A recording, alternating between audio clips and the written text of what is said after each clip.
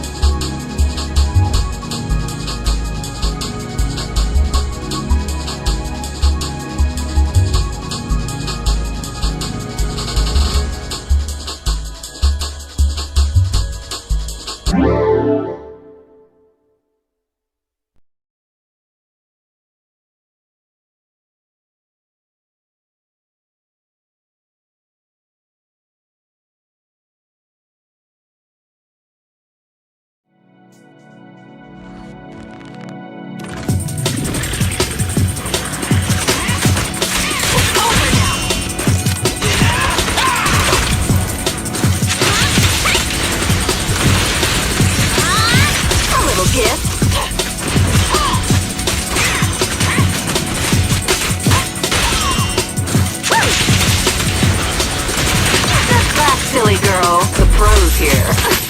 Bernie, ready.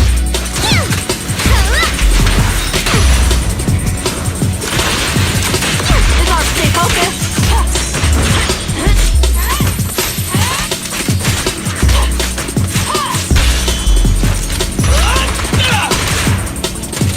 Don't move! Here!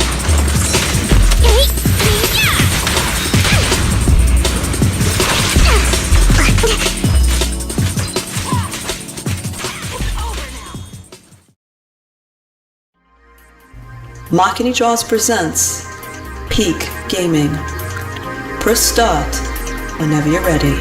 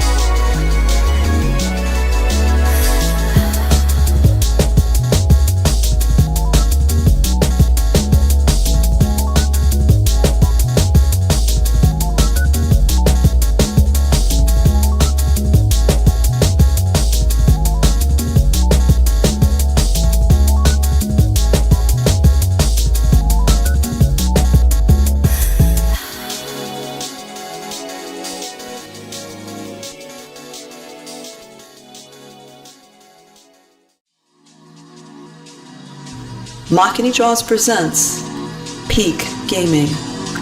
Press start whenever you're ready.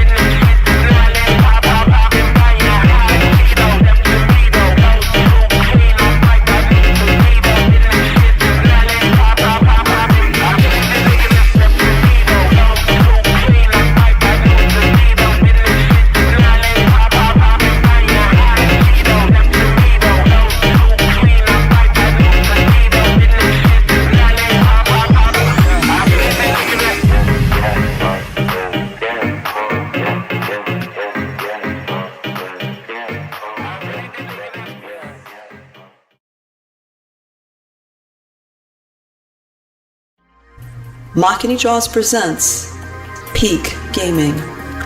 Press start whenever you're ready.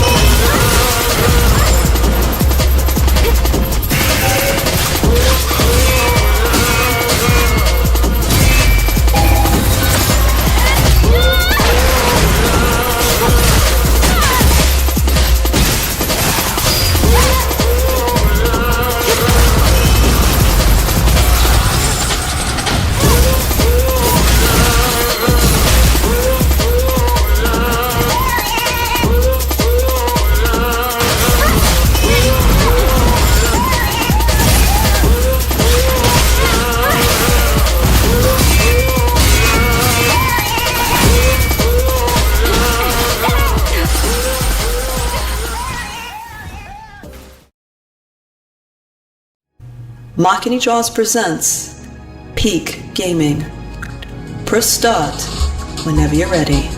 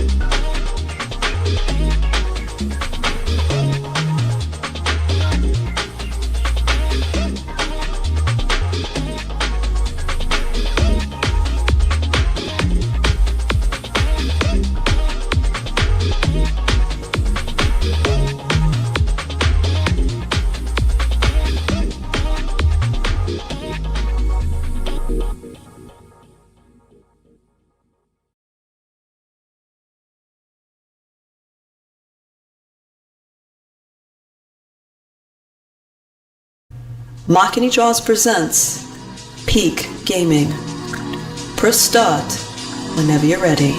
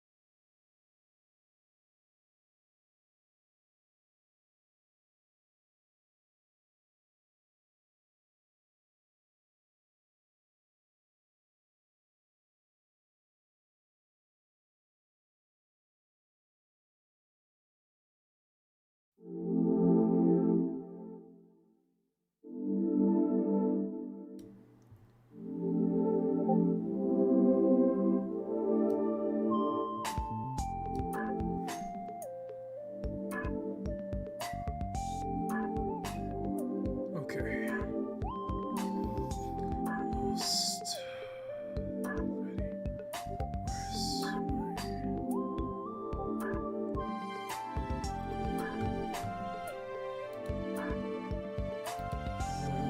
Let me.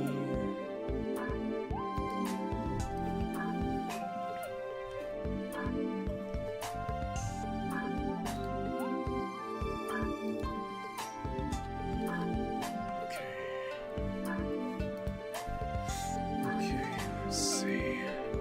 There we go. 100. We're good. We're good. We're good. Awesome. Awesome. Alright. Good morning, good afternoon, good evening, and good night, as well as game on. My name is Makini 90 Arts German Illustrator. Welcome you to episode number 35 of Makini Draws presents Peak Gaming for this Saturday evening. Hope you all are doing well. I really hope so. Now, tonight we are embarking on a brand new expedition, and that is, of course, to the world of Talos II, as the brand new Arknights Endfield has just dropped globally. They got a whole campaign going, a lot of hooplas and stuff going on. Tonight we're going to check it out and see what it's like. See what it's absolutely like. Now, to clarify, this will be the last Saturday show before I head out next Wednesday. I actually fly out next Thursday. So there will not be a show next Saturday. However, if I'm able to make it home by Monday soon enough, we'll do a late Peak Gaming episode afterwards. So we'll do episode 36 on Monday if I'm able to make it home soon enough, okay? So hopefully that answers your question, but yeah, this is going to be the last Saturday before I head out, so there will not be a Peak Gaming episode next Saturday. Now,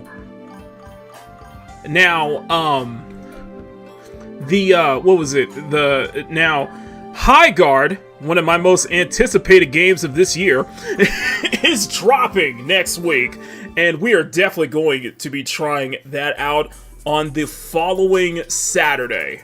So that's the plan, okay? That is the absolute plan. Now, tonight, you guys have voted, and we'll try to do a we'll try to do a 45-minute to maybe an hour just go through of the Xbox showcase that dropped this week. Everybody is talking about the releases. Everybody's talking about Fable, obviously, Forza Horizon 6, Beast of Reincarnation. I have a lot of thoughts about each one of those games, by the way. I have a lot of thoughts there.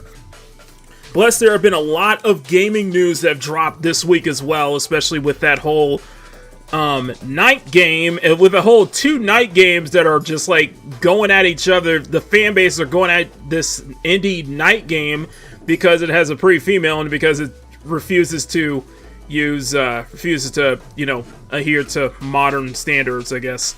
But it's a very interesting discussion to go into. It's kind of pointless. It's just whatever. It is what it is.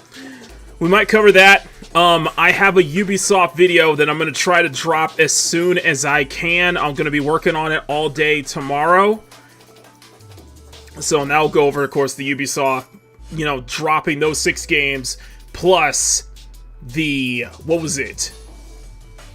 Ubisoft dropping those 6 games, plus, more layoffs and trouble. Ubisoft's in trouble. Okay, Ubisoft is in trouble. Let's just be blatantly honest here. Ubisoft is in absolute shambles right now. Not surprising. Not surprising. That'll be covered in the next video. And I'm going to try to get to whatever that night game situation next week as well. It looks like there's no shortage of hooplas going on in the video game industry, and we're only like 4 weeks in of the new year, so it's gonna be good. It's gonna be fun. So, looking at the poll, it looks like 60% of y'all want me to cover the Xbox showcase that was dropped on Thursday. So, like I said, I'll try to keep it. We'll try to keep it short and brief, providing my thoughts on the 3 big titles. And of course, you guys are going to please provide your thoughts. And then after we cover that Xbox segment, then we'll jump into Arknights Endfield. The game is ready. The game is ready to go. So, and for everybody who's watching in the replays, I will have timestamps. Okay? So I will have timestamps. So looks like you guys really want me to cover it. Then let's do it. Smack that like button, make it jiggle. Smack that subscribe button, make it jiggle, guys. Really appreciate all the support. Let me go ahead and load up. And before we do that, let me go ahead and say hi to everybody before we go into it. Hello to Riot Cave. Riot Cave is still, fresh off of her experience with Silver Palace. And we'll see if Arknights Endfield will pique her interest. Oh, I see that. Emerald, good evening to you. Neo J, good evening. Neo J, good evening. Cybrick1, good. See you. See you guys. Say hi, Cybrick. Endfield is getting Endfield is getting popular despite the complex system and the PayPal issue. I have not heard about the PayPal issue. I'll probably look into that. Well, it seems fun, at least, though. Good, everyone's having a good time. I remember the gif of PayPal me 300. Wow. Confused before we go in deeper. I don't know what happened. I'm going to look away if there's anything. Okay, so next week, yep. Rip Bully Online. Rockstar has spoken.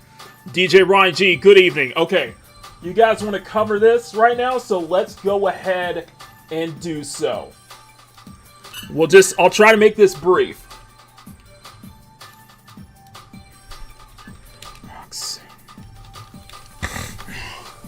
Alright, I just need to bring it up. The Developer Showcase, the Developer Direct. That is the one I'm looking for. Awesome. Okay. Alright, so I have the Developer Direct. Everybody has been talking about this, okay? Everybody has been all of our social media feeds. The biggest talk is obviously of Fable, because there's a lot of opinions on the new Fable trailer. And yes, I will share my opinions too. I will share my opinions. Because I'm going to rustle up some feathers tonight. I know for that, for sure. Alright.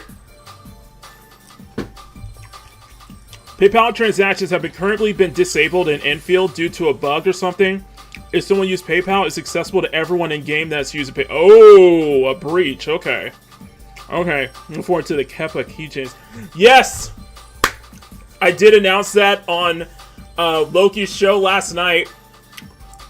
The keychains for Chibi Keppa are coming next week. And once I make it back home, the following Monday, I will add them to the Etsy shop and announce it. But yes, I did order keychains, and they are coming next week. Y'all guys asked for it. Why not? Let's do it. It'll be a limited run. If there's enough demand, I will definitely do more. Alright. Plus, I still owe you guys. Plus, I still need to get those batches out too, because I'm very late on them. Anyway, let's get right into it, guys. Smack that like button, make it jiggle. Smack that subscribe button, make it jiggle. We'll try to make it quick. We'll try to go quick on this one. We'll try to go quick on this one, and then we'll jump into Arknights Endfield, okay? So let's go and get right into it.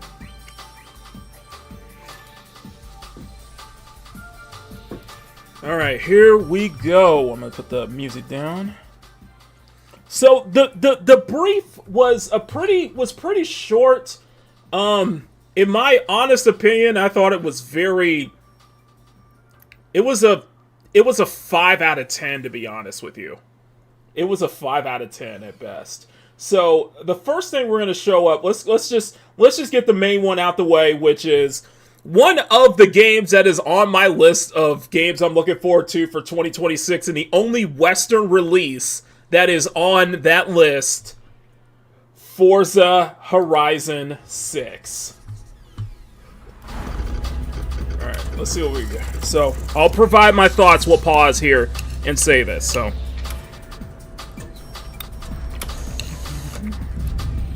Right, here.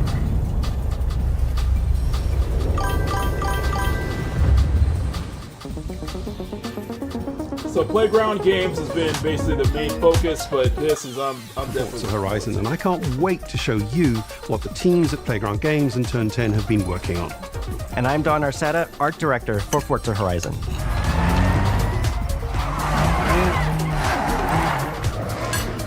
The Horizon Festival is a celebration of beautiful cars, hit music, and breathtaking locations around the world. And now we're taking you to the place we've wanted to visit for a very long time. Japan. Yep, and I must say, really it looks good. Journey. It looks You good. don't start as a superstar of the festival or a racing champion or even a rookie. You'll start out as just a tourist in Japan.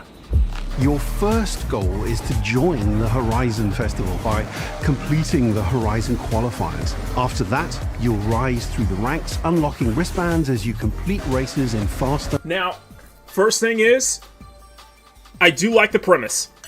It sounds like they're going back to what fans have been asking for. It was a proper campaign. Basically how the first Horizon game was. And the fact that you're starting out as a tourist, where in my idea for Horizon 6 would be to start out as a resident in Japan, where you hear news of the Horizon Festival coming. Something like very slice of life. This one I'm okay with. More exciting cars. At the end of each round, you must prove you're ready to move up by completing spectacular events to unlock your next wristband. These include classic Horizon showcases and our new Horizon Rush events, where you show off your skills on thrilling obstacle courses, like this one at the docks in Tokyo City. Well, okay. Listen, it's the idea that you're a tourist. You're a tourist visiting Japan, not in that sense of the word tourist. I get what you're saying, Jay, but that's not.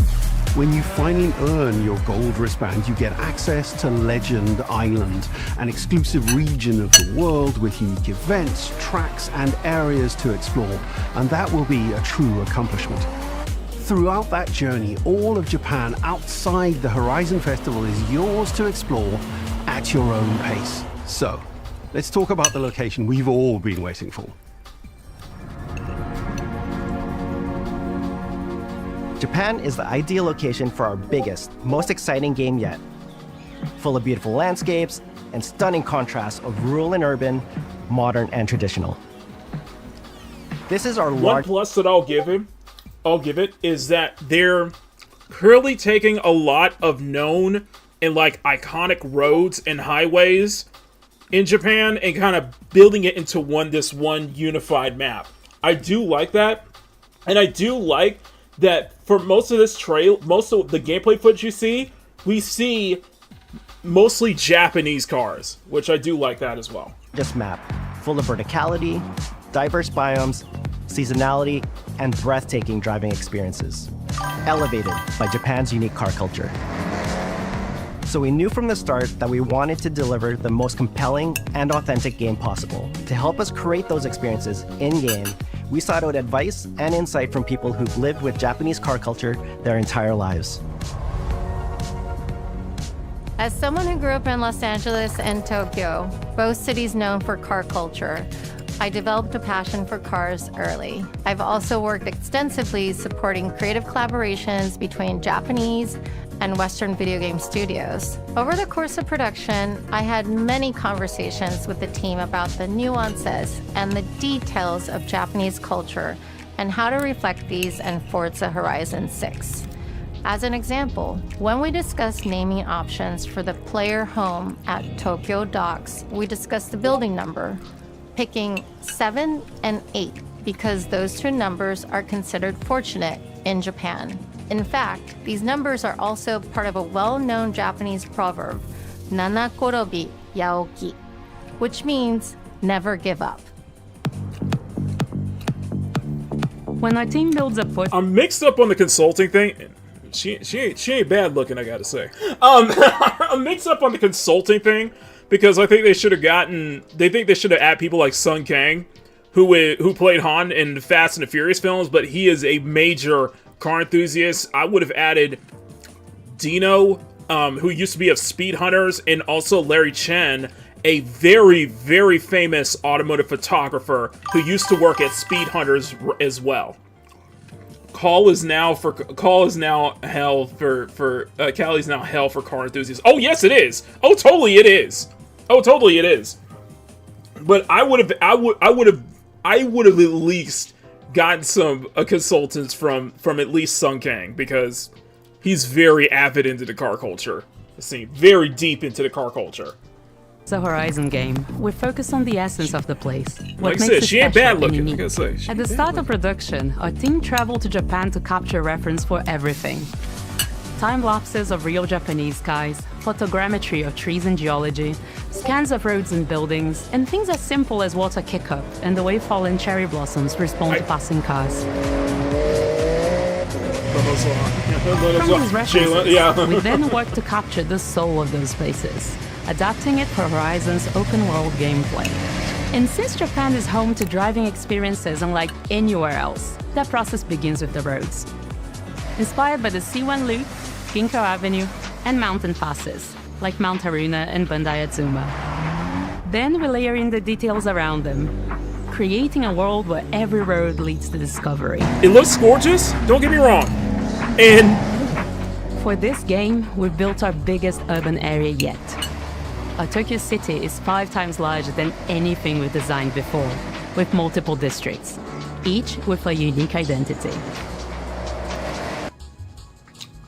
Like I said, they kind of took some of the hallmarks because I noticed some of the areas, especially the dockside, especially if you're familiar with, especially if you watch Assetto Corsa videos on YouTube, and how the freaking mods in Assetto Corsa are just like authentic one-to-one representations of like Tokyo, and especially stuff like the docks over here.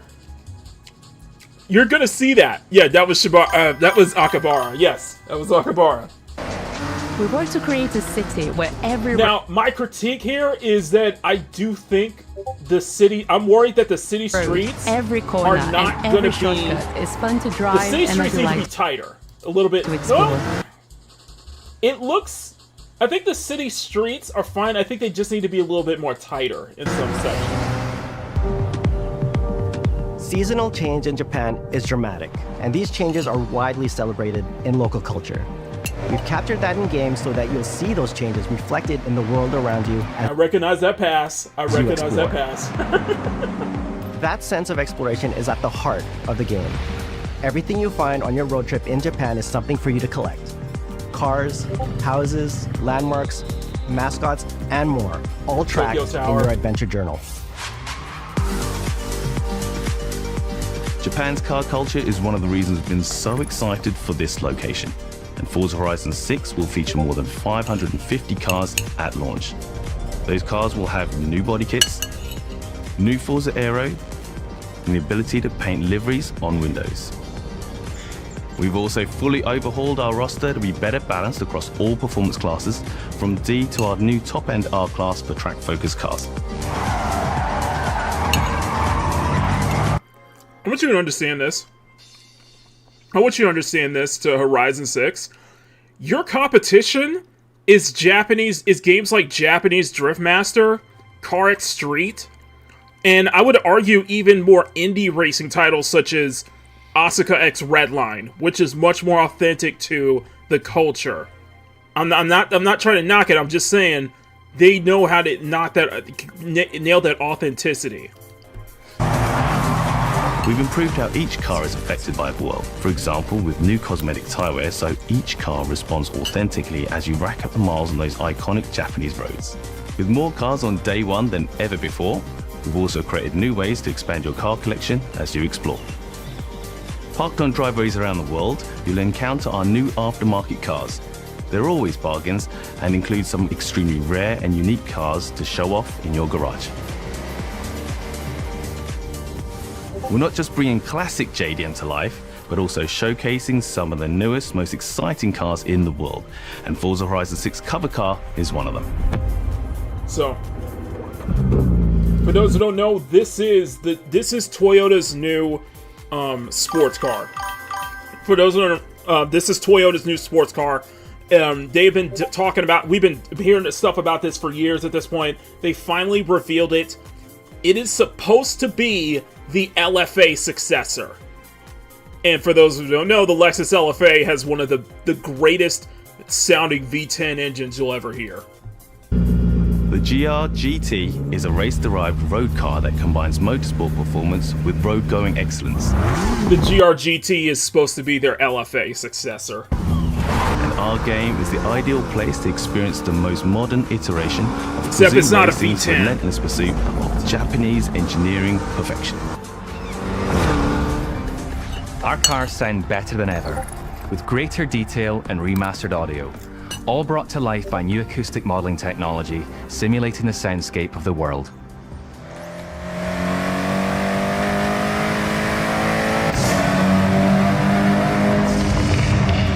It does sound better. It does sound better. It sounds much better than Horizon 5.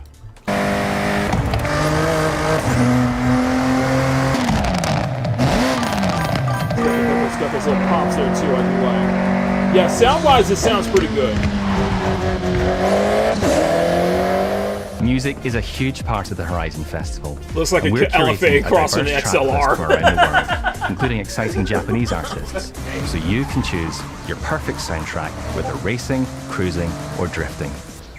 And to complement the visual contrast of our map, we've captured extensive field recordings across all 4 seasons in Japan, creating a rich and truly authentic world for you to experience. It is pretty, don't get me wrong.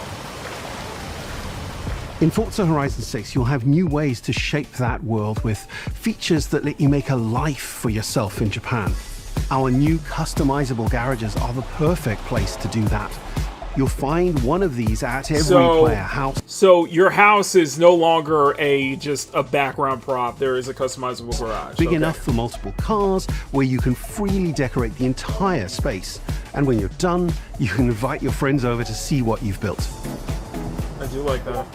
But the ultimate place to express your creativity is the estate. This mountain valley starts off completely empty and overgrown, but once you unlock it, you can build and decorate directly in the open world here. See, these are some interesting features. I'm not gonna knock it for interesting features, but I think you have to understand that this is a racing game, and this is made for people who are into cars. So I am afraid that a lot of what they're showing off as features are gonna make it feel less like a car game in a way. And the thing is that games like Forza Horizon actually get people into cars. Like, no joke. Like, the first, 2 or 3 Horizon titles, they break that mainstream appeal and get people who aren't into cars will play games like Forza Horizon. Just like the same way people who weren't into cars back in, back in the early 2000s would play the black box era Need for Speed games. Anything you construct is permanent and visitable by your friends. Our teams are fully committed to Forza Horizon being the open-world driving game for everyone. We'll be carrying forward all of our accessibility features from previous games. We'll also be adding in new options like proximity radar for competitive players and auto drive for players who want to lean back and appreciate the world in motion. Yeah, see, stuff like this, I think is a problem. I think that's going to hold this game back further, in that when you're trying so hard to appeal to everyone, you're going to end up appealing to no one. Our major new accessibility feature is customizable high contrast mode, making the open world of Japan visually accessible to everyone, no matter how you and your friends. Yeah, just no. It just play. I don't really. It feels pointless. It legitimately. I know. You guys come in the chat. Stuff like this feels pointless. It's Forza Horizon 6, so you can play together. Japan is world-renowned for its car meets, like Daikoku, and inspired by these experiences, Forza Horizon 6 will include new, open-world car meets. These are places where you can show... Now, if you're familiar with car culture as much as I am into, Daikoku is one of the biggest... Daikoku parking area is one of the biggest meetup spots in Japan. Bar none. Let me tell you where is Daikoku. Where is Daikoku? Is a famous rest stop on the Shudo Expressway, Yokohama, and it's located in Daikoku Fudo is an artificial island, and it's near Yokohama basically. Of your cars and characters, download tunes and liveries, and even buy a copy of the cars you see. Then head out together to explore. It's a major famous rest stop in Japan. It's a very famous rest stop. Classic events like street races and our new Toge battles, iconic nighttime races down Japanese mountain passes. And it's right under There's the Yokohama more to do Bay in the Bridge. open world than ever before, with new shared experiences like Horizon time attack circuits. These are seamlessly part of the open world, with no loads, no matchmaking, just a truly social experience with you, your friends, and the in-world leaderboard. So this must be their racing. So it looks like this must be their... So since Horizon 4, we've started having built-in racetracks within their open world. This one looks like it's going to be kind of like that fusion of, say, Ebisu. Like, some of the turns in here feel very Ebisu-like, like meant for drifting. Specifically, I want to say Ebisu West. I want to say Ebisu West and probably Ebisu... Oh, God. Kami or something like that. I like it. I would like to have kind of something that's kind of a bit of both. Like, two racetracks, one that is more purpose-built, that is, like, reminiscent of, that takes, like, cues from Suzuka, Autopolis, and Fuji, and then have a smaller layout, a smaller track layout, a smaller race course that is more like Tsukuba, which is home to Time Attack, Tsukuba, and Ebisu, basically, and even a little bit of Sugo. Playing together is easier and more rewarding than ever. Forza fans are incredibly creative, making everything from liveries to race events and scenic locations to explore. To support your creativity, we've added the ability to start building from anywhere, as well as loads of other player-requested improvements, all of which are also available in the estate and the customizable garage. We also know you love to collaborate, so in Forza Horizon 6, we're making building fully multiplayer. In Horizon Collab, you and your friends can build anything you can imagine together. See, I think From everyone here at Playground Games, I think what ruins this trailer is they're showing way too much of what goes on at the studio with those jump cuts. I feel like it should be raw, like, I mean, absolutely raw gameplay footage with, if you want to add commentary in there, then yeah, go ahead and add the commentary, but make it raw gameplay footage. We do not need to see jump cuts of everybody in Playground Games, you know, what it seems to be like an adult daycare center than an actual game studio. No offense. and Turn 10 Studios, we hope you've enjoyed this first look at some of the new features we've been working on, and that you're as excited as we are for the game. We'll be launching on Xbox and PC on the 19th of May. If you're a Forza fan on PlayStation, we'll be welcoming you to Japan later this year when our PlayStation version is ready. For now, though, stay tuned for more updates about the game over the coming months. And thanks for joining us. We can't wait to see you in Forza Horizon 6 as we discover Japan together.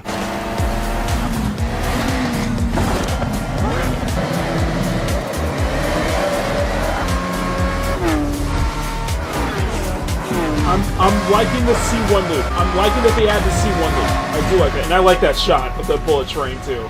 Look at that Japanese bullet train right there.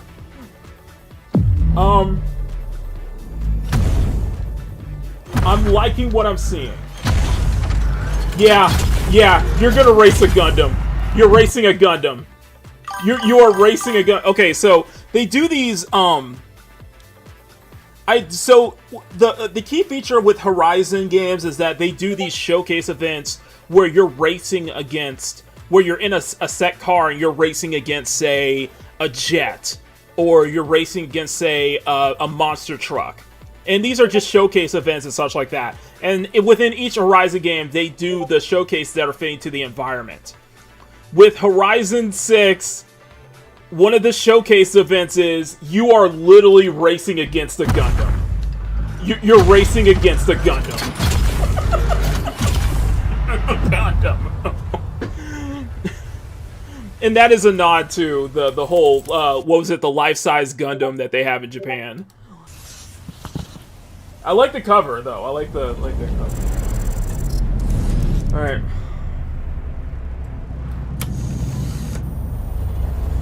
Now, I'm not gonna lie. Now, before we move on, I'm not gonna lie. I watched this on Kyle's stream, and my feelings towards this next game have changed over time.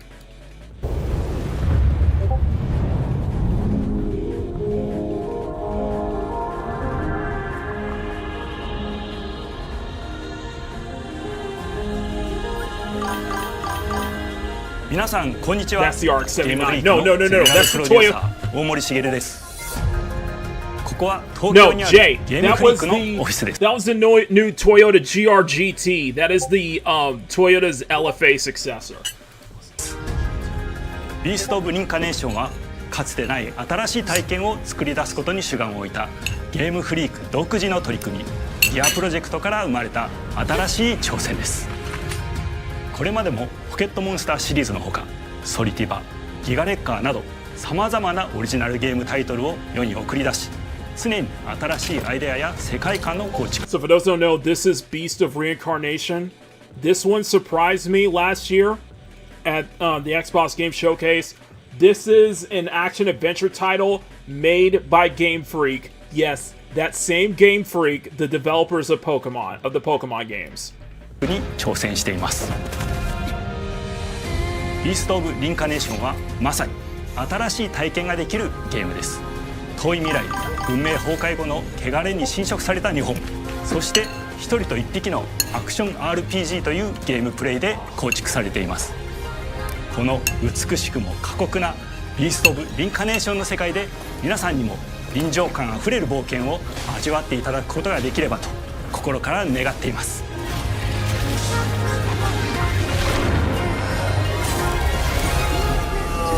これまではポケットモンスターシリーズでバトルプランナーやサウンドマネージャーを務めてきました。ただ新しいゲームに挑戦したいという強い衝動もずっとあったのです。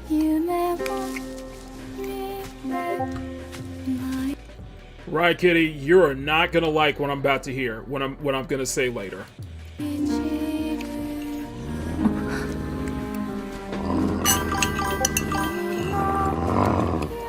最初は黙々とそのゲームで得られる感覚を自分の心に問いかけることから始めていました。世界観もキャラクターもゲームデザインも決めずに、ただどんな感覚がいいんだろうと探っていました。 There's clearly Princess Mononoke references, I'll give it that.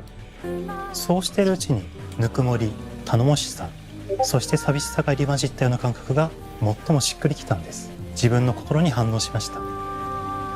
隔離された主人公エマとこの世界を一緒に旅していくぬくもり。 More like Princess Mononoke meets Horizon Zero Dawn meets, like, I can see subtle Stellar Blade influences there, just not much. のある相棒クーもその過程で生まれました。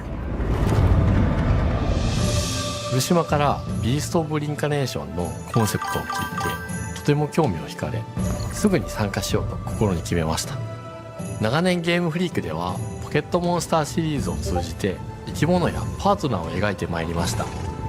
しかし今回のプロジェクトでは過酷な世界を相棒と共に旅をするという体験を目指しています。汚れと呼ばれる寄生植物が蔓延している世界がかつての文明の廃棄を覆い尽くすほどまでに植物が生い茂った過酷な環境となっており、ダイナミックな移動が要求されます。このような経緯で地を張り自由に操ることのできる鶴のような神をエマの能力にすることになり、プロトタイプも出来上がってきました。そしてそれがエマという人物のバックグラウンドとキャラクターデザインを形作っていったんです。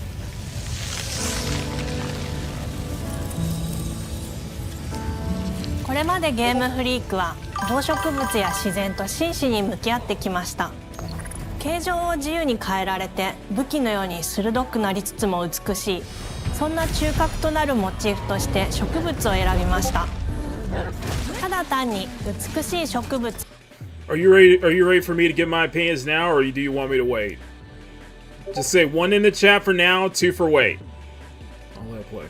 を風景で表現するだけではなく、遊びにも植物を取り入れました。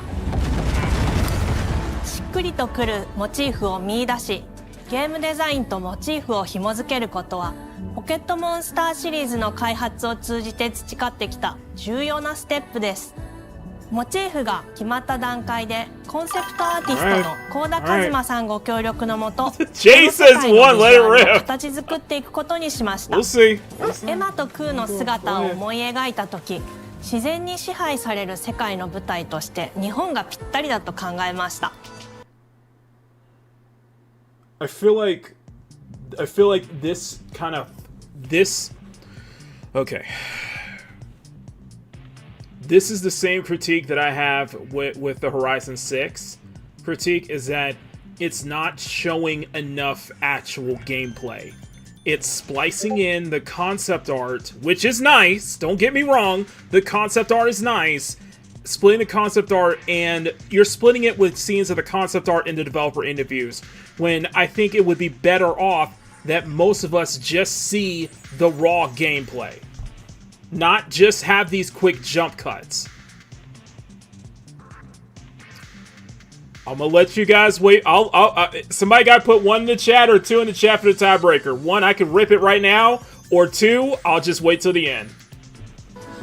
日本の昔から続く山々に囲まれた自然豊かな風景と SF が入り混じった世界をエマとクーが歩く姿を自然にイメージできました。さらに植物をモチーフとした重要な存在として植物と動物が融合した生物でもある腐食体も出来上がっていきました。腐食体のデザインは当時私が注目していたデジタルアーティストの森田裕樹さんにお願いすることにしました。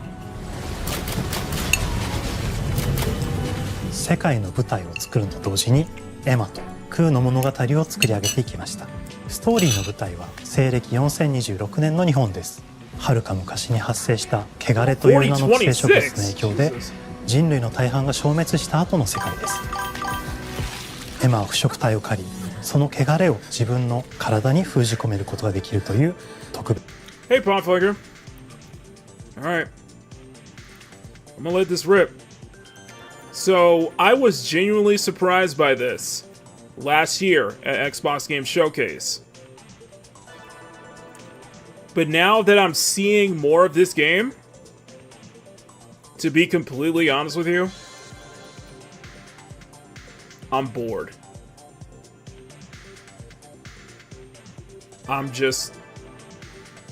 It just does not look like it's ready for prime time. It just does. There's some aspects that make it feel unfinished in a way. It's not doing enough to develop its own identity. It's not doing enough to develop its own identity to me, to get me interested.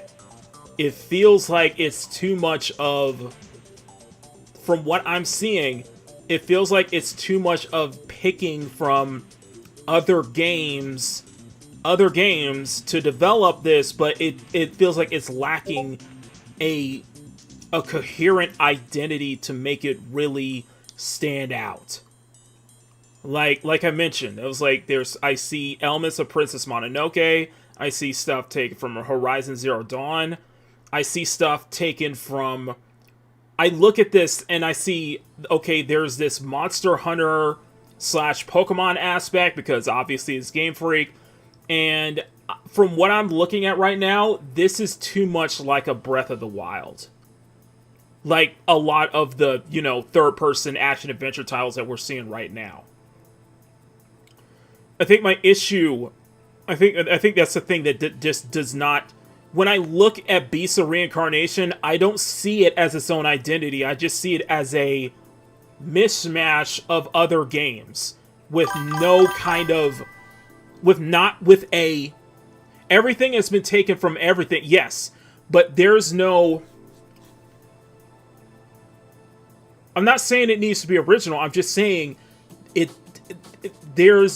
doesn't feel like there's an identity there that entices me. It just, in all honesty, it just feels it feels like it needs more time in the oven, and it feels like it's not doing enough to truly make itself feel like its own thing. Like, we can argue that a lot of these games take from other titles, and I agree 1000%. And no, nothing's truly original nowadays. But let me give you a comparison.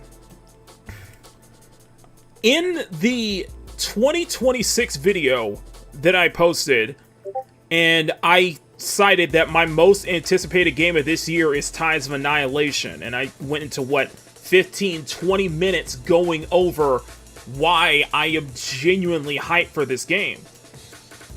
The thing with Tides of Annihilation is that, yes, it's taking from God of War. Yes, it's taking from all these action titles. Yes, it's taking from Souls. Like, it's taking from everything else. It's taking from everything at this point.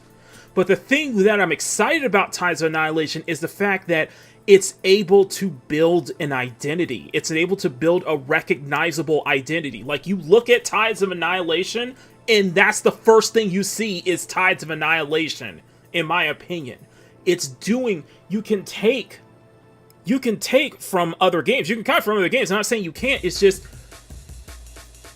There needs to be a coherent identity that entices... For me, you need to have a coherent identity that actually gets me interested in playing. I'm sorry. I look at this and I just feel kind of bored.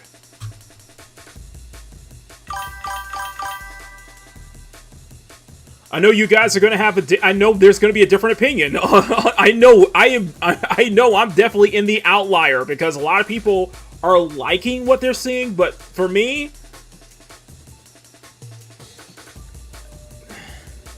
it's just there's not enough there. It's just there's simply not enough of a standing feeling like when you look at this game, do you feel that's my question. When you look at Beast of Reincarnation, do you see this game? Do you see its own thing? Or do you see elements of other games? Not saying that it's a bad thing, it's just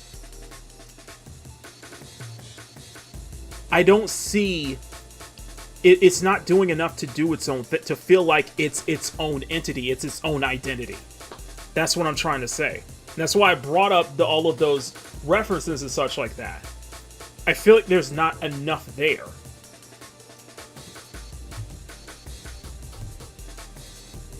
Ujigo Emma, お前に輪廻の獣討伐の命を下す。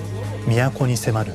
And even Kyle brought this up, is that with even the same thing with Stellar Blade, it's like, yeah, Stellar Blade picks from a lot of stuff, but it's still able to build an identity with it. It's still able to build something that feels like its own. It's totally its own thing, you know what I mean? And it gets you interesting because not only do you have that female protagonist in Eve, but you have hideous monster designs that complement that. Like, a lot of stuff in Stellar Blade gives it that identity. When I look at Tides of Annihilation, there's a lot of elements there that dark urban fantasy aspect gives it that it feels like its identity, you know?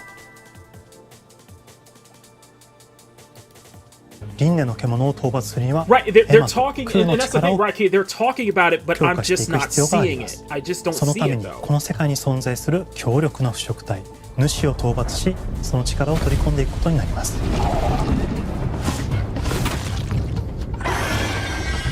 汚れを封じることができるエマにしかできない特別な役目です。腐食体はこの世界の F の対象であり、最も象徴的な存在です。汚れに寄生されて巨大化していった生物たちです。エマと空が戦う強力な敵です。腐食体は汚れを吐き、その巨体で世界を蹂躙していきました。腐食体の中でもひときわ大きい主と呼ばれる存在は植物を操り自身の支配地域に汚れ。Okay, right, Kitty? I'm gonna ask you this. Yes, and that's totally fine with that. It's just, for me, I'm not seeing enough of that newness. I'm seeing enough of that newness. Let me explain. Okay, let me ask you this, right, Kitty? What was it about Silver Palace that made it stand out on its own and get you to play it compared to the likes of similar action gachas like Weathering Waves, like Genshin Impact? What was it about Silver Palace that made it stand out to you? That made it interesting to you compared to the other open world action gacha games that you have played so far? Let me answer you. That's my question to you, Riot Kitty. Because you've played them all. You've played Genshin. You've played Honkai Star Rail. You've played Weathering Waves. And you were gushing all over Silver Palace. My question to you is, compared to the other open world gachas that we have out there, what was it about Silver Palace that made it stand out to you and made you want to immediately play it?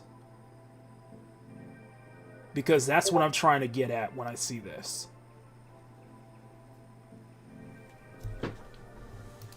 I agree what you're saying. I agree what you're saying. 手強い腐食体が襲いかかり、プレイヤーの行く手を阻むのです。そしてこの世界にはゴーレムというもう一つの勢力があります。ゴーレムは過酷な世界を生き残るため、かつての人間が魂を機械の体に転送した姿です。2000年の間に凄まじい戦闘技術を身につけましたが、一方で魂は劣化してしまっていて暴走しています。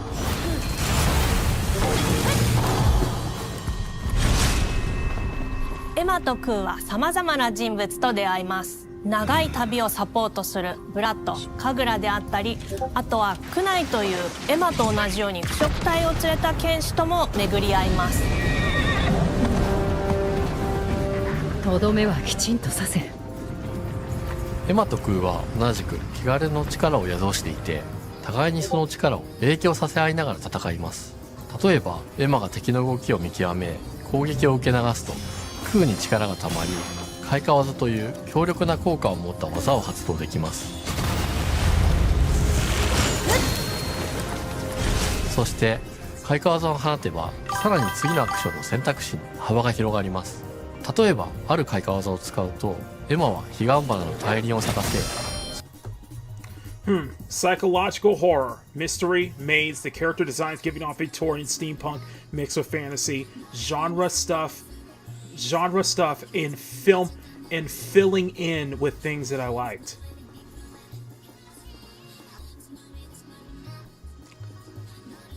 You get what I'm now you get what I'm saying, right? You get what I'm saying. It doesn't have to appeal to me, but I look at it I just look at this at a glance and I just see too much of taking those ideas together to make something new, but not enough of taking all of those ideas and inspirations together to create your own, to create an identity that feels like it's its own game. It's its own thing. It doesn't feel defined. Like, I look at the same thing, and like, I dropped, like, to be quite honest with you, as much as I want to get back into Wu Chang Fallen Feathers, the more I think about it, the more it kind of reminds me of that same thing. It's just, it's not doing enough that I'm seeing in other similar games with similar themes, and other Souls-likes with similar themes, and other games with similar aesthetics. It just doesn't feel like it's not doing enough to really stand out in its way to keep me want to play it.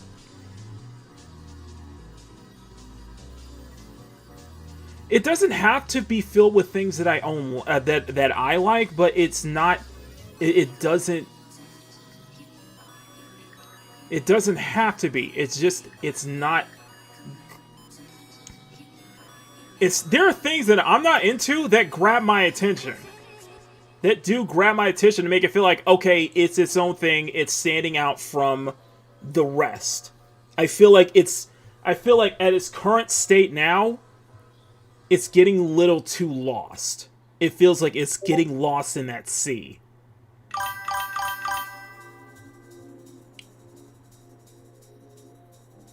You know what I mean? その大輪に跳躍して兜割りを行うことができます。また別の開花技を使えば敵を縛り、エマの強力な闘技を敵に叩き込むことができます。開花技の選択中は時間がスローになり、考える時間が生まれます。ターンベースの RPG コマンドのように考えることになります。スキルを磨くほどにエマとクーの連携は研ぎ澄まされていきます。互いに補い合う関係で、 Let me put it this way. When you look at the fact that this is the Game Freak developers of Pokemon, in a way, you got to.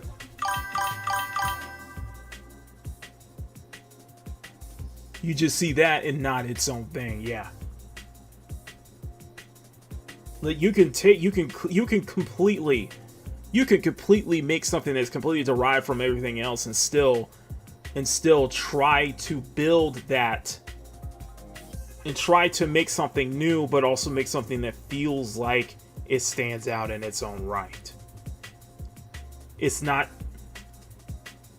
It feels lost. It feels like its identity. It feels like it's still kind of lost in that sea, and it's not completely sticking out to me. And I know I am the outlier on this one. 2人は常につながっているんです。エマとクーにはそれぞれスキルツリーがあり、エマが行動すればクーに影響を与え、クーが行動すればエマに影響が与えられるようにしました。またエマとクーの親密度が上昇するにつれて装備できるスキルも多くなります。様々なスキルを組み合わせることで独自のプレイスタイルを作っていくことができるんです。さらにエマとクーを結びつける霊秘石やエマが受け流しを行った際に発動する刀の効果を重ねていくことなどでより奥深い戦闘ができるようになっています。遠距離だけで戦う人もいれば、 The one compliment is that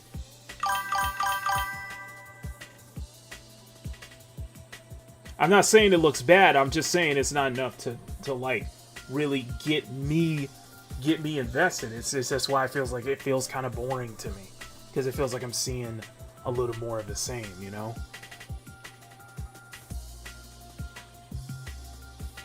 And good evening, Elias. Yeah, I know. It's just not there, man. It's just not enough, you know. M&E's cute outfits. I don't even think cute outfits will be enough. I think it just there's got to be something that feels like it really does. It really is trying its best to actually the way the developers describe it, it feels more. I get the sense that it feels like they took bits and pieces from what works with action titles that we see now, and put it in a pot, and then built a world around. And then build their world, build their story, build their lore around the mixing of that pot, instead of let's take all of these elements and we're going to add that to the idea. We're going to add that to the world. That's going to help flesh out the world itself. And then the gameplay, we can take gameplay aspects of there, but the gameplay feels like it's more serving the world itself. It's more serving the world and the story that they're trying to make, versus the other way around. Crossover stuff will be found. ですだけで戦う人もいますし、常にエマで戦闘を仕掛ける人もいれば。 And I also do think, and you know what, and also might be just because I'm seeing, I guess because I see a lot of games that use a lot of over foliage to describe a post-apocalyptic setting.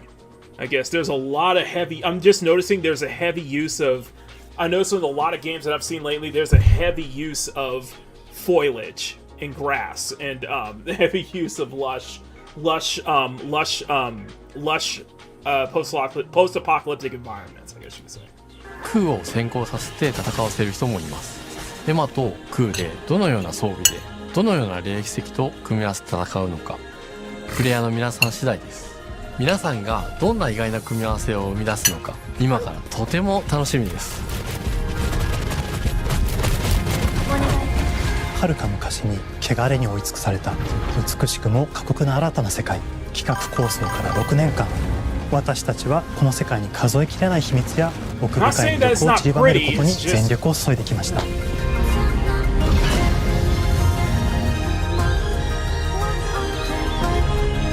すべてのプレイヤーの皆さんにビースト・オブ・リンカネーションの世界を体験していただける日が待ちきれません。本作は今年の夏 XBOX、PC、そしてプレイステーションでリリースされます。さらにビースト・オブ・リンカネーションは発売初日から XBOX ゲームパスでプレイ可能です。ぜひウィッシュリストにご登録ください。ゲームフリークが挑む渾身の新作、どうぞご期待ください。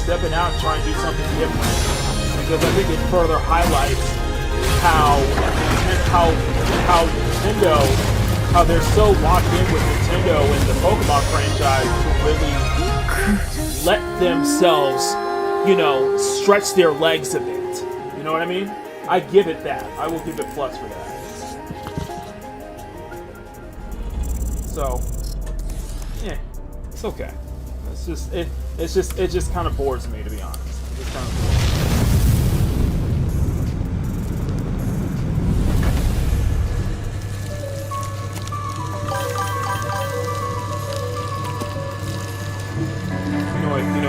I'm not even gonna talk. You know what? We're gonna skip this crap. Let's get to the main. Let's get to the main. Let's get to the main one here, because I know that's what everybody's been waiting for. Oh, hello. All right, I'm Tim Schafer, Let's founder. Go. No, we're gonna move on. Is this we're gonna move on. Okay. All right. Here we go. All right, here we go. I know everybody's in the chat waiting for me to say something about this.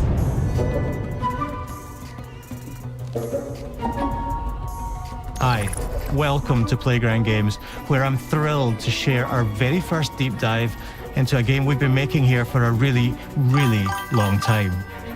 Fable. It's a pottery game. It's Tim Schafer. Playground Games is renowned by renowned Psychonauts. for fun, immersive, and visually stunning open-world experiences. Since 2010, we've been developing the Forza Horizon series right here in Royal Leamington Spa, a charming little town in the middle of England. As Horizon has grown, so have we.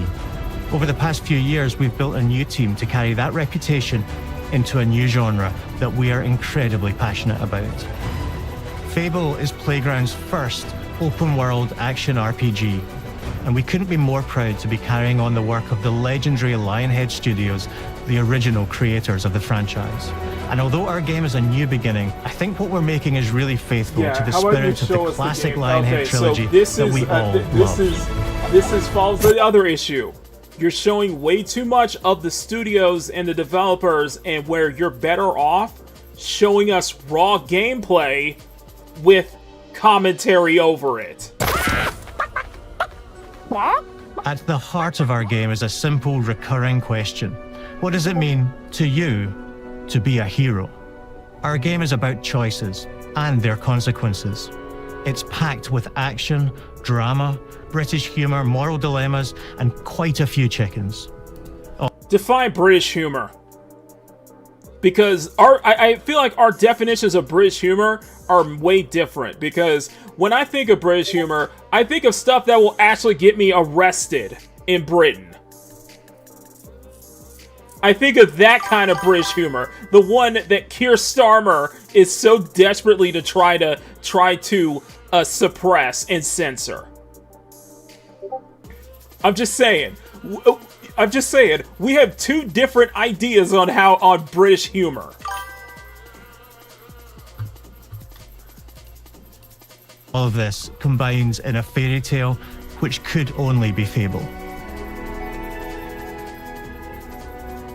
And we'll get into Arknights Endfield in a little bit, guys. You begin the game as a child, growing up in the sleepy rural village of Briar Hill. It's here that in a moment of this game looks gorgeous. I will give it a plus. It looks gorgeous. Extreme danger, your heroic powers first emerge. And even Clarkson's era Top Gear would get you arrested. Think about that, monster. Think about that right now. Clarkson era Top Gear would get you arrested. And we discover that you are Albion's first hero in a generation.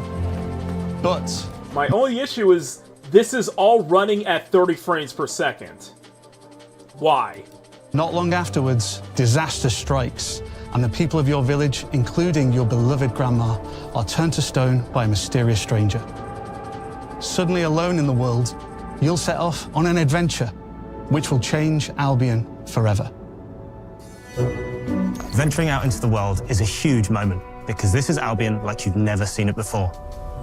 Idyllic rolling hills, magical forests, bustling villages, sleepy hamlets, oversized vegetable patches, and I think what the issue is, and I think Hypnotic mentioned, and I watched Hypnotic's reaction to this, and he said it best. I think because of the fact that this game is way too detailed, the game is way too detailed. That's why when they're showing the trailer, it's at a 30 it can barely hit 30 frames per second. I think it's because it's too detailed. And because our Albion is truly open world, for the first time, you'll be able to explore this rich and detailed world seamlessly, with the freedom to go where you want from early in the game. We can't wait to welcome you back to Albion's iconic capital city, Bowerstone. Home to Fairfax Castle, the old clock tower, Well, looks good. Don't get me and the wrong. legendary Heroes Guild. It's a huge city, full of contrasts. Rich and poor, nobles and commoners, royalty. you get what I'm saying is you look closely at everything because everything is so incredibly detailed that it's causing that it's not being able to run at a full 60 frames per second. It looks like it's barely able to hold on and cling on to that 30 frames per second. And I think that it is a case of the world being very detailed. And criminals. You'll spend plenty of time here during the game as you discover the secrets of the Heroes Guild and its reclusive guildmaster, Humphrey the Golden.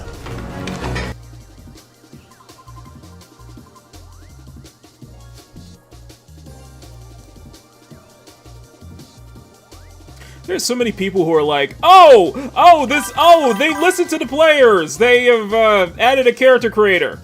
Yet you still didn't change the face model of the female character. I'm just saying. I think all of our criticisms are still valid, by the way. They're still valid. It's better, but not by much. In the north of Albion, you'll find mountains, craggy coastlines, spooky marshes, and the bleak, windswept city of Bloodstone. I'm ready. I'm ready. I'm ready for the comments. I'm ready. Here, you'll meet the leaders of two rival gangs, vying for power, and uncover the secrets of the sinister but extremely well-organized Cult of Shadows. Our Albion is beautiful, handcrafted, and richly detailed. Yet the frame rate does not look. The frame rate looks choppy to me. No offense. It's beautiful. It's handcrafted. It's lush, but it looks choppy to the point where it's way too detailed. In Albion, heroes are special, different. They're stronger than regular people. They're more skillful, more charismatic. More importantly, they're those rare humans who can harness and use magic in the world around. From the way I've heard that there was a character creator, but however, people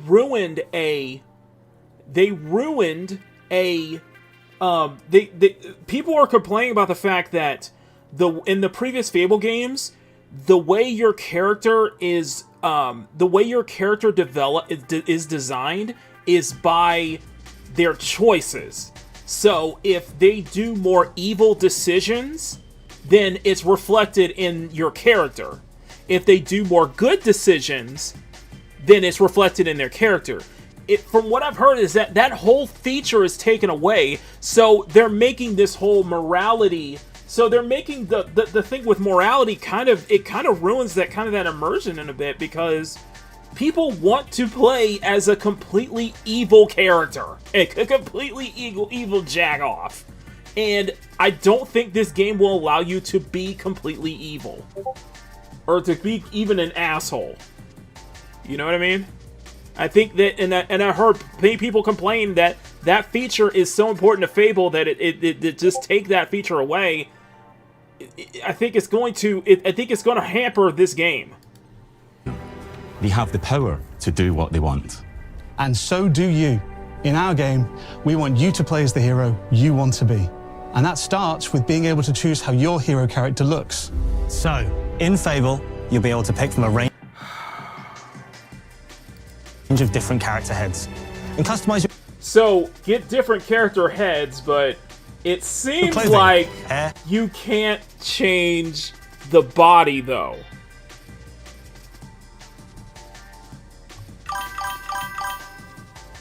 So it sounds like you can't really change the body, though. I need to see more. I need to see more. Because what you're making it sound skin like... tone, tattoos, and it's scars. something akin to Dragon Age the Veilguard. So the hero you play represents you. But as well as your appearance, you can be the hero you want to be through the way you play, through the skills and abilities you learn, and through the weapons you use. Just like the classic trilogy, heroes in our game fight with a combination of strength, skill, and will. Seamlessly blend. I really don't have a general problem with the combat per se, but the frame rate ruins it. I'm just saying, the frame rate kind of ruins it. It doesn't feel as smooth as it needs to be. allowing you to show off your personal playstyle against single opponents. I honestly think they should have put the camera a little more closer. And large groups of enemies alike. Melee is at the heart of our close quarters combat. Something about the attack animation just and feels heavy combos, kind of choppy in a way. often knocking enemies off balance and executing stylish finishers. Swap to your ranged weapon to bypass enemy guard and deal with trouble. I feel like it's prioritizing way too many. There's too much prioritization of the graphics and the visual identity, because there's an identity. It's just, I think you're losing that gameplay. I think the gameplay is taking, almost feels like it's taking, it's hurting the gameplay in a way. Some flying enemies. And of course, you'll be able to unleash your powerful spells to both manipulate and devastate your opponents. We're excited to be bringing back some fan-favorite adversaries for you to fight.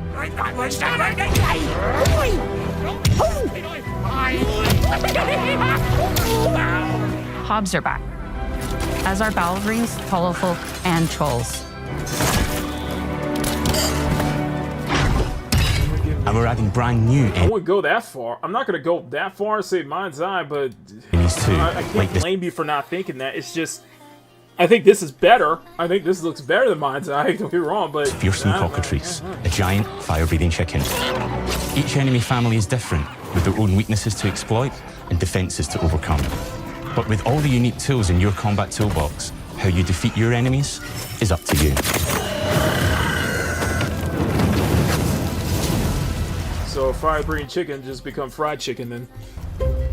But there's more to being a hero in Albion than fighting, so much more. When we talk to people about their favorite memories of the original games, so many of their stories were about the stuff you can do when you weren't just being a hero. The normal, everyday stuff Oh which yeah, I happened get when it. you It looks interacted with the underwhelming people of for Albion. For me, what I remember most... And I think that what really hurts this for me is that you're splicing, there's way too much footage going on of the people in the studio versus the actual gameplay footage. Like, let's see the raw footage with the vividly commentary are the over inhabitants of Albion, and the things you can do with them, or to them. The crazy thing about the classic Fable games was that in the middle of a sprawling RPG was almost a complete other game where you could just mess around with the villagers and townsfolk. And we've built that same experience in the middle of our game too. Buying a house, getting a job, making some money. Romancing a villager, getting married, having kids. Fancy a date? Perfect. She looks way too much like Freckled Jesus in, what was it, Falcon and the Winter Soldier, and she was in Willow, and she was also Enfys Nest in the Solo, a Star Wars story, that Solo film. She looks a little too frumpy. Okay, she looks very frumpy here. I'm just being honest here. It looks very frumpy, and that face looking way too much like Freckled Jesus. Fact, you can get to know me better. Buying another house. Buying every house in Albion. Buying every business in Albion. Getting rich. Marrying a bunch more people. Okay, see, I understand that, you know, you can build a house, you can buy houses, you can raise a family.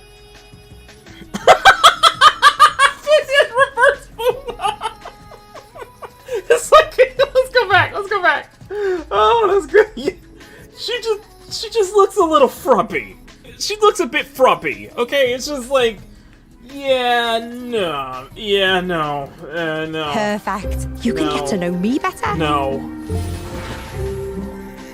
Buying another house. Buying every house in Albion. Do we get to go inside the houses? Buying every business in Albion.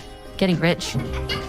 Marrying a bunch more people. See what I'm afraid of? See what I'm afraid of is that, you know, you can have kids in the game, but one thing you point out is that when you have kids, you would think that the player character, like your character, would look much more older, not look the same as they were when they start the game, if you get what I mean. Like, if you're gonna have this fable where, yes, you can raise a family, it should reflect in your player character in that they should look much more older. They should look like an older character. They should not look the same. If you understand what I'm saying, they're not supposed to look the same. If you know you're gonna be able to raise a family and such like that. Because it doesn't feel like you're raising it doesn't feel like they're your kids. It feels like you're just babysitting somebody else's kids. And how much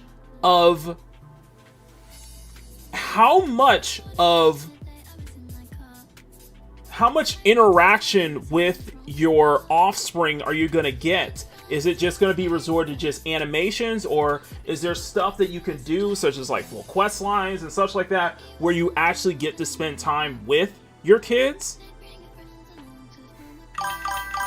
Don't worry about it. These are very quick pregnancies. You may or may not have to deal with a sorcerer. That's good, right? At least they can do is make the party members. How it can work for DOJ, that is diabolical. That is diabolical. But you get what I'm saying. Like, if they're supposed to be, it should be reflected on your character. If your character has kids, then it should reflect on. They should not be looking the same way as they did when you start the game. If you get what I'm saying. Like, it's the problem is that it's consistent to where it's inconsistent. It's probably getting divorced along the way for good measure. And this game within a game is unique to Fable. It's systemic, interconnected, and you see the ripple effects of the things you do everywhere you go. And all of this revolves around the people who live in Albion, who we call the living population. There are more than 1,000 of them, and every— Oh no! Oh no! Oh no!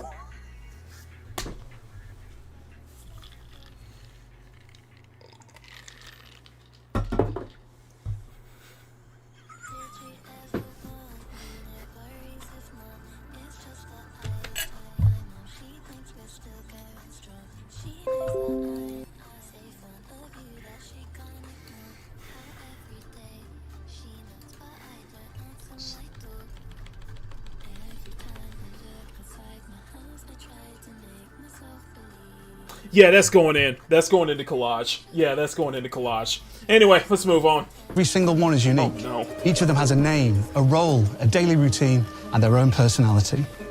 You could follow any one of them for a day and just— Okay. I want everyone to pay attention here. No. I want every single person who's watching right now to pay attention right now. I want you— this is supposed to be the male character, right? This is supposed to be the male character. Look at how they walk. Look at how they walk. Look at their walk animation. I want everyone to look at their walk. No. Go back. I want all of you to look at the walk animation.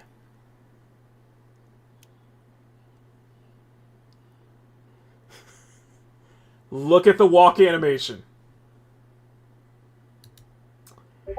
Right, Kitty, you're not getting what I'm trying to say there. I'm just saying.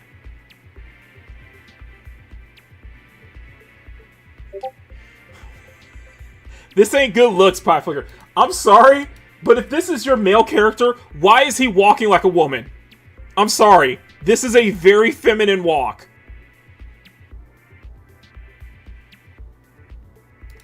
No. I want you to get the point I'm saying here. Look at that walk animation. There is a problem. There is a problem. Okay? You're not gonna— I don't want to hear any freaking excuses here. You cannot— why are you having a male character? Your character is supposed to be male. Why is he walking like that? Why is he walking like—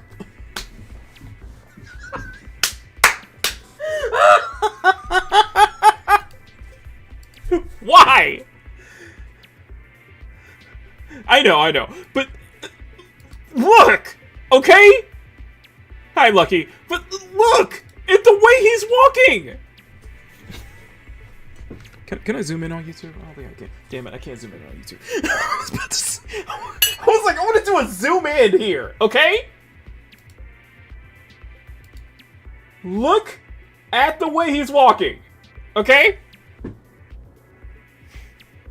Yes, that is very fruity. No. This is supposed to be your male character. This is supposed to be the male player character. Why is he walking like that? Player choices matter. Okay. This pickles biscuit. Where's the masculinity? Okay, that's what I'm trying to say here. And their own personality. Why is he walking with his, like, almost like his hips are swaying? You could follow anyone. Excuse me. Is this going to be the standard walk animation for all male characters? One of them for a day, and just watch them live their life. They'll get up, go to work, spend some leisure time on hobbies, then go home to bed. But what's even cooler is that you can talk to every single one of them in fully voiced conversations and interact with them in loads of different ways. I bet you some of those voices are going to be AI generated. I bet my bottom dollar that you have 1,000 NPCs that you can actually talk to and spark a conversation. How much you want to bet at least some of them are going to be AI? I bet you how some of them are going to be AI. I am calling it, okay? Because we know this stat of how everybody is against AI right now. I'm just saying. How much you want to bet that of the 1,000 NPC dialogues, of the 1,000 NPCs that you can talk to in this game, how much you want to bet some of them are going to be AI generated? And it's going to spark a meltdown. I'm just saying. I'm just pointing out the obvious, okay? Just point it out. Maybe the job they go to is working for you because you hired them. I say that because of Steam's clause now, and because of how everybody is just so ripping all these games to shreds over any use of AI whatsoever. It's going to make more developers hide the fact that they are using AI for some of their development. They're using generative AI for some of their development. You're going to see more of that, guys. I'm dead serious. You're going to see more of that. More developers are going to hide the fact that they are using some generative AI in their developments. My stance is a lot of people enjoy the sauce. Many of them we can tell what's AI and what's not. But I'm just saying, a lot of normal people who are gonna play these games and enjoy these games are not gonna care what's in the sauce. I'm just saying. So I can understand the concerns, but yeah, there's gonna be a lot more there's gonna be more witch hunts as it goes on, because yes, more studios are going to secretly use AI to help with some of the development. I'm just saying that's what's going to happen. To work in one of your businesses. Hey, you. Working hard?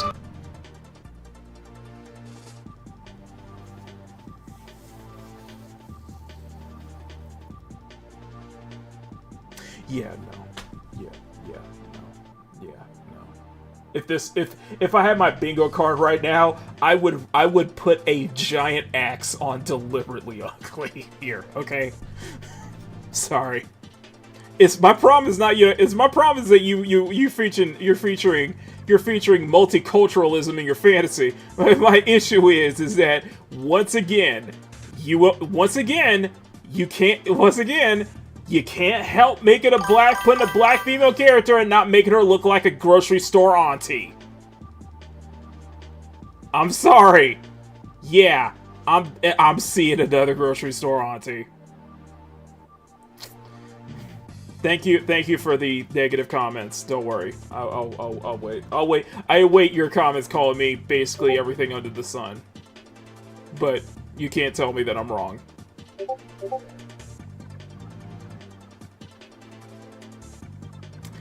You can. This industry, you are more than capable of creating actual attractive black female characters in video games. You choose not to.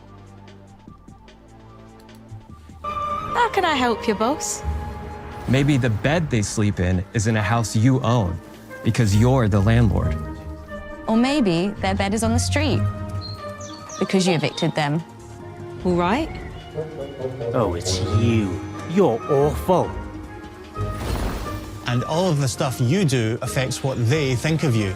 You're a legend. Because everything you do builds your reputation. Very impressive. I'm just saying it's very for a high fantasy setting, it's very multicultural. I'm just saying.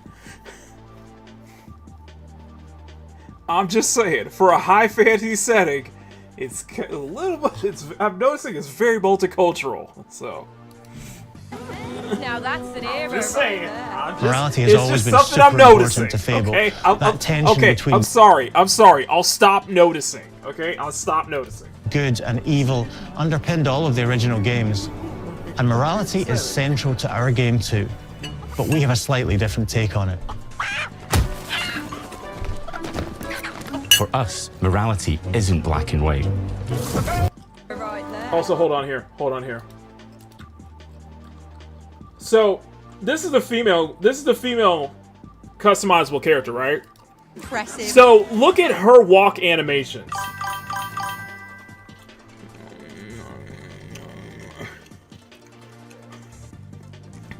Look at her walk animation.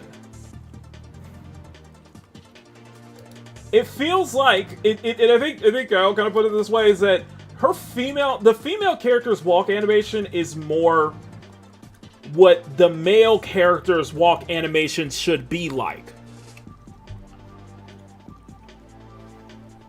The female character's walk animation should be what the male character's walk animation should be like, but then you go back to the male character's walk animation, and it's very feminine.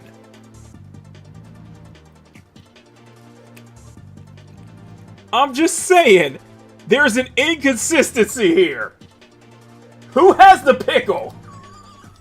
Who's got the pickle?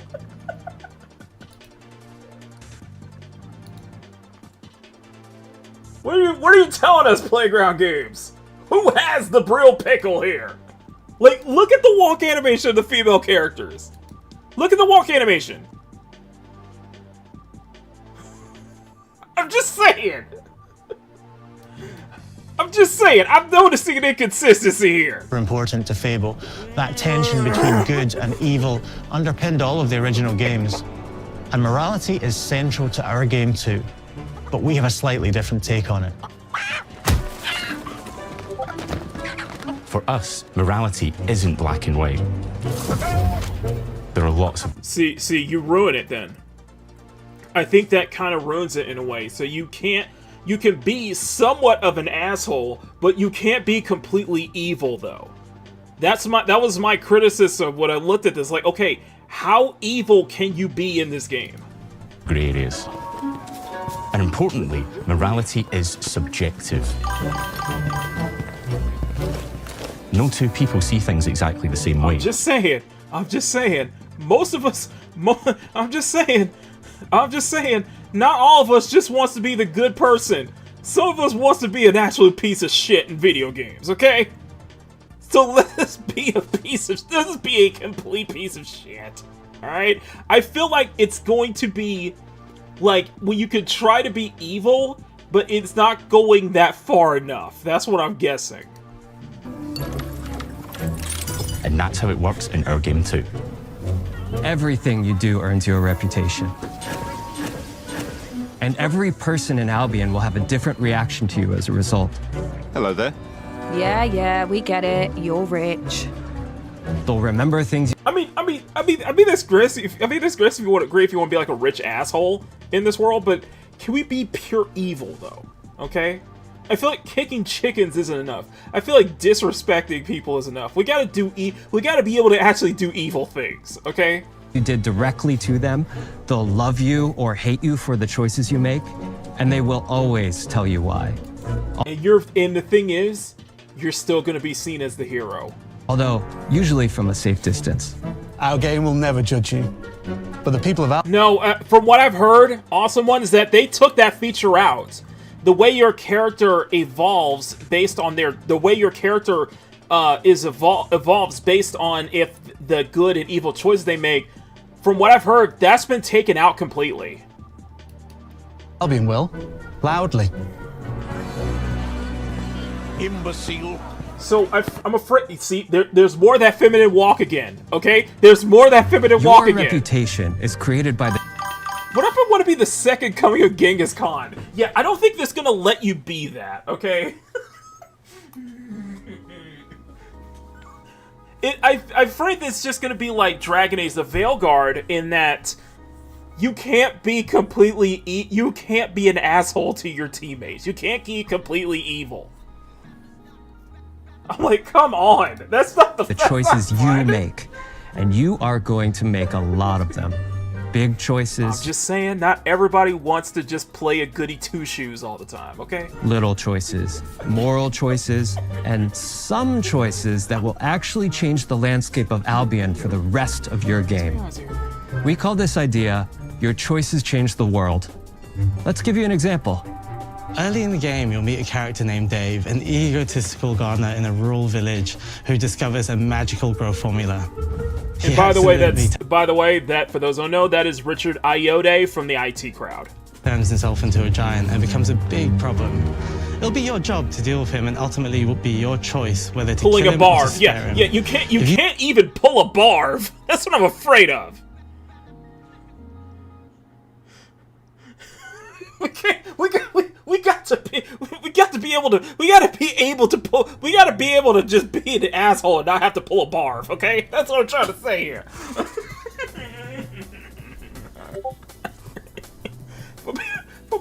Listen, if this game's gonna let me be a transphobe, then fuck it, I'm gonna be a transphobe, okay? I know somebody's gonna take that out of context. I don't care, okay?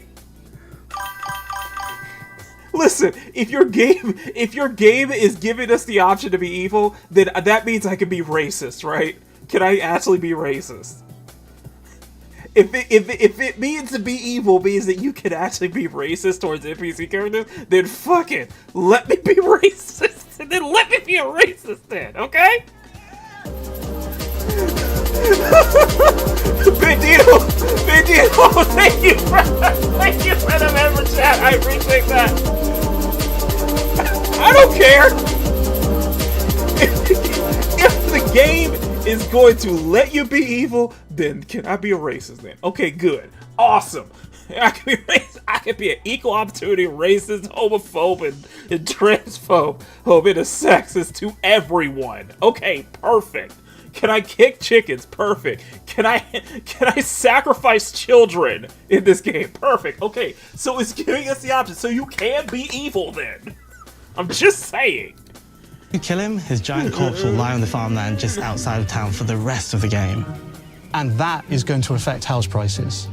So if you kill him, his dead giant body is going to be stuck in that area, and it's going to affect the housing pricing.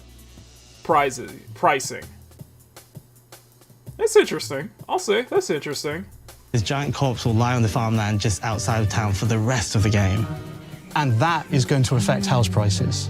It will also affect what a lot of the villagers think about you. Especially Dave's sister. In Fable, the choices you make will define you. What does being a hero mean to you? At Playground Games, we've built a pedigree for beautiful, immersive, open-world experiences. Yes, they've typically involved sports cars, but this is a passion project for all of us here. Every member of this team, which we've built from scratch. Exactly, Neo! If they're gonna let you be evil, then no. Then be evil.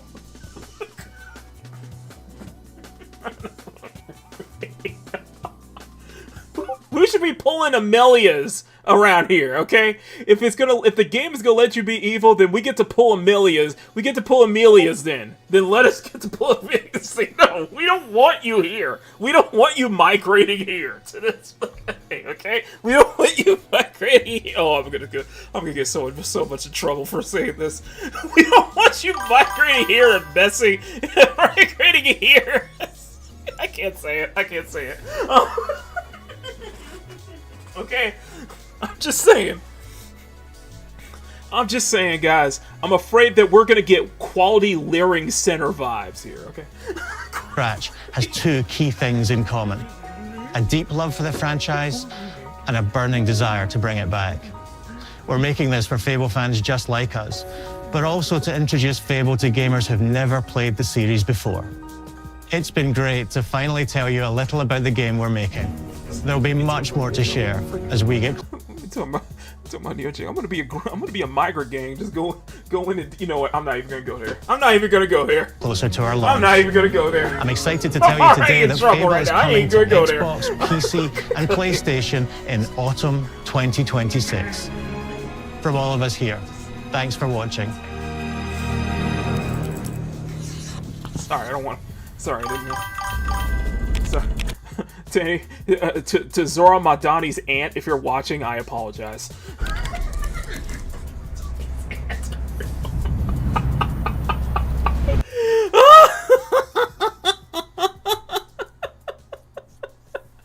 Okay, I'm ready.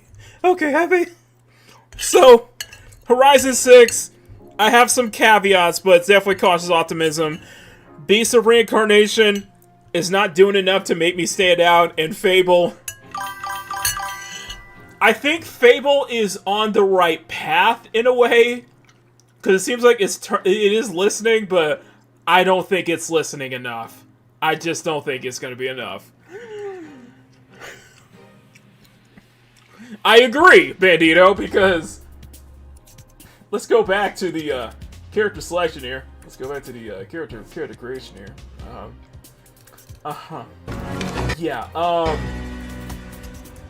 In the north of Albion, you'll find mountains. Let's go back. They're stronger than.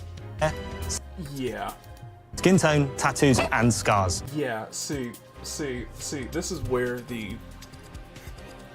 I think this is where the problems that we're gonna have, and it's just like with the Skate game. It's like you can make any character you want to be. Okay, so what if I want to make a so Fable to the Playground Games developers, because I know your history in that you're not good at making actual good-looking character models in your Horizon games. I'm just gonna be blatantly honest with you, but so since you can, make your character your way, I'm going to ask you a simple question. Okay then, you can make your character your way. So, by that same token, because I'm using your understanding here. So that means that means I can make just saying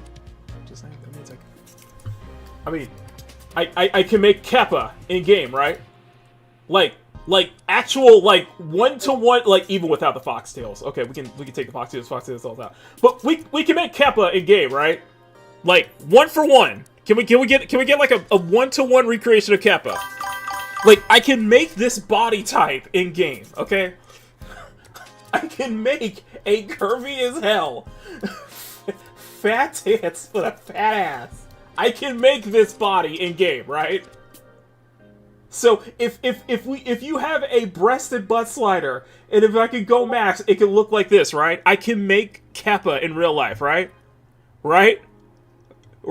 Just out of curiosity, I can make Keppa in real life. Sorry, I just went my screen right there. I'm just saying, I can make her in real life, right?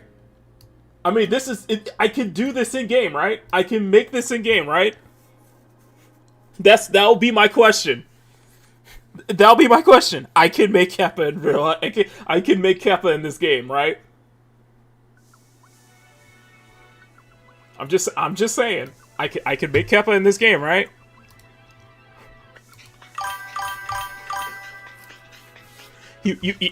I'm just saying. I'm following your. I'm understanding your logic here. Okay. Best I can do is an A cup. I think Keppa would just be like. I think even Keppa would be offended by that somehow. We can't even make her 1.0 design. Okay. Okay, I'll be on the same level with you then. Okay, so just. Okay, so okay, how about this? Can I make at least this version of Keppa? Can I at least make the 1.0 body type, okay? Can we have this then, right? I can make this totally in-game, right?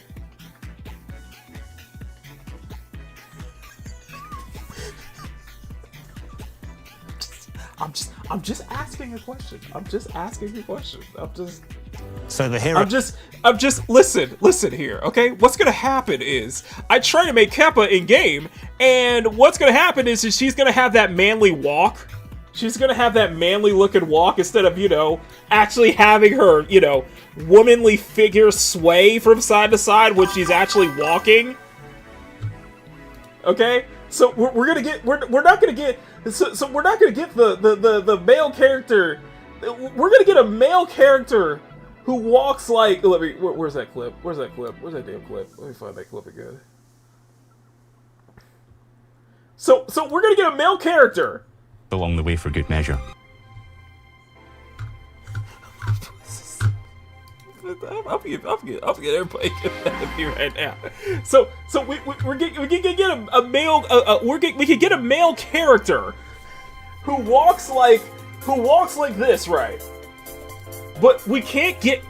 So if I'm able to make a Keppa, if I'm able to make Keppa in game, I can't get her to walk like this, then, right? Or will she walk like? Well, let's see. Or will she walk like she actually had, like she's the one with the pickle? She'll walk like this. I'm just understanding the parameters here, okay? I'm just understanding the parameters here, okay? I would have to mod the crap out of this game just so I can get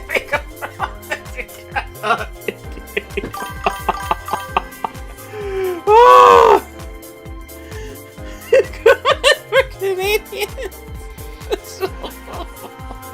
To be determined. Looks alright, but it's weird. Yeah, it's just... It looks better, but at the same time, there's still a lot of criticisms I have towards this. A whole lot. We'll see. We'll see. It'll probably do fine. It's just... Yeah. I'm just...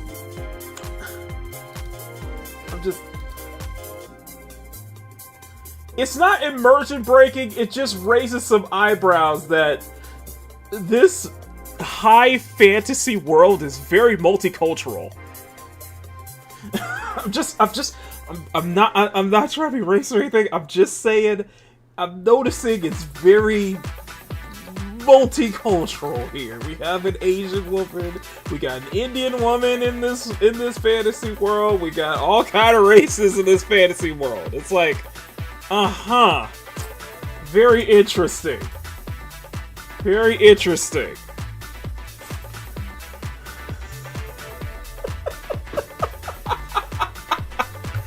Oh my god. Okay, let's... Okay. Oh my god. So that was the developer showcase. We went longer than needed, so we need to at least put a good 3 or so hours into our expedition, which is Arknights Endfield. So I am very happy to see that Riot Kitty is still here right now to witness Endfield. I'm actually very happy to see that. So Riot Kitty, thank you so much. I figured you would have to go to work immediately, but no, it seems like you're still here to witness us play Endfield. So I'm booting up Endfield right now. I'm just waiting for it to launch.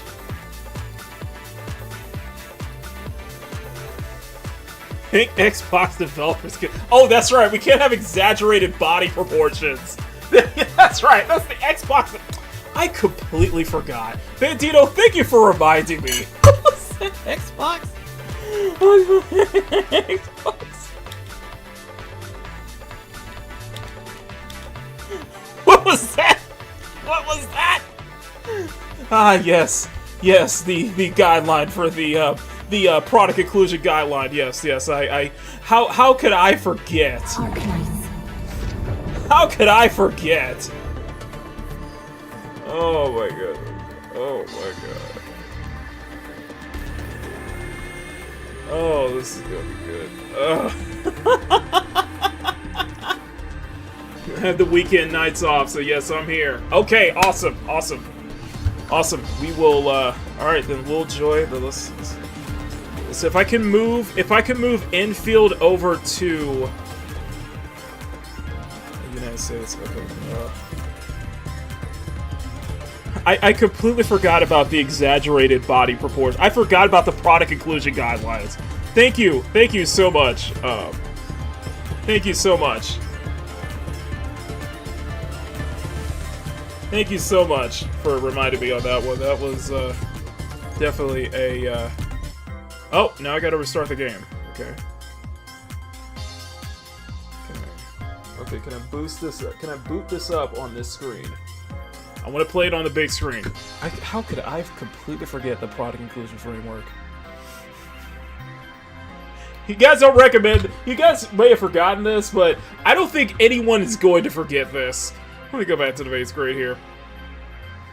So, you guys may not remember this, but, yeah, so this was a while back. This is like, this is almost 2 years ago. Microsoft announced its new product inclusion guide for video game devs. Recommends against creating characters with exaggerated body proportions. Apparently, that's the No, which ensures all representation, globalization, accessibility. You know, you guys remember that, right? Are you guys remember it? Are they player depictions look the same? What steps have you taken to ensure characters are represented respectfully and authentically? Have you validated assumptions that you made about your audience to check for blind spots or unintended stereotypes? Would you feel proud to show a member of your community how their culture characters depicted in your experience? How are the wide range of consumers depicted within your content portfolio communications? This was an actual guideline, guys. This is an actual guidelines here, okay? I'm just looking for this one. This is brilliant. Okay, this is the one I'm looking for. Are you unnecessarily introducing gender barriers to your core code or design? Are you creating playable female characters that are equal in skill and ability to their male peers? Are your female characters equipped with clothing and armor that fits their taste? Do they have exaggerated body proportions?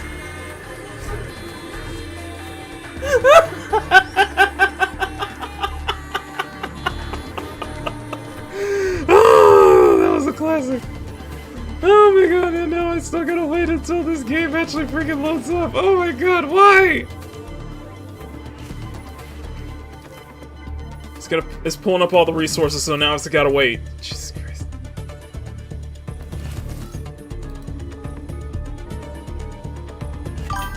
Oh my god. Okay. Yeah, you guys can hear the game. I'm gonna have to pull this down here. Yeah, so I'm still... Yeah.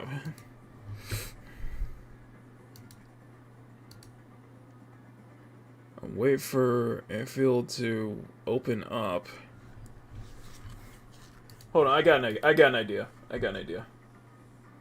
Display settings.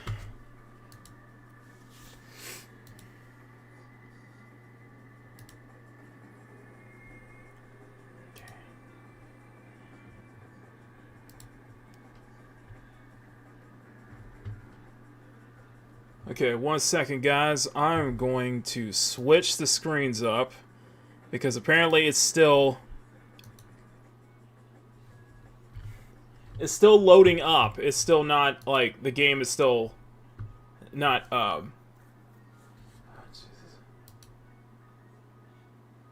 Come on, Enfield. Please don't do this to me.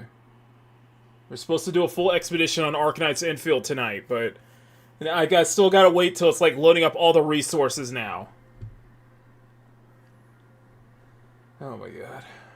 Okay, you know what? This will be a good time. Let's take a quick break. Let's take a quick break, and then we'll be back.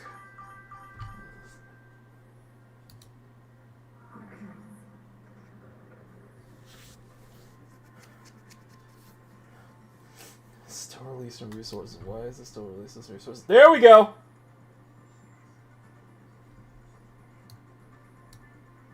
Okay, can I play it? Okay, so there we go. It's loading. It's loading all the shaders and such like that. Never mind.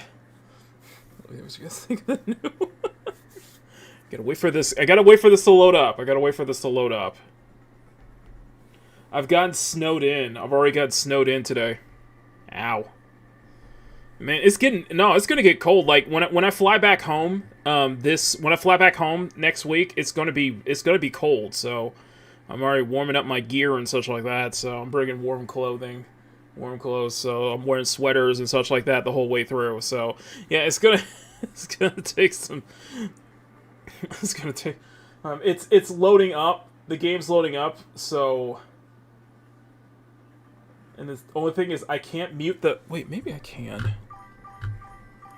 Maybe I can. Hold on. Let me.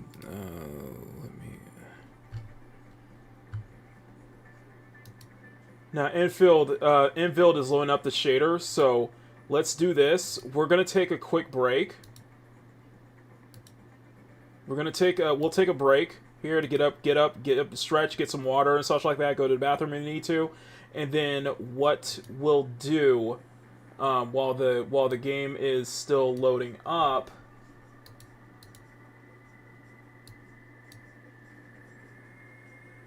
While the game is still loading up, we can. While the game is still loading up, we'll take a quick break. So don't go anywhere, guys. We will be right back for the actual expedition. Okay. All right. See you then.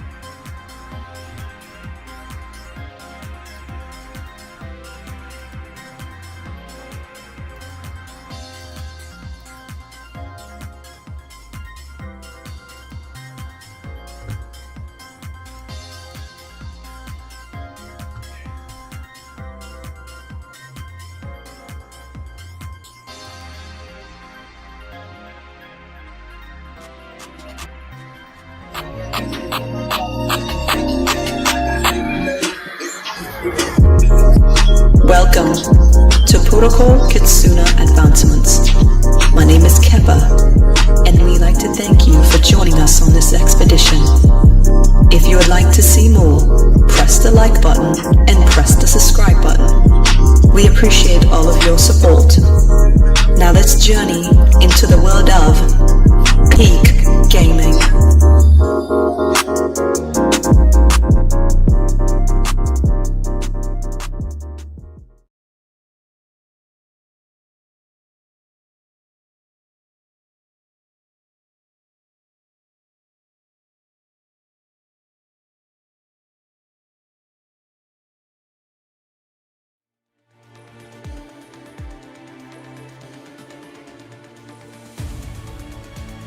Okay, everyone, we are back, and the main expedition begins.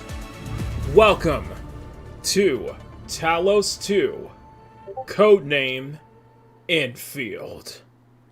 The expedition begins now, and yes, I will put, don't worry, I'll put timestamps at the end of the stream, so. But the real show begins now. Let's do this. Let's go full screen. Let's go full screen. Let's see how this does. Administrator has arrived. Alright, here we go.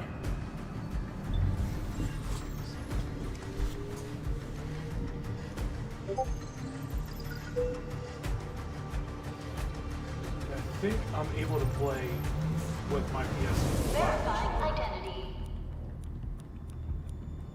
Cannot switch input device right now. What do you mean I can't switch input device? Okay. Okay, you know what? I'm gonna leave it up to vote. I'm gonna leave it up to you guys. I'm gonna leave it up to you guys. Cast your votes on this one. So what do y'all want?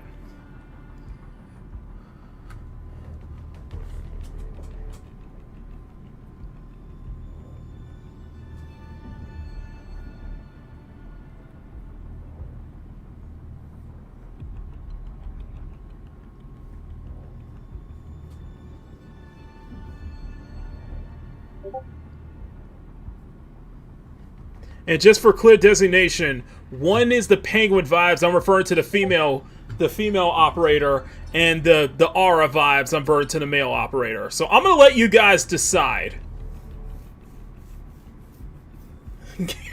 Awesome. Fuck you.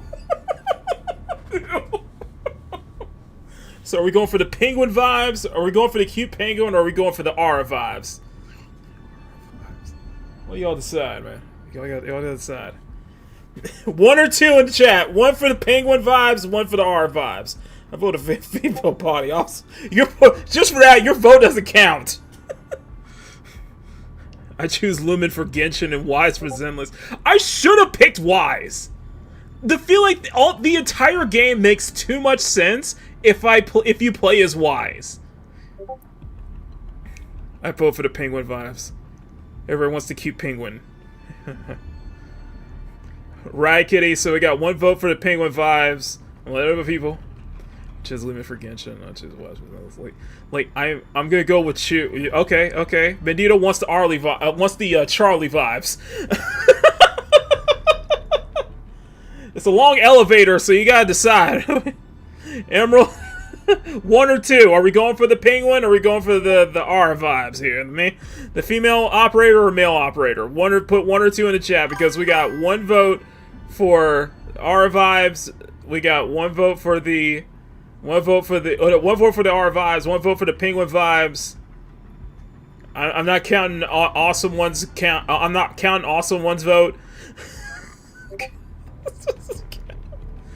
Oh my god! Let me know what you guys like. Come on, you guys decide. We're just gonna experience Arknights Endfield tonight, just to see if it's something that's up our alley. I don't think it's gonna replace our current rotation of gacha games that I'm playing right now, but it's worth a try, and definitely was a game I'm looking forward to this year. So why not give it a shot? You want to go for one? You want to go for y'all want the cute penguin girl? Y'all want the cute girl? Okay. Okay. The cute girl vibes are very feeling that one. So going once, going twice. Okay, what is the most peak to you? How about this? What is the most peak to y'all? Which one is almost the most peak? Okay, how about that? Let's go for that. I see. I picked Lumen and Genshin, Stella, Star Rail, and Wise for Zenless. Female Rover. I chose female Rover for Wuwa. You could either go with a waifu or literally me. Wait, Mazda, are you playing as yourself? Before I decide, both detectives and Star. I just got here, so I don't know any. You go with the. Y'all seem to want to get the cute one. She's cute though. The elevator's peak. The elevator is peak. I gotta admit that. So which one is it, guys? Which one is it? Looks like y'all are feeling the cute one. Y'all feeling the cute one. Y'all want to play the. I'm just saying the dude is giving off the aura vibes. Okay. I'm just saying the dude's getting off a little aura vibes. Okay. I feel like so many with this makes sense if you play as a dude though. I don't know why. It just something feels wrong. It's listen. I as much as I really like Zenless, I regret my decision to play as Belle. I regret it because everything makes so much sense when you play as Wise. It is a harem, okay? Zenless is a freaking harem with Wise, okay? Did you see the new Nikkei? I did see the new. Everybody, I have seen so much fan art of that new Nikkei, okay? That is straight up 18 plus, man. She is straight up commentating perverted dictating object, okay? Once you select, you can't go back, exactly. Once you go black, you can't go back. Anyway, I'm taking cool soul that damn. Wise is literally me.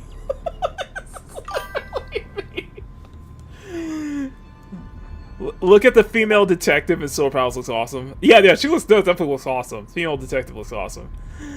I see why they put her like on the cover. I have it. Yeah, I'm gonna pick the penguin. I'm gonna pick the penguin. Pick the penguin. Pick the penguin. You know what? Okay. You know what? Let's go for cute. Let's go for the cute. We'll pick the penguin. We'll pick the cute girl. Yes. Confirm my identity as the cute girl.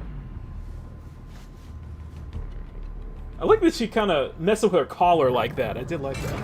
Like she messed her collar like that. Alright, here we go.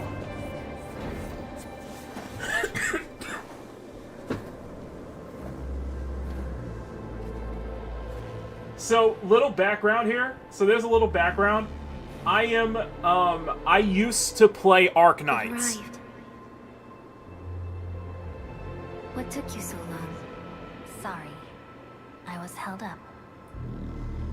Originium. A blessing, solely yours, but stolen and tainted. Your fate isn't confined to one path. Like this her. time, leave no regrets. Travel I feel like this is the Riot Kitty stand. Can I use my controller, please? Yes! Switch the controller. Originium is the pillar. So I used to, so back during the pandemic, 2020, I played the hell out of Arknights. I was really into Arknights. I was like one of the, I think I was like the second gacha game that I was into after Honkai Impact 3rd. This will be a difficult campaign. Zip across when you're ready. Oh, there's a zip line. Okay. There's a zip line. Oh. Oh. Oh, interesting. So it has been a long ass time since I've touched Arknights. So yeah, it's supposed to be 125 years after the original Arknights, and it's set in a different on a different planet.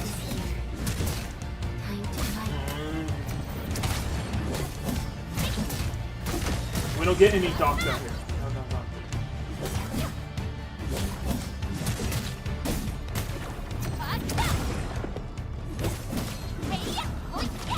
so I assume we get a light attack and a heavy... Oh, we get a dodge. Okay, okay. And we get a perfect dodge. Okay, let's see. The most alien life form that never tires.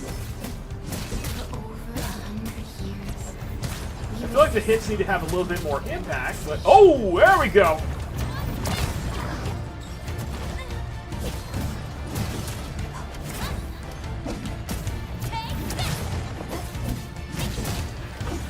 So we don't have a heavy attack. Yeah, I noticed we don't have like a heavy attack, just like one attack button. Okay, let's jump down the zip line.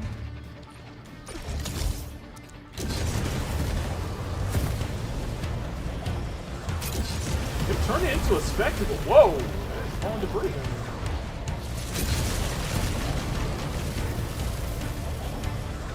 Falling ice everywhere.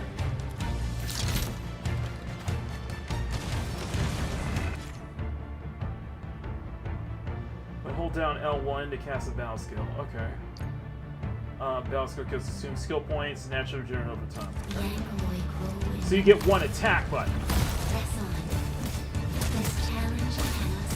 I'm so used to having a light and a heavy attack, you know. Casting both spells because it has one bar of skill, hitting enemies with a final strike, perfect dodge, also recovers some XP.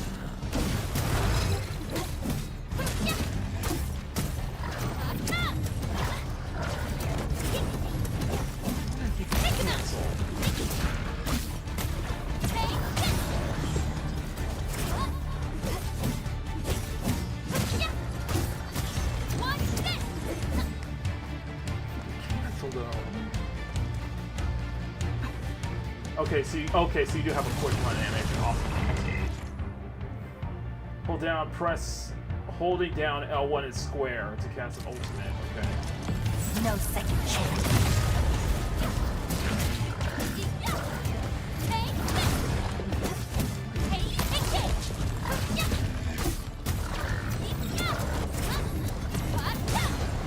So it's kind of, it feels like the detection is kind of similar to Zenless. It is kind of, I'm playing on PC. It's smooth as hell. It is smooth as hell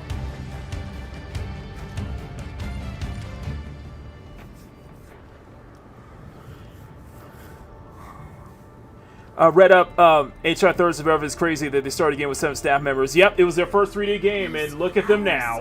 Look at them now.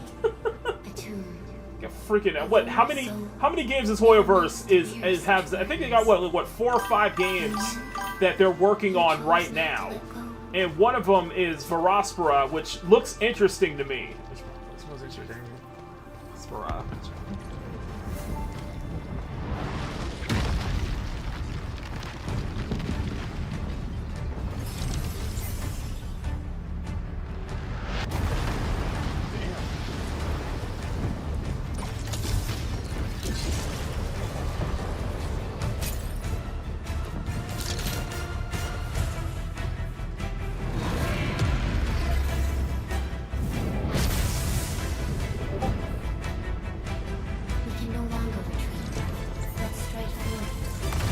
Whoa, we got cannons!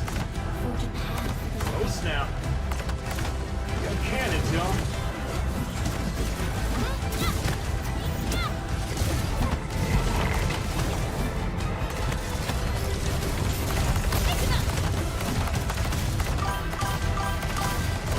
Snap, so many cannons, y'all. I'll be downloading Endfield to try. I mean, we can summon cannons.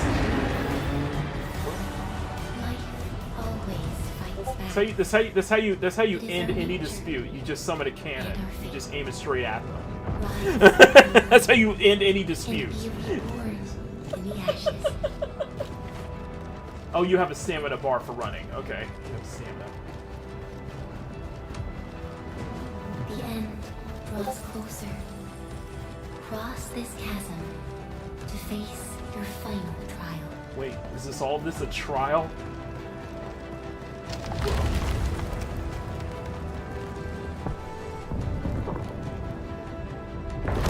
Whoa.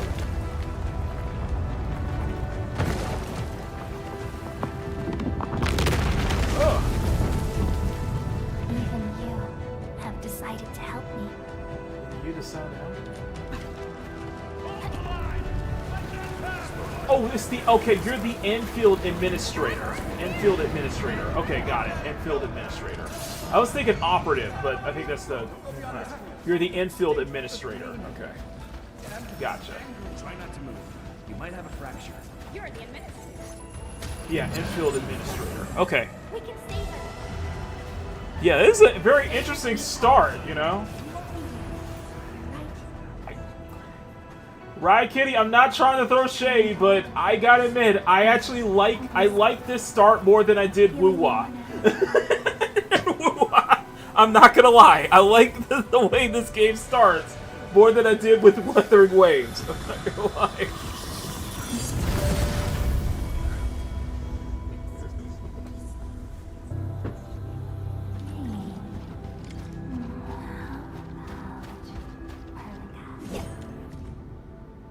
Cosmos, held by her lips, untouched by time.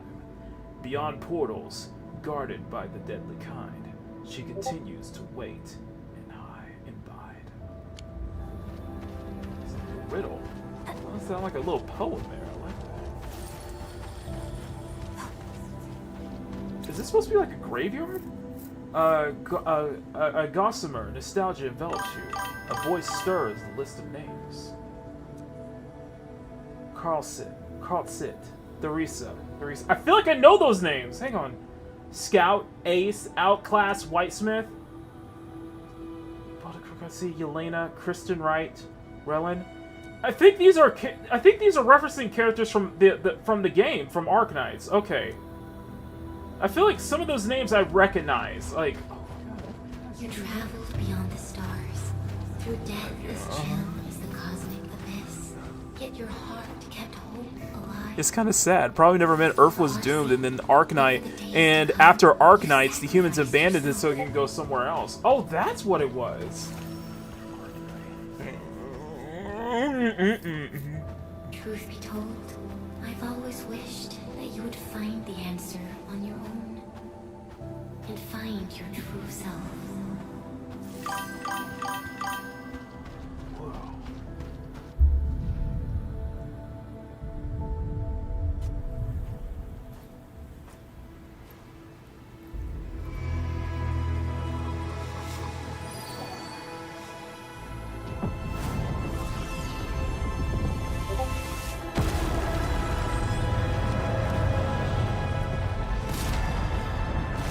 Holy cats. We just destroyed that.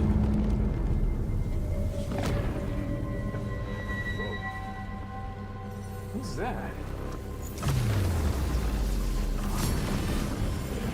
You? Did it just blow up my tower? Oh my god.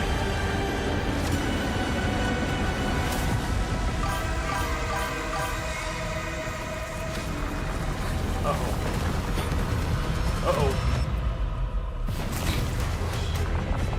Oh shit. Yeah, he got swords.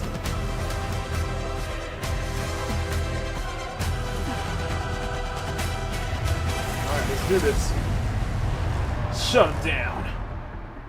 Okay, big guy. You're gonna pay for destroying my tower. Don't get hit. Don't get hit, okay.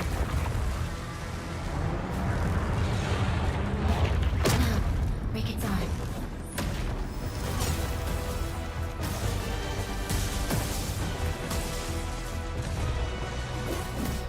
So this is something that was very interesting, is that you can switch between party members in battle, but they fight with you. They fight alongside you, which is, I think, is pretty cool.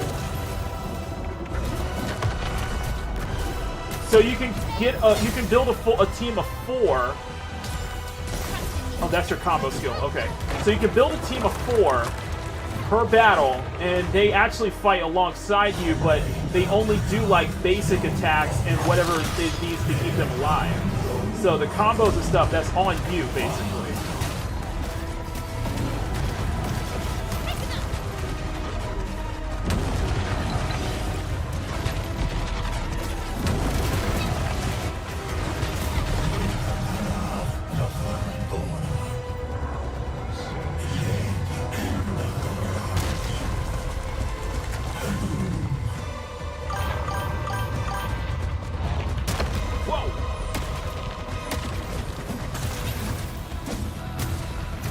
This is infinitely better than that Call of Duty boss fight. You gotta admit.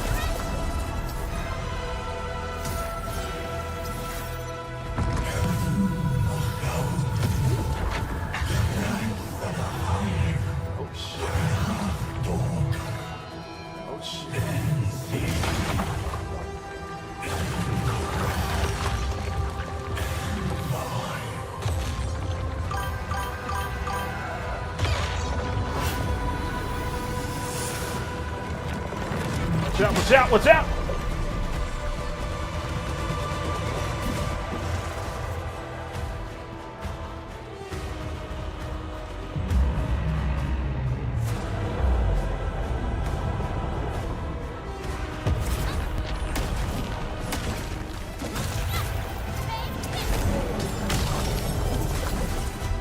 Oh, it took its arm off, yes!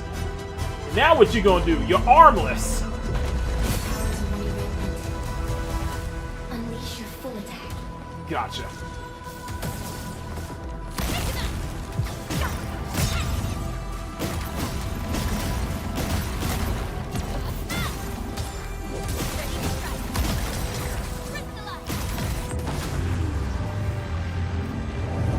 Skibbity toilet boss, exactly.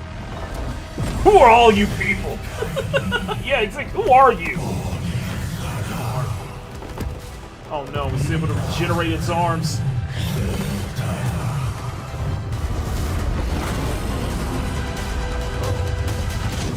Is this giving us a timer? You must stop that countdown. Death is nearing the shore. Oh shit. Destroy the swords! Break the swords! We got a countdown. Son of a... No! No!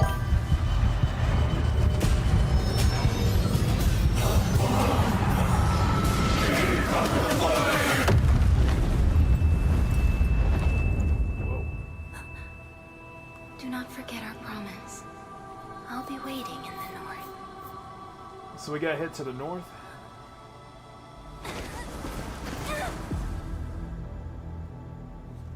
I won't forget my promise, lady. I won't forget my promise.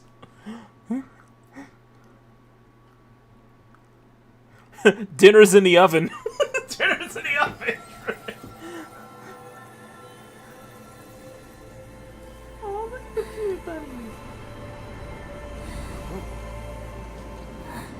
We okay? I think we're okay. Or have we entered another plane of existence?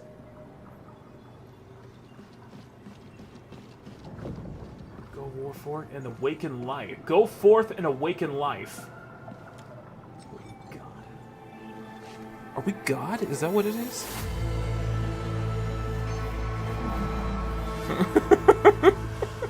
Are we God? Is that what it is? Are we awakening life? Okay.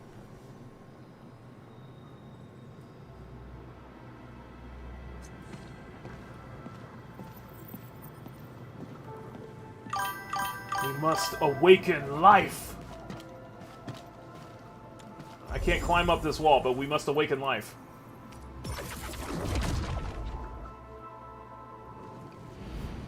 A new life awakens.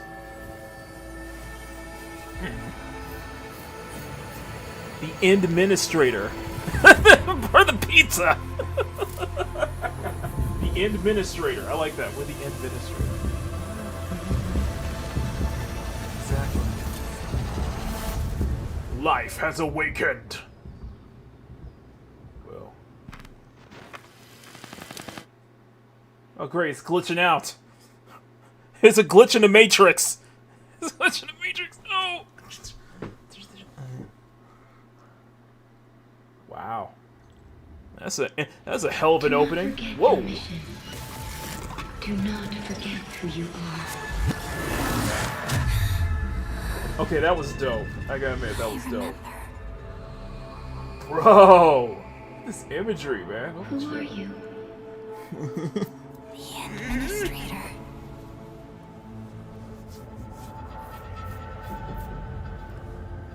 And you are.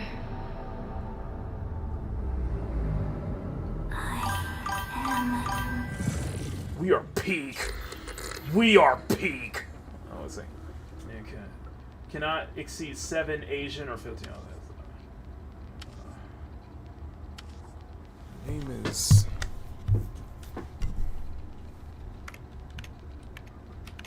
Kappa.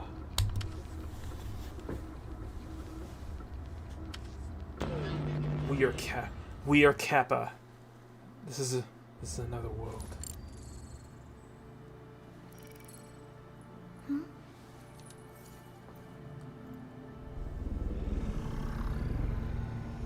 Whoa. Whoa.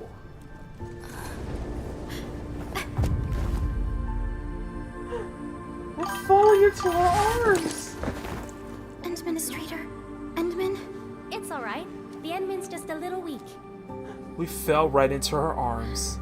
It's been quite a while.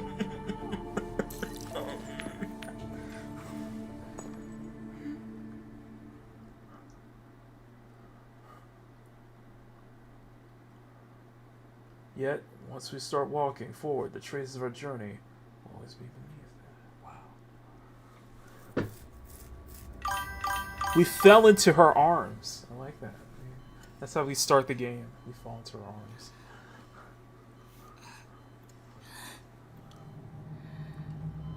Wow.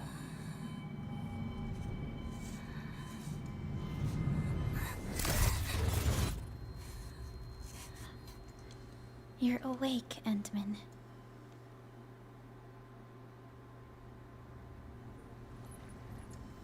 I'm not making assumptions, but I feel It's like all right. this is Riot Kitty in real life. We're at a safe place. I see Riot Kitty. I don't know why. I don't know. I get the. Oh, autoplay. I don't know why.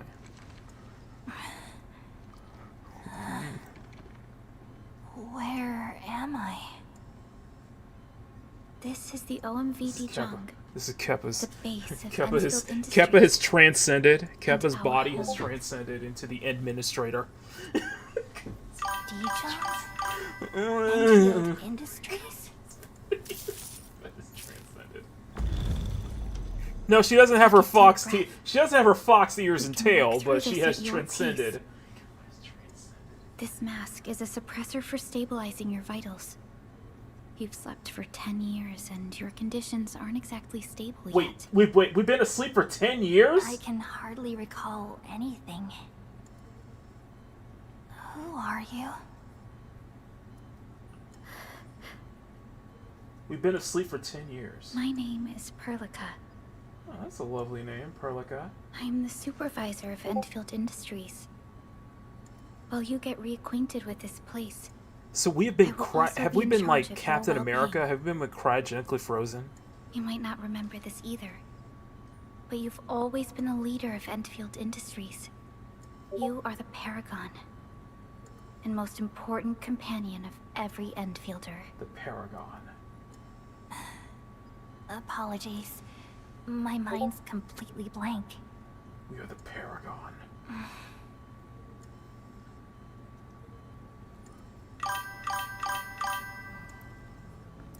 You've been gone for 10 years before you can get out of the For someone like you, Oh my this god, fresh funny. new beginning. Listen, okay, I did say this in the video, but I genuinely meant when I genuinely meant this. One of the reasons I wanted to play Arknights Endfield is because the character animations are freaking top notch. I'm gonna be honest with you. I think the character animations here are top notch. Like, seriously. Hey, Pieflinger.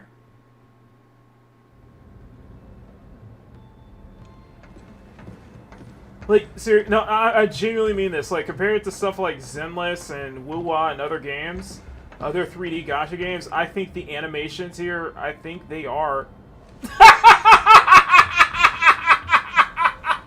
Your physical examinations are complete.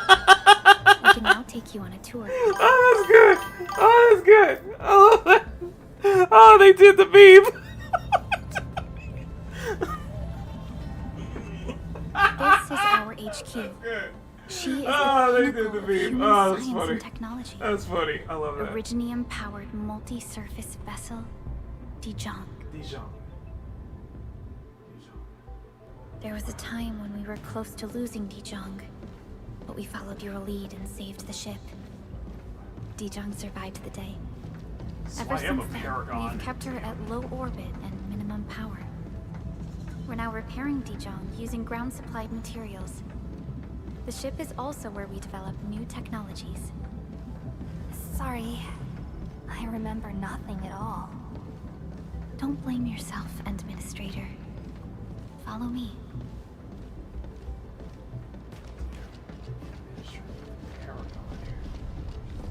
Made all of this happen. Holy shit. This giant orbital station could have been gone if it wasn't for us. It's a pretty spazzy. That's a pretty spazzy place you got though. Man, you can see all of Talos II. You can see all It's two from here.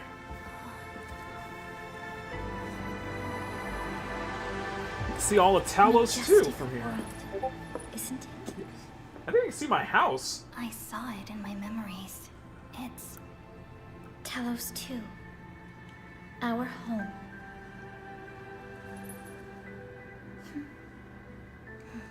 Wow. Endfield.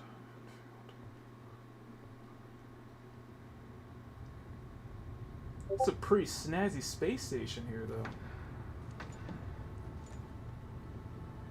Everyone calls Talos II a planet. But truth be told, it's actually the second moon of the planet named Talos. Oh, it's the second moon. Much about Talos II remains a mystery to us. We're also facing enemies that once threatened our entire So our civilization. home is on a moon. since Literally you're on a here- moon. That's crazy. I believe that Endfield is capable of overcoming these Crazy. challenges. You live on the moon. You live on a moon. You once carried this piece of Originium with you everywhere.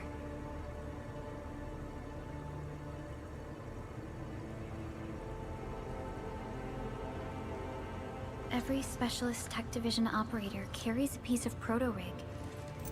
Mineral Okay, helps you know what? teleprotocol You know what? triangulation. Perlica wins me. Perlica design is your wins me very own because I proto-rig. like drawing loose carries jackets. secrets. I just have a thing for Secret drawing to you. off-shoulder like loose jackets, and I like that her jacket. I like how her It's jacket's hanging off her like that. Responding to my call. I admit I'm a sucker for really that. well.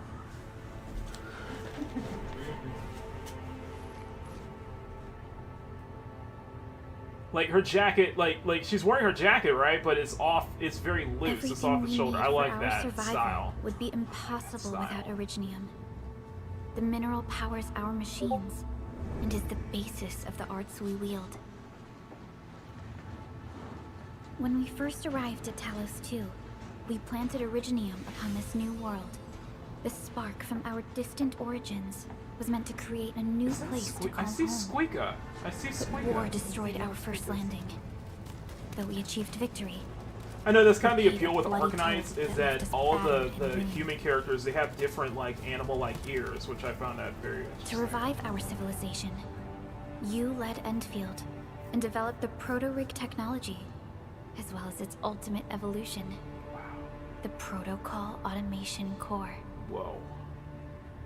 The fruits of our labor. Damn, we built that thing? Bro. Yes. Our plan is to deploy automation cores throughout the civilization band. This will boost our industrial capacity and fulfill its special mission. Fable could never. It's too epic. I feel like this is what Starfield should have been. This is what Starfield. Bethesda could never. Bethesda could never. Someone very important commissioned us with the Zeroth Directive. Your awakening, as well as the mission and plan I mentioned, are a part of it. Wait. So we got like floating like earbuds. That's so cool. We got like. So, they're like magic earbuds, you know? Earbuds.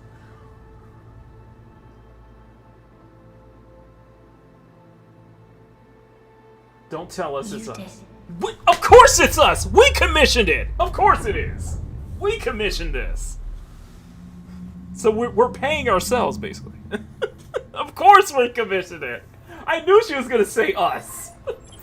Supervisor Perlica, we got a situation. Is the administrator by your side? Yes, the Endman is with me. What's happening, Fiona? We got a max level alert. Our planned landing zone. No, the entirety of Valley 4 is in danger. Oh shit.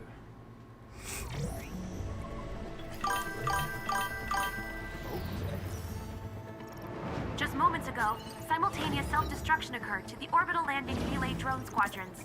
The communication blackout is expanding towards Valley 4, and the status of facilities along the route is now unverifiable. At the same time, we are picking up extremely intense angeloid energy signals in the affected area. We are hailing the hub base on every channel. So far, they haven't responded. The whole place is offline. Okay, to no bring joke. Endman to the base in 10 Like days. I'm big serious. Can't wait I'm that being long. dead serious. Fiona, prep for my drop at once. I don't know if I can. Wait, now? Okay, I'll run the checks. Okay. There's surface interference. Current situation is too risky. Unguided emergency drops might deviate. We'll drop you to the area near the base, out of concern for safety. Director Chin Okay. and Andre are at the hub I'm base. being dead serious when I say this. I love this game's art style. I'm dead serious. This game, this is exactly what I was talking about when it came to Beast of Reincarnation. This game oozes style. We're prepping your drop. Like all the stuff they did for this user interface and such like that, they put a lot of effort into it. I love looking at stuff like this. All systems green for landing. No, seriously. Like, I genuinely mean that. Like, that whole sequence they just showed us, that was cool. Like, that is freaking cool to see that. Like, this game does ooze style. Like, they're serious. There's style.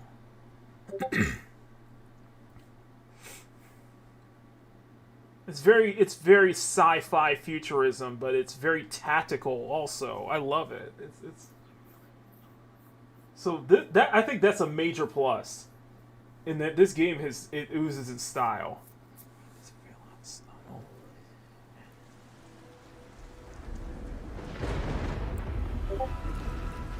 Need a progress update, Valley Fiona. 4.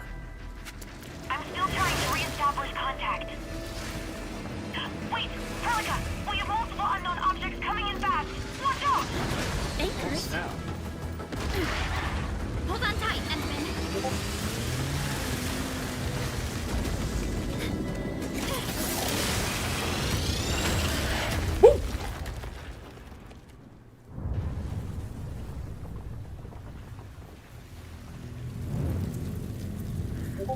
Aw, bike got destroyed. Oh shit.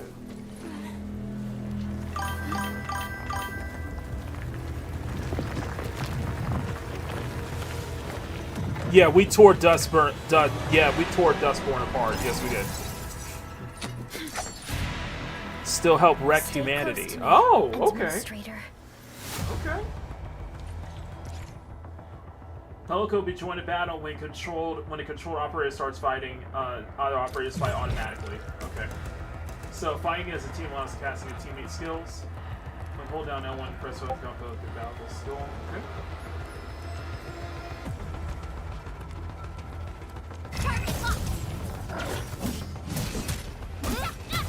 Oh, so it's tied to your team. Okay. See, I like this though. All we need is all we need is like a light and a heavy attack. I feel like all I need is a light and a heavy attack, but I like that your teammate war fights alongside you now. Administrator, you all right? Are you hurt? I'm good. Oh, please don't be a silent protagonist on us. Come on. We'll have to walk the rest of the way. The angle I even managed to reach this place. Please don't be the silent protagonist. Come on.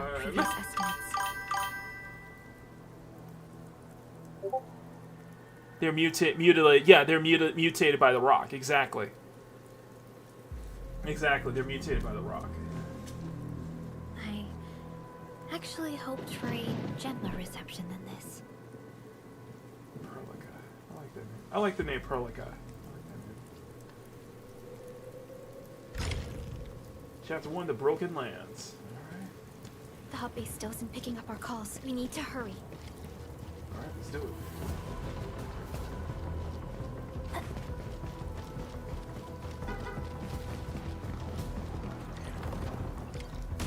This Anglos looks dangerous. We need to be Now, cautious. the only downside is to bring down its the enemy defenses. variety, because it feels like we're kind of fighting the same enemies, you know?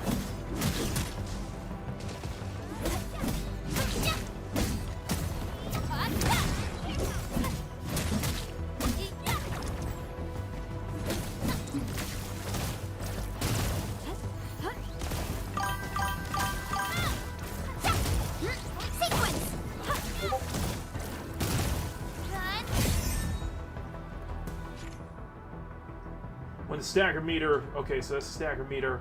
Staggered enemies cannot move, they take more damage, right? When the enemy comes down, press square to perform a finisher. Okay, so that's just stun. That's it, Entomist. There we go. Let's use the same tactics to take down the remaining enemies.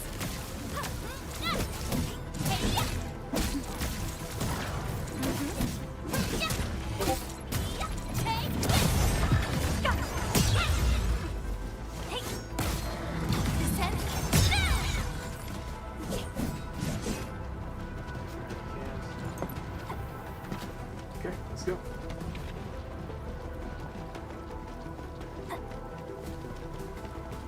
Find a way into the base. The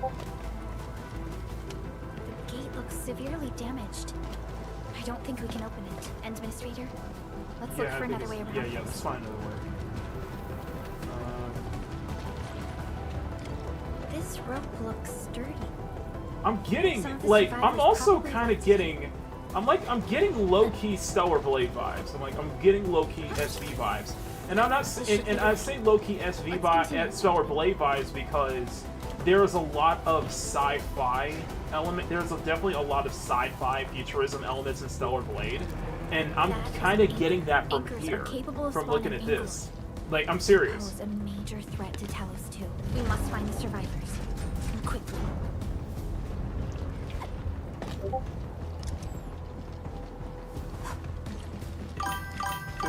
Feels like I'm heading towards the orbital elevator, the last orbital elevator in Stellar Blade. You know? We need to break through here ASAP. Time to Yeah, it's been a long time since I played Arknights, so.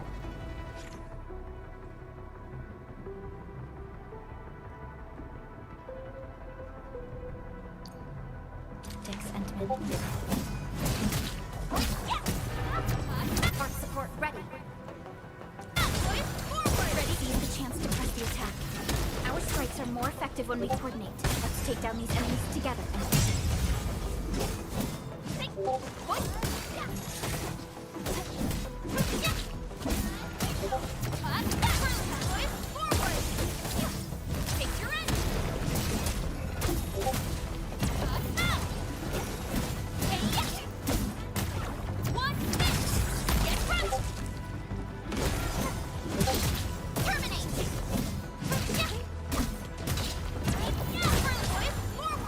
I like the team ups. I like these team up shots. I like them. I like them. The damages are so severe. Director Chin has always kept the hub base in good order. But if she lost control of the area, things inside the base could get bad. I hope hope for the safety of our people. Look there, Endman. We must act now. Oh, looks like it's our boys. Looks like our boys in trouble.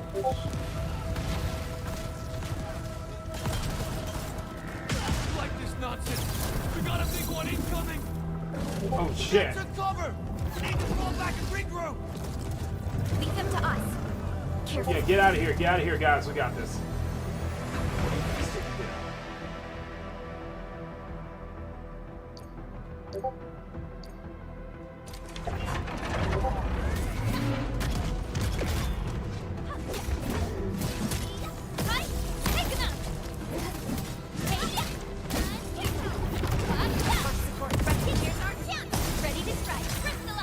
I really do like this team-up system. I really like this. Feels very intuitive. It definitely feels very intuitive, though.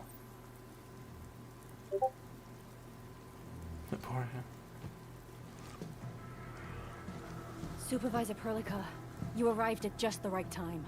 Our temporary defenses have been breached. If you weren't here... And I'm glad that you're all right, Director Chin. I believe you have a sit rep for me. Yes. An anchor fell right into the base. The thing won't stop spawning the Angloid. We've sent all our injured personnel to the control tower. Like, There I'm are just digging too this many world. Angloid, Like, I am digging this world, And they will though. overrun our security division eventually. We must find a way to stop the anchor. Supervisor Perlica, may I ask who this... Ah, of course. This is our administrator. Administrator? Are we talking about the administrator? I know. My presence is, Yeah, that's right. That's right. That's us, okay? Many That's operators us. in Valley 4 have never seen you before, Endman. News of your awakening gave rise to plenty of gossip Yes, and our rumors. reputation precedes us. When we received the message from Dijon, the entire crew tried to plan a welcoming ceremony. But just a few days later, we were suddenly attacked. I didn't expect you to arrive here in the midst of the battle. We're here to help, Director Chin. Do we have any news about Calls the Blue missing Cross personnel? Service. Oh, okay, okay. How many of our people Tell are outside him. the Good to base? see you. It's hard to say. The Angloid just kept attacking. Security Division can only maintain a limited security perimeter. People here are in danger.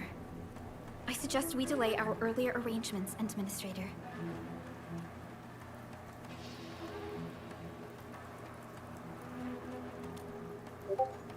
Yeah. Good, You ain't facing this Administrator. alone. I knew you would say that. You ain't facing this alone. Director I know Chin, that. we'll handle the hostiles in the base and direct any of your missing staff to the control tower for safety. Ugh, wonderful. Your help will set my mind at ease. Good luck out there. By the way, We got this. I'm not seeing Mr. Andre anywhere. Where is he right now? Ugh, that silly old man. He went off trying to be a hero again. That fool never stops treating his projects with far more respect than his own Wait. feathery hide. Anyway, Is if you that- see that is old that water physics call him I up see? and haul him back to the control tower. I think I see water physics. What do you know? In the base. You'll find No, him. like look at the raindrops. Look at the raindrops on Ken's Still face. spawning Angloid. That's We crazy. must first eliminate this threat. Time to initiate our That's- mission. I like that. I like seeing stuff like that. That's little details, though. So now we have like, so I guess I think they were talking about like this game having like sweat physics now, Administrator, and it's like, bro, is there that's anything crazy. you wish to know? Anchors are constructs that fall from the sky. After landing, they Oh, you can extract move the soil camera around. minerals Okay, to cool. create the Angloid. We figured out how to take out the anchors, but we still have no idea where they come from. Wow. Of course, the Angloid are composed of a wide range of materials. In extreme scenarios, anchors can even use nearby biomass to build new Angloid. No, Though seriously, I such was like, incidents are dang, I rare, think they have they sweat can be physics now. horrifying That's to like, bro, that's behold. crazy. The anchor must be taken out to stop the Angloid from spawning. This must be done before we can start rebuilding the hub base. The emergency barrier of the control tower is still working. Our security team did their best and fought off a few attacks, but they're barely holding on. No deaths have been reported so far, but we have plenty of injuries. And our facilities took heavy damage. Most of our staff evacuated to the first floor of the control tower. As for Andre, I just hope he's all right. There's no way we can outlast the Angoloi. I can hardly imagine what would happen if you weren't here. But since you are, the worst is finally I behind think that us. we can move the camera around during dialogue. I do like that. Supervisor Perlica, Administrator, please be careful out there. If you see any scattered personnel, tell them to evac to the control tower. Understood. Alright, let's go. The stabilizing core of the anchor is its weakness. Take that out, and the entire construct will disintegrate. The core itself is fragile, but the real challenge is the Angoloi swarming around it. A tough fight is inevitable. Alright.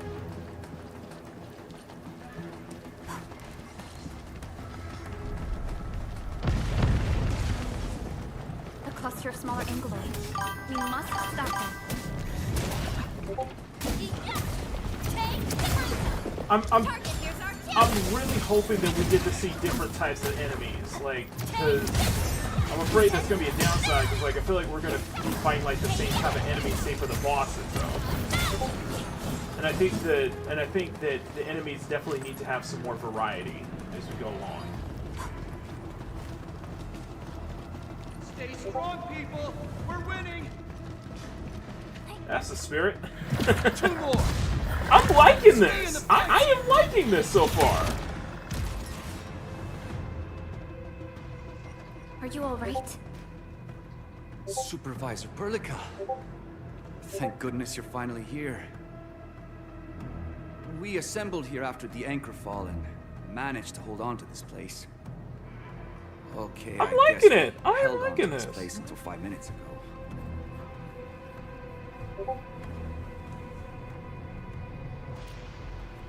You get head to the control tower. I understand, but I must tend to the wounded. Wait, you're Oh, injured it's as well? it's cold. It's gonna get This cold is when I where we fly grow back buck home flowers. next week.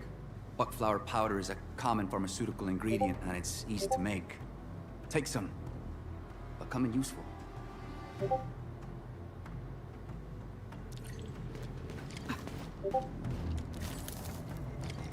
Crafting system. Oh, okay. So we got the crafting. Okay.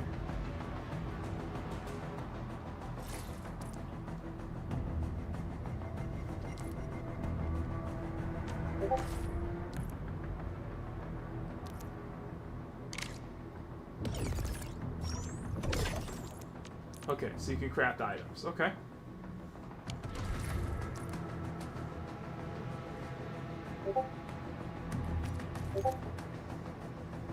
Oh, hell, okay. So you can craft items. Select the operator who needs HP. Okay. This will give me a peace of mind. I'll stay here and care for the injured for now, and then join up with Director Chi. This is Arknights Endfield. I look forward to your good news. I gotta say, it's making a first impression. It's definitely making a good impression on me. So far. We're facing more Angoloi. They must be neutralized so we can push through.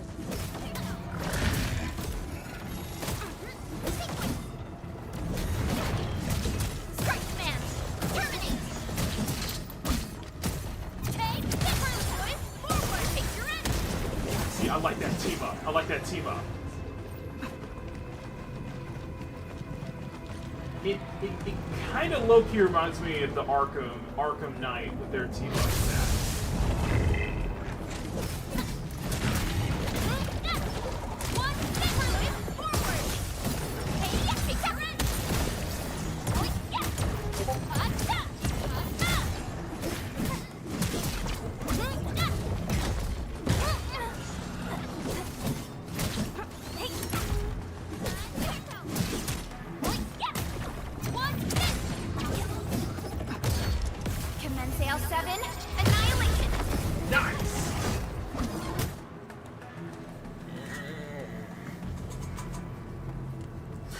I think I would like it if the game was if the combat was a little bit more faster paced. This is Just a the little. anchor, but its core is not here.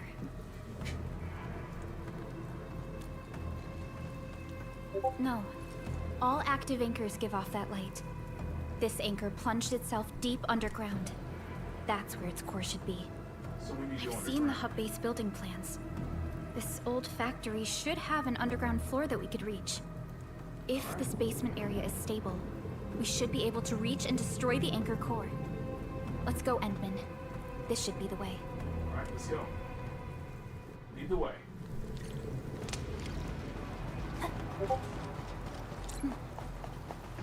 And then you can switch operator.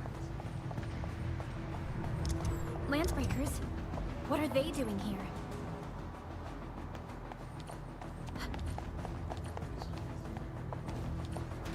Oh my god.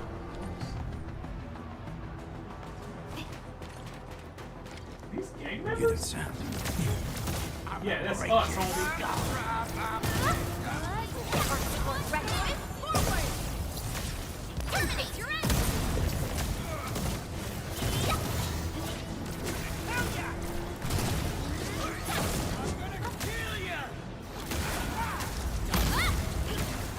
Well, first off, if you're gonna kill us, how about you get the milk and find father first?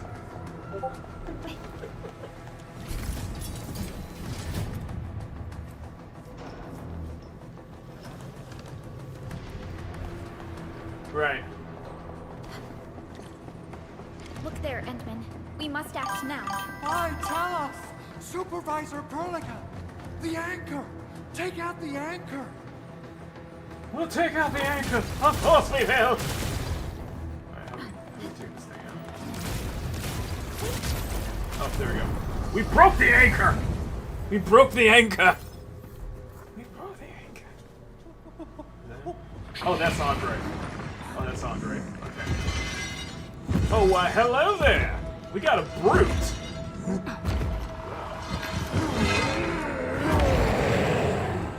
Well then, well.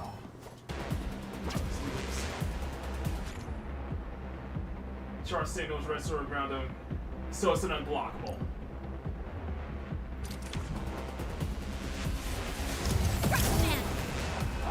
Oh, it stops him!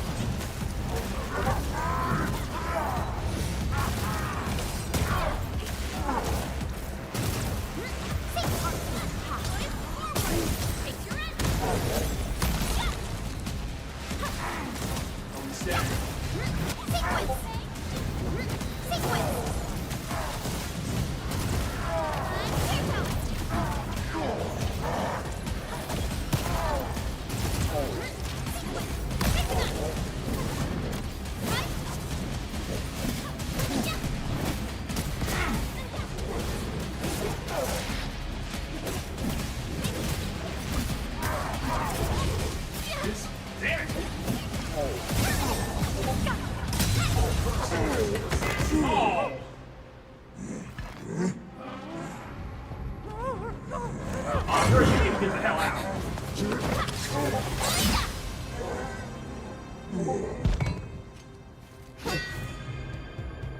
Special Operator Chen. Am I the first to arrive or what? She look familiar. What's the one in Arknights? I always try to pull for her, but I never get her. And thank goodness you arrived on She's time, like one of the really popular ones. That's what she reminds me of. Also, She's a right? dragon. What do you think? I forgot her name. I forgot her name.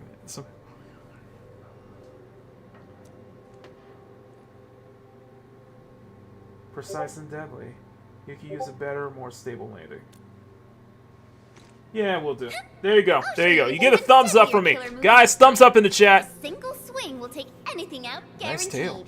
Administrator. Nice I'm tail. Chen. Nice tail. Or Chen for short. If you got a problem you need trimming, my blade is yours to command.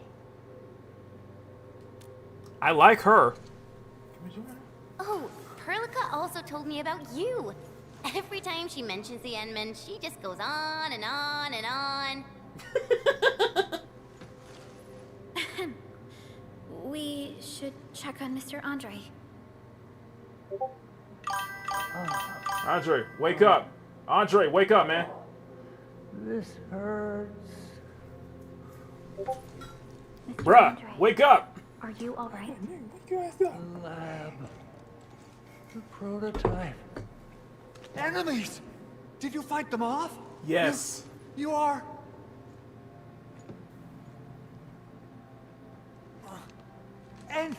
Endman!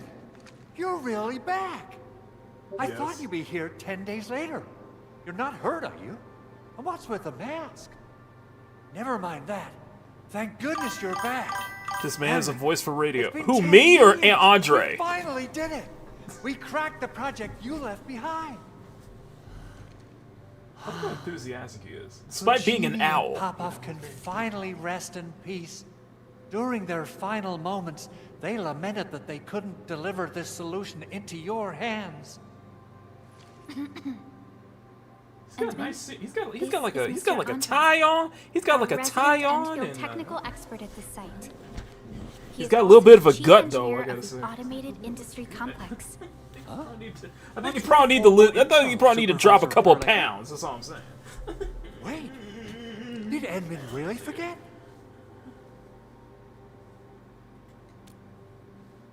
Sorry. This isn't fair. Why? Why does suffering always happen to... No. We should set aside the details for later. Now, Mr. Andre, why did you risk your safety to rush to the... I'm just saying. I think homeboy needs to lose a couple I saw pounds. the anchor crashing into the old It factory. is January. So I rushed over here to check if the prototype was all right. Look, here it is. Is this the contraption you were protecting? It looks really expensive. You must have spent quite a bit of time on it. It would be unfair to say that this is my work. A friend of mine left this prototype to me. See, very Ronnie grateful G. you All came we need here is a safe. white horse girl, and Now Snowdub that would the love anchor's it. been taken out, there shouldn't be any more Angaloy around. We should quickly get our base back up and running. Leave it to us. Oh, I have a voice for radio. I do. By the way, Director Chin requests Why, your thank you immediate return to the very control much. Thank you. Oh, so, Why, thank you. what was she like when she asked about me? Was she angry?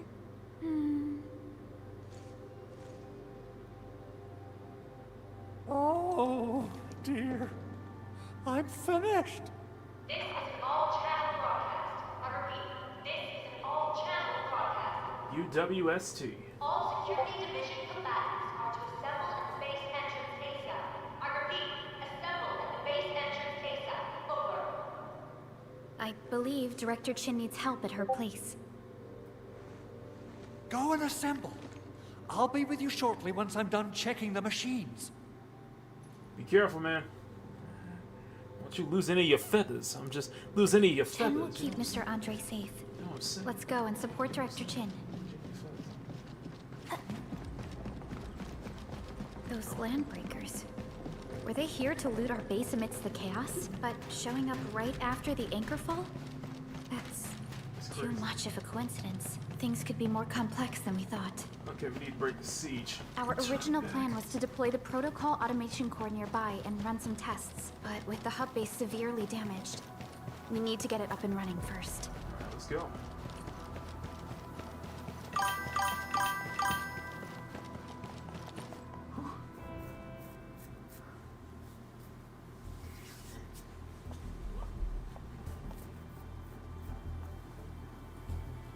What's going on, Director Chin?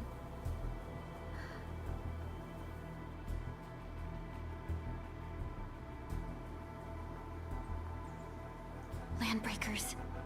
And so many of them. This isn't the worst of it. So we Look got over there. thugs.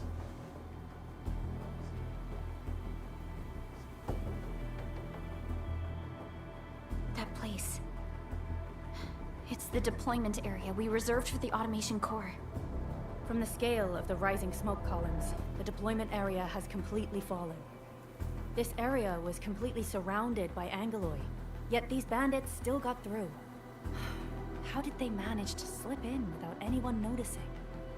Those landbreakers we encountered were probably just their vanguard. Director Chin, is there anything we can use? Security Division gathered as much intel as they could. I'll sync it with you. Alright. We have yet to recover from the anchor fall. Power's still out, and we've taken heavy casualties. Shit. The Angoloi destroyed many backup cables. Our systems are failing. The attacking landbreakers have been confirmed as the Bone Crushers. Their objective remains unclear at present. But their assault was too well timed to be accidental. If the current situation persists, we will not be able to successfully deploy the automation core. We can use the resonance tower to activate Originium for power, but its energy cost is steep. It won't last long. We have another option available. If we can deploy the PAC, we can restore base operations. PAC? You mean we power the resonance tower with the PAC? Yes. We can use the AIC to set up a power transmission relay. Once the resonance tower is activated, the base will get some respite. But there are so many landbreakers along the way. If only we could weaken them. Of course we can! Landbreakers? Somebody seems eager. You got a team of pros, Director Chin. Edmund, you saw what I did, right? I know tons about fighting these scummy LBs.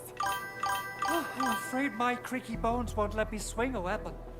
But I can still offer plenty of help with the automation core. But should we come up with a more foolproof plan? There are just so many LBs outside. I'm still here, guys. I've just got up and stretched. Have faith in us, Director Chin. I'm not just the supervisor of Enfield Industries. I'm also the acting lead of the Enfield Crisis Team. Crisis Team. I'm part of it too. Excited to work with you, Enman. I'm sure there's a lot I can learn from you. Part of the Crisis Team. I like that. Enfield Crisis Squad. Let's rock.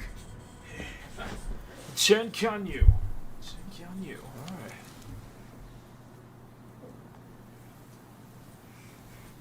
Okay, so new operator has joined the squad. Use R, stick the team. All operators accounted for. Oh, this is the our team squad. is ready for the mission. Get ready. My blades Welcome are to the always team. ready, as they never rest. It's our Crisis Squad. I like that. Alrighty. Now let's go and teach those pipe It's got a cute faces what dragon happens tail, when too. you mess with Enfield. Administrator, I'd actually prefer it if you can just stay and rest here. Fighting the Landbreakers is very different from fighting the Angoloi. The conditions of your health. You know us. You know us. We simply can't let you face the dangers alone. I'm an infielder. I do infield stuff. You know what? Come on. I would have preferred. I'm an infielder. Okay, we do I'm the administrator here. Okay, you know who you're talking to. The crisis team will whittle down enemy forces. We got deploy this. the PAC at the designated site, and transmit power back to base with relay towers to restore base operations. Mr. Andre, I'll contact you once the roads are clear. Apologies for forcing you to travel into the wildlands, but we will need your help. No problem. I feel so much better knowing I can finally help everyone properly this time. Stop puffing up your feathers, old man. Administrator, Supervisor Perlica, and Operator Chen, do be Andre, careful for real, out you there. do need to lose. Andre, for real, you do need to lose that TP gut. point I'm is just not saying. part of the base's power system. If there's something more that you can handle, just head back to base and rest. Buff them feathers. I'm saying, buff them feathers up, man. We're counting on you. Endman, let's first activate the teleprotocol point. TP points will let the team move around faster, and... Hey, stop. Hey. I like how you interrupted her mid-sentence. Andre just updated me about your condition. Okay, it's a teleprotocol unit. TP point makes future successful. Use rest. Oh, okay. Manage depot. Ah. Storage management with stats feature. Okay.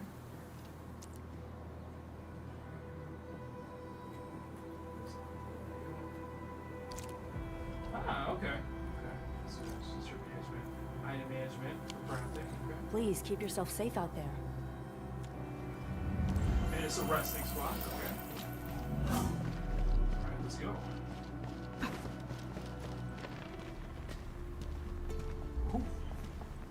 Wow, those landbreakers are giving us a show of force. It's rare to see LBs this arrogant. Of the 3 major landbreaker clans, the Bone Crushers are the ones who actively respect violence. According to intel from the SOW, this clan has suddenly stopped their extended infighting and launched multiple raids on other minor factions. We don't have any further intel yet. The only thing we can confirm is that a leader has emerged and united the entire Bone Crusher clan. Picture it! Right there! Get to me!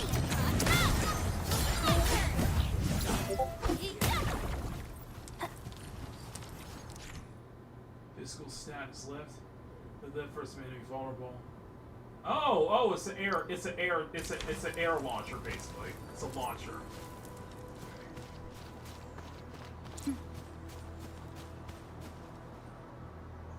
Come get some, you blight-eating scabs!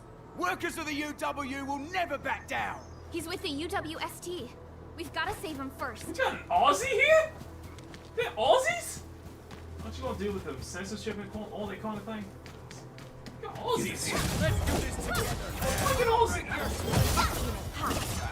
No shit on the Bobby.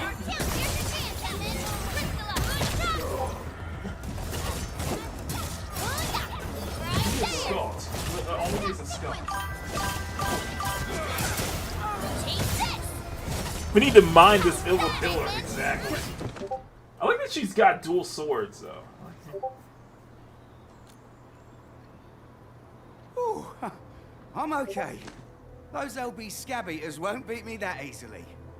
Wait. You got You're animal ears and Enfielders. you're an Aussie. I saw that anchor fall right into your base. You got I was just animal thinking ears about and you're helping you Aussie. out.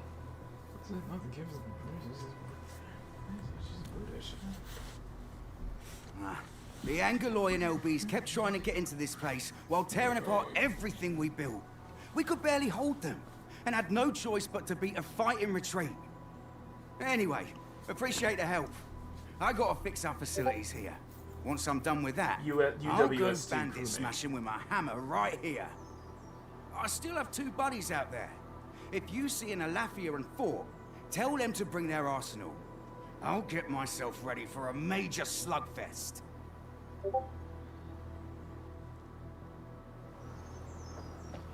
Okay then. Aww. We getting buggered.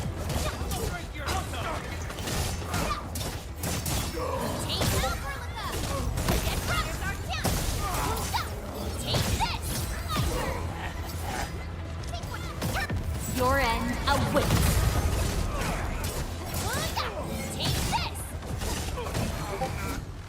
We need another step forward, Enfielders. Nicely done. Excuse me. Rescue the trap. Where's the... Okay.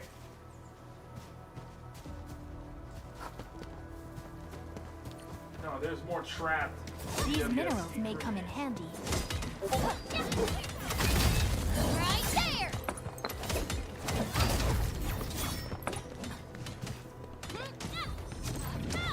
I like that they help you farm stuff too. That's cool. They help you farm materials.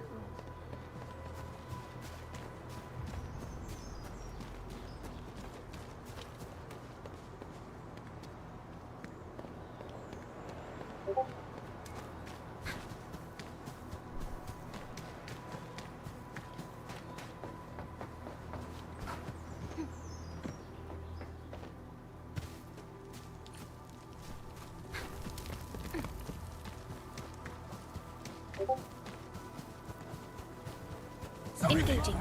Stay safe, team. Push up low, homie. Support ready. Here's our town. Here's your chance, and then crystallize. Stop. Another chance. Wait, you're my thing.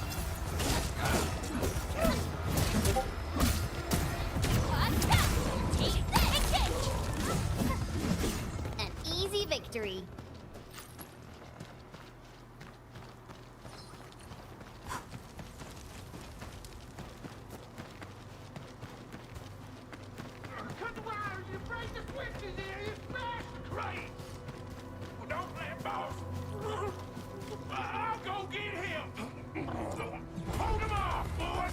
Go get him! We got fresh meat coming! Drop steel You almost sound like Uncle Ruckus, bro.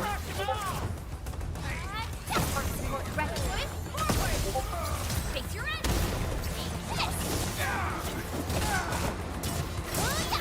Right there. Get right hand. Commence L7. Annihilation.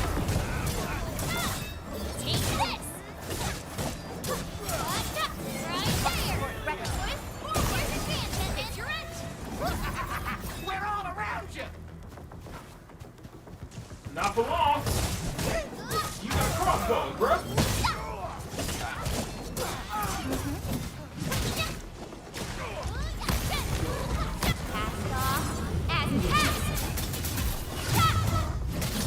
Ready to strike. Face your end. One hit. Like that. I like you stun him like that. I like you stun him like These that, bro. LBs really aren't scared of anything, huh? Are you all right?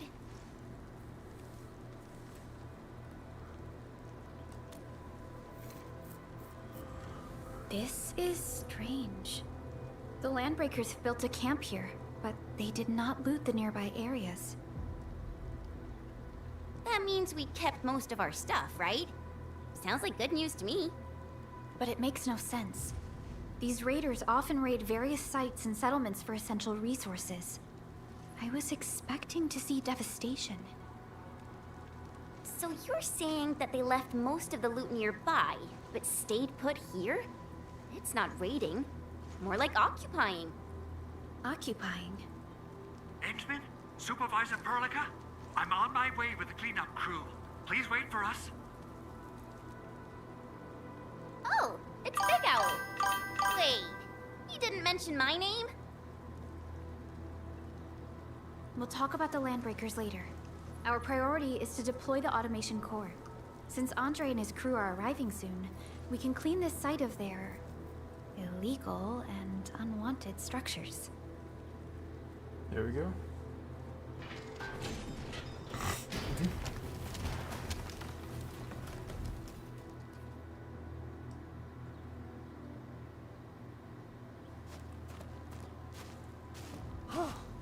Oh, my legs are giving out.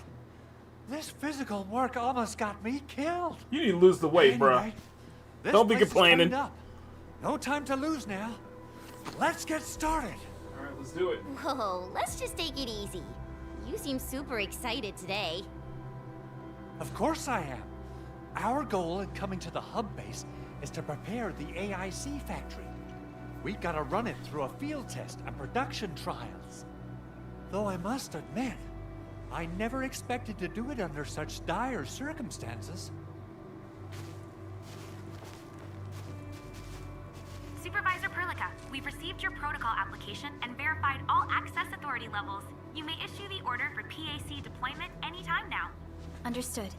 The Endman and I shall initiate deployment at once.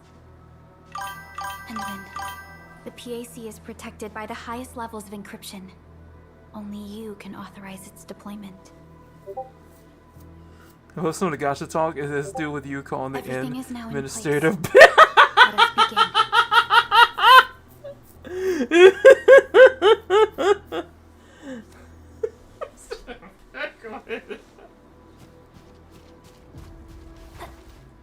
Alright, let's place it.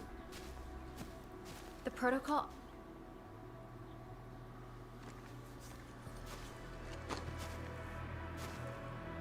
Here we go.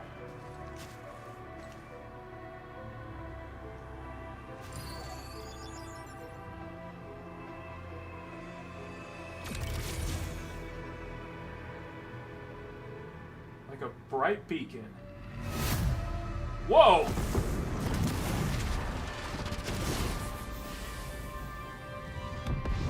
Whoa!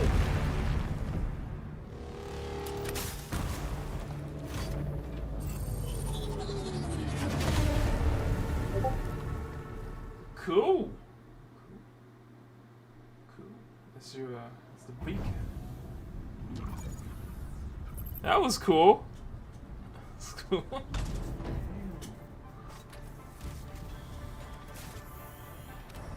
Woohoo! That's wonderful! It's just like what I've envisaged. We can totally deploy the PAC further north and push into the frontiers. Yeah, that's how they're... I guess it's that's a pillar, yeah. Sorry. I just got a little too excited. And notice how the day became brighter? A cloudy day, it turned into a sunny day. The Protocol Automation Core deployed. This place is now the core AIC area. We can begin setting up our teleprotocol network. Nice. The AIC factory will need the core AIC area to perform production work. Well, this game has also has a big construction, manufacturing kind of mechanic. Now that we've seen the stars, we should plant our feet on solid ground. You reminded us with this line on more than one occasion. Don't worry, Endman. We have not forgotten your lesson. The Protocol Automation Core and the entire AIC factory you can set up factories, basically. Will give rise to new hope. I'm gonna give the Automation Core a few tweaks. Just deploy the relay towers and transmit power to the Protocol Resonance Tower. This will let us force restart the Originium power facilities within the hub base. I've allocated a batch of relay tower from our stockpile. We can now deploy these facilities anytime at the required locations. Wow, that sounds awesome. How does it work? Oh, you can treat it as a form of facility printing based on the properties of Originium. As for what the Automation Core could really do, this is just the tip of the iceberg. By using the reverse internalization technology, the Automation Core can serve even greater purposes. But right now, let's focus on the problem at hand.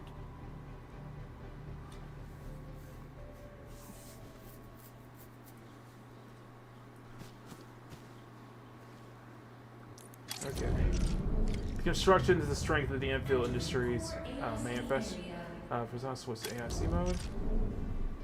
And then open the system feature wheel. Alright, to select this option, open the backpack. AIC mode provides a special hardbar for the placement of facilities. Alright, select the relay tower. Some hardbar.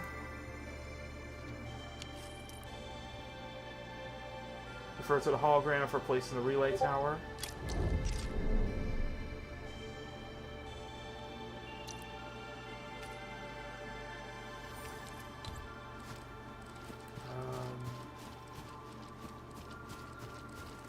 I guess we'll just start. We'll just pick a spot.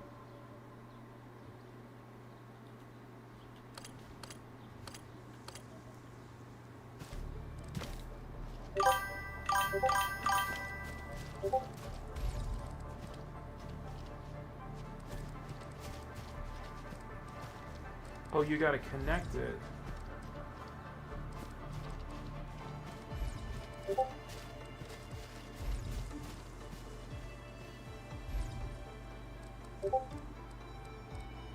Oh, you got to place it. Okay, you have to place it in a specific spot. Okay.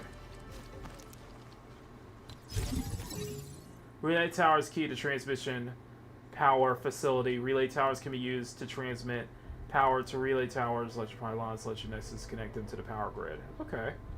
So you got manufacturing. Town all connected facilities with power grid. Okay. Nicely done. Our next step is to start power transmission from the PAC. Alright, start transmission. Endman! Just plug the cable in right here.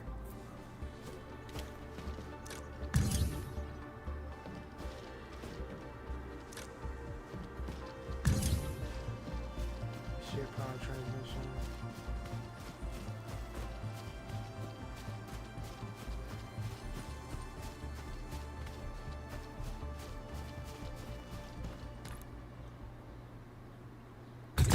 Oh, you gotta plug the cable. Okay. Both the PAC and relay tower seem to be in working order. Now, we just need to deploy more relay towers and transmit power to the resonance tower. Well, looks like my work here is done. Supervisor Perlica, I guess I'll head over there to do some inspection work. Using the protocol resonance tower to force activate Originium might damage our facilities. If we're not careful with this, We might fry every Originium facility in the area. Okay then. Time to split our forces. Completing the I got a industry funeral to go complex to is a top priority for Enfield Industries. next weekend. It is our core solution for dealing with the hazards of Talos II. Enfield completed basic verifications of the PAC technology several years ago. However, we encountered a crucial bottleneck that delayed our progress until recently.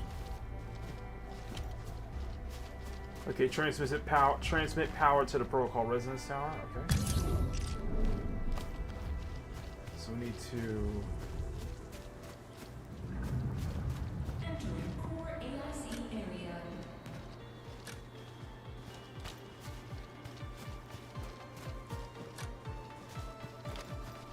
So we need to plug the transmission cable. Where? Oh.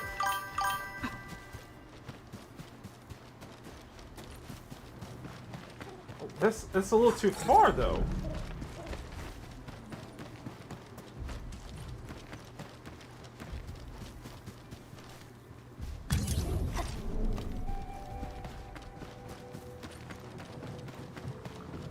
Oh, okay. There we go.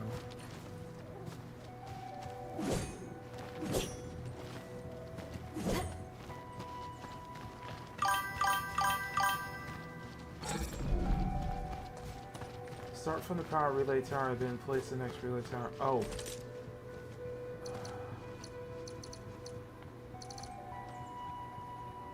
What was it? What was it? To place it here.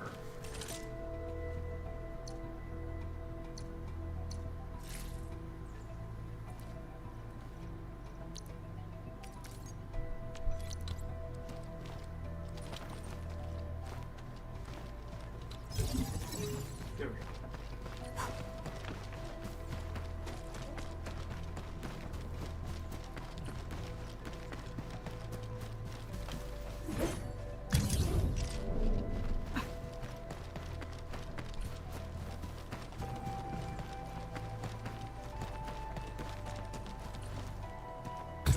There we go. Okay. So start transmission.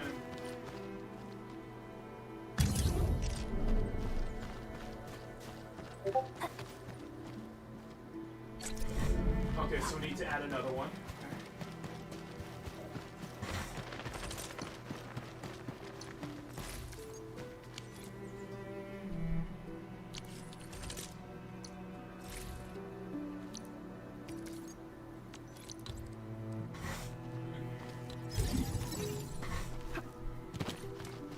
So we need to connect the cable there.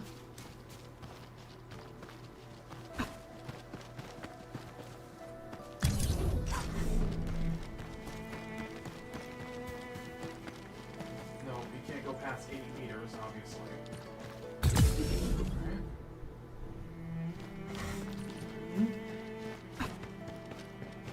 We're almost there, Endman.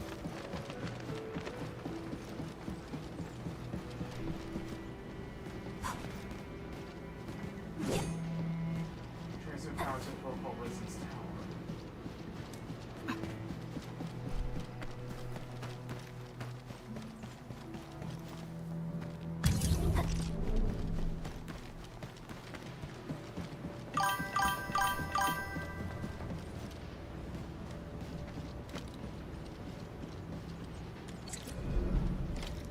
There we go.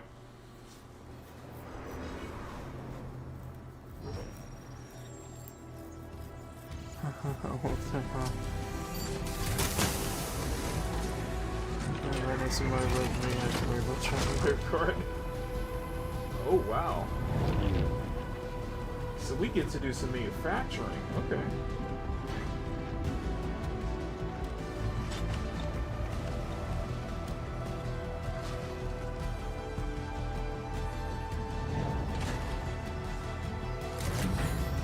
Towers online. Oh wow, so we build a facility. We're building a facility, okay. So we're building a manufacturing plant. Okay. We send thee to the mines.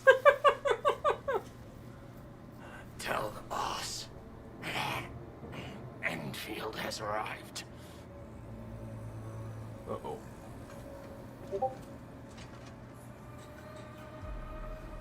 Their administrator has taken notice of us. All the boss's predictions have come true. Oh, snap.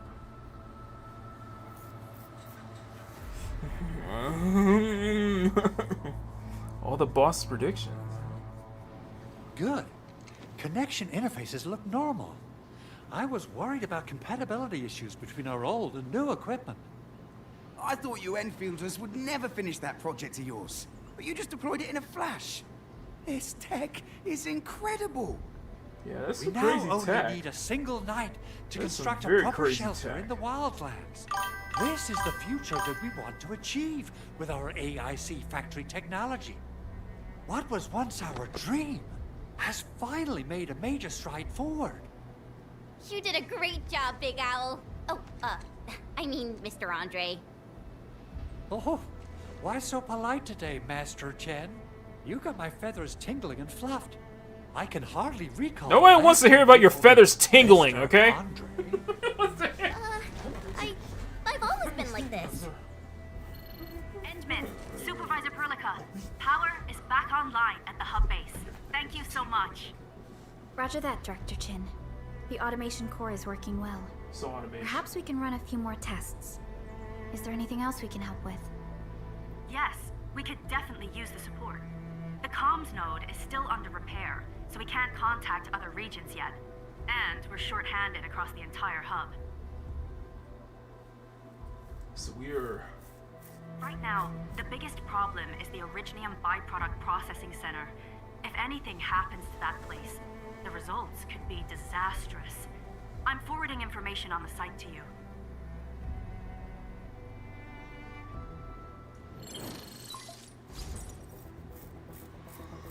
Wait, the Angeloid wouldn't cause this kind of damage. Maybe the Landbreakers had their eyes on something inside. Oh. What's in the byproduct you mentioned? Another important project of yours? Byproducts include all sorts of things you can think of. But Originium batteries would be the most important. I guess the LBs are after that. Let's set aside how many these raiders stole for now. The worst part is that they know little about the safe handling of flammable and explosive materials. Things will be catastrophic if they accidentally set off an Originium explosion. Someone must have planned and coordinated this Landbreaker attack on our base. The underground lab, the protocol automation core deployment area, and now, byproduct processing center. Landbreakers usually wouldn't consider these as prime targets for looting and raiding. Then what are we waiting for? Let's head over right now and check out what those pipe-faced bandits are after. The photo tells me that the processing center has suffered severe damage. We must repair the local infrastructure first. Otherwise, we can't ensure the safety of subsequent support and repair operations. This is where the AIC factory comes in. Let's head on over to the core AIC area right now. Okay.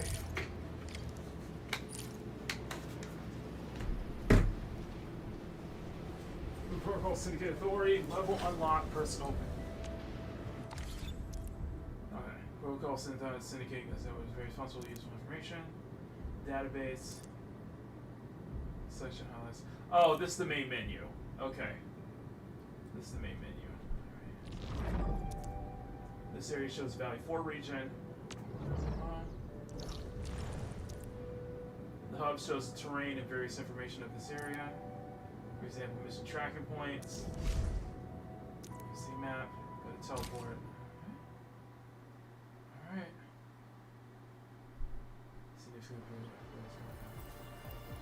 Entering core AIC area.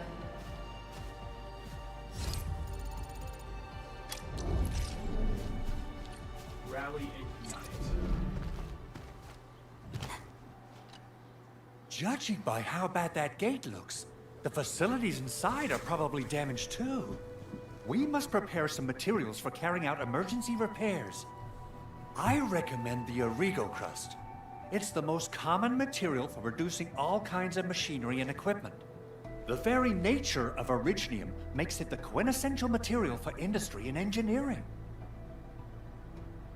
Wow. If it's that useful, I'm guessing we've got a whole warehouse full of it, right? Yeah, we, just happen to have used up the local stash. Nobody expected that anchor fall to hit right in the middle of our base. There was so much damage that we needed to fix. That being said, we have to start from square one and do some manual mining. I'll prep various AIC facilities while you head out there and gather some originium ore. You will see plenty of ore formations and trees in the wilderness of Talos II. Since we lack proper gathering tools, I suppose we can hit them with our weapons. Nice. I guess it's time. Good. We have enough originium ore, Edmund. Now let's get started making origo crusts. I've readied the facilities. We should deploy them near the PAC to start our work. Okay. Refining unit has been placed in a backpack. Okay. Okay, so we got a refining unit. Ah. That's an hotbar.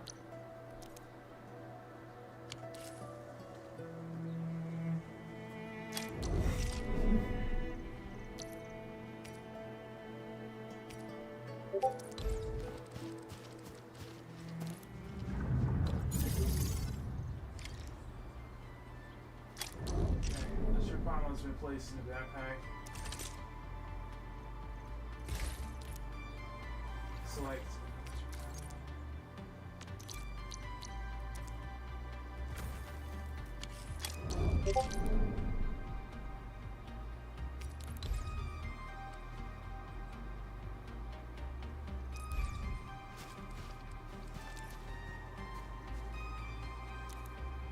Construction complete.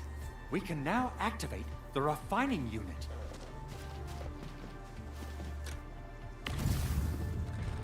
AIC facilities process different raw materials to produce various factory goods and products. The refining unit processes our materials required for refining. Refining unit. Place the given for.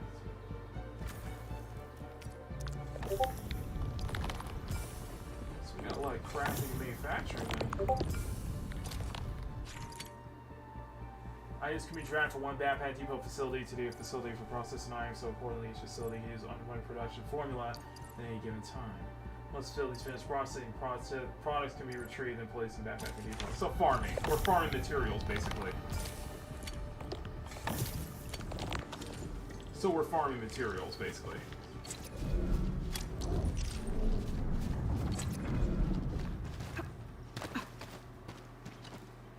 Edmund, you're an incredible learner. So, these are the basics of using the AIC. Keep them in mind, and they'll come in handy. Oh, perhaps incredible learner would be the wrong way to put it. After all, it was you who... forget it. Anyway, you can start moving again once you're ready. Now that we have these materials, we can still salvage the originium machinery, as long as it's not completely destroyed. We better hurry. Big Owl? Besides those batteries, is there something else you're worried about in the processing center? Yeah,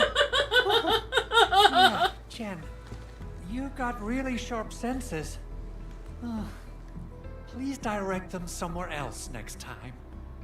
I actually left a set of parts and some key documents for the prototype's upgrades. If I lose them, I won't be able to wrap up my work on the prototype. Important documents. Mr. Andre, you could have told us earlier. Director Chin would have... Oh, you started the project without Director Chin's approval, didn't you? Oh, snap. No, it's not like that. Oh, snap. It's, oh, you in trouble now, bruh. The evaluation process can be a real bummer. So I spent my own money and got someone to custom build a set of special equipment. These are actually modification parts for a large area. I miss it more and more. unit. That's why I made Peak Gaming the Y2K aesthetic, Chin bro. learns of this. She's gonna have a really long talk with me. But I can't just delay the progress of the prototype project. It will be such a waste. Enman, Supervisor Perlica, please. You must understand. We understand. Let's move out as soon as we can, Endman. Oh, thank you so much. By the way, some operators just set up a few zip lines in this area. Use them. They'll help you get around faster. This is the last time we saving your feathers, bruh. That's all I'm saying. Shared facilities left by others are temporary. Feel free to try them out if you want.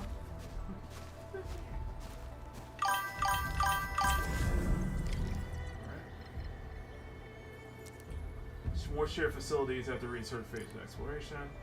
Shared facilities with loss of stability and time within time. Okay.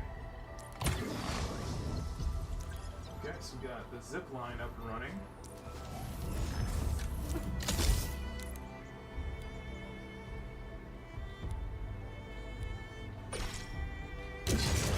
There we go.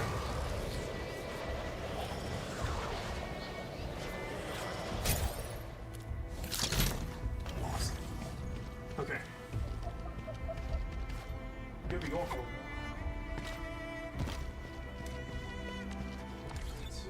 Let me see if I can switch over to. So we got the head hunt and everything going. No, 1 second. There we go. There you go. You mean this Y2K aesthetic, bro? That's my kind of style, baby. That's kind of the. That's what we go for with Peak Gaming, man. Okay.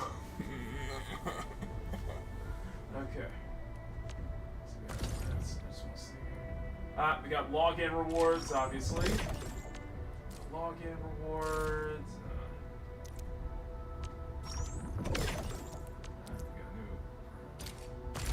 Oh. Head hunting requiring you.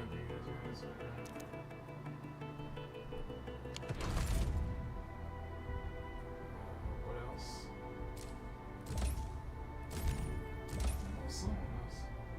Authority level rewards. Rises Gateway XP. Sign in. So log in for 7 days to get a 6-star operative. So the usual. Firewalker sign in trial. Keep signing in to get positive. Okay. Sign in each day.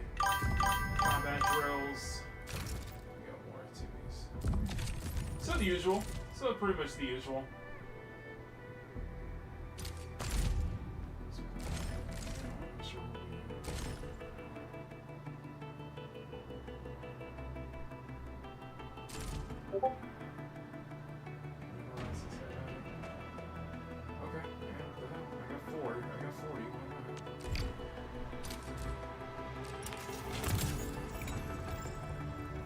Oh, so that's how you do it. Don't tell me I got gold already.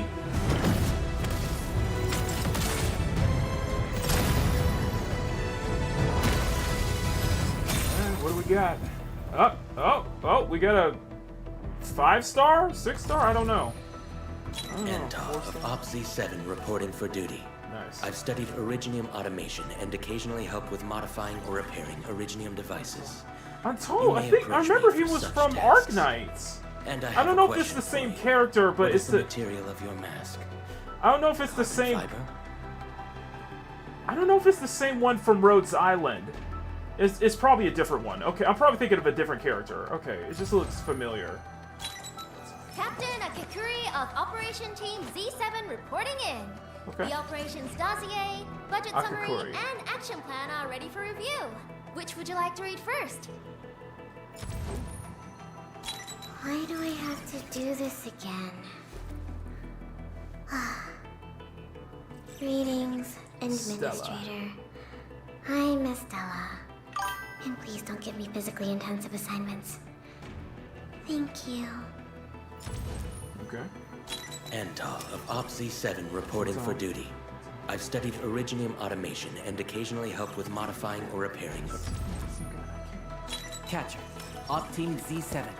My role is giving the team cover and logistics support. Catcher. I specialize in defensive operations, and I'm good with the blade. Okay. Why do I have to do this again? Catcher. Op Team Z7. My role... Oxy 7 Skirmisher, Flora. Oh! Got anything to say? No? How about we just call it a day? She's got a nice tail. Catcher. Op Team Z7. My role is... Last but not least, the 5-star! Greetings! I'm your operator from Rhodes Island. Codename Snowshine. I'm a search and rescue expert specializing in low-temperature operations. Snowshine. Get me on the team. Snowshine, I like it. Snowshine, alright. That's a cool little interface they got with the pulls and stuff. That's pretty cool. I like that. Ward's applied. Arsenal ticket. We got 30 more left. I ain't got anything for those. Damn sure ain't got anything for them.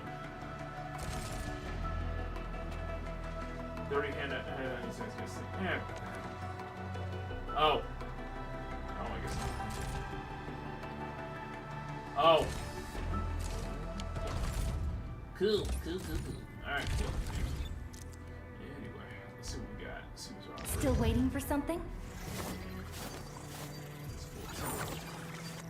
Operator Prota, standing by. See, I like the character animations. I really do. Awesome, right? Wind speed's okay, visibility's good. Perfect weather for snowboarding. Oh, it's not really perfect weather for snowboarding out here, Snowshine, but sure. You have something to discuss with me. Distract them, disable them, or just destroy them. Still breathing. For now, I just want to do absolutely nothing. I believe. Get some tail in this game. Tail in this game.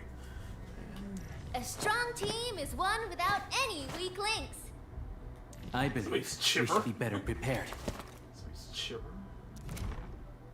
Use potential screen operator tokens to rise, grant their potential, and various bonuses. Alright.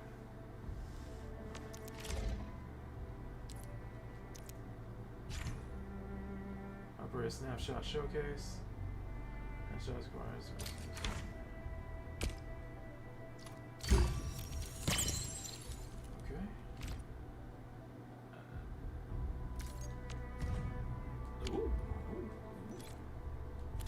Special training.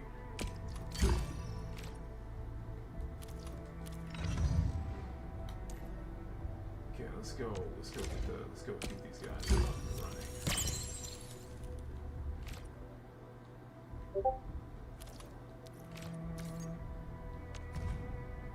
Cute, very cute, very cute. I like the layout. I like how they put a lot of effort into just kind of like the look. I really do like.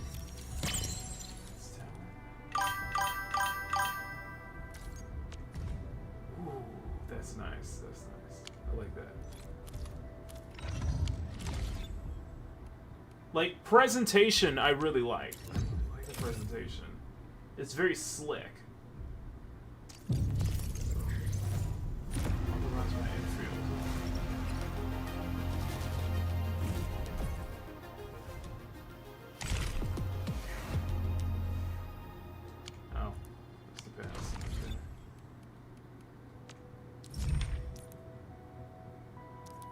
Database.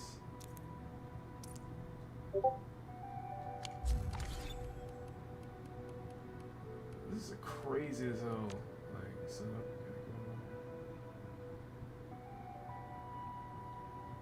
yeah, that's the new stuff.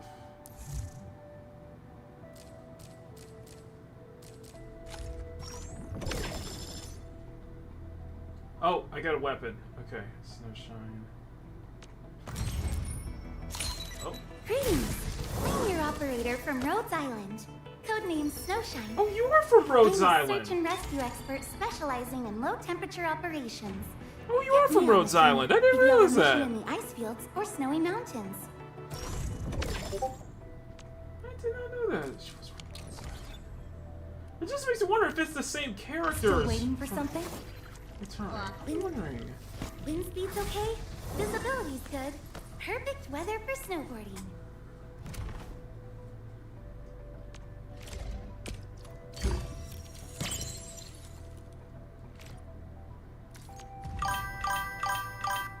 I like the art. I like that art. Very cute. I like that art. Very, very cute. I like that. I like that. Get some rest, right, Kitty. Thank you for being here. Man, we'll probably go for. I'll probably go for about another 30 minutes, but so far I'm liking this. I legitimately am.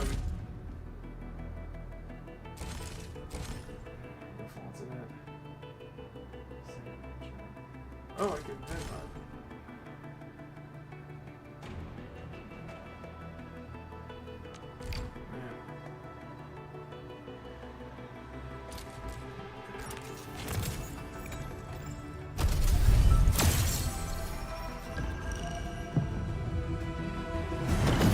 It's a crazy way they do the animation. It's cool.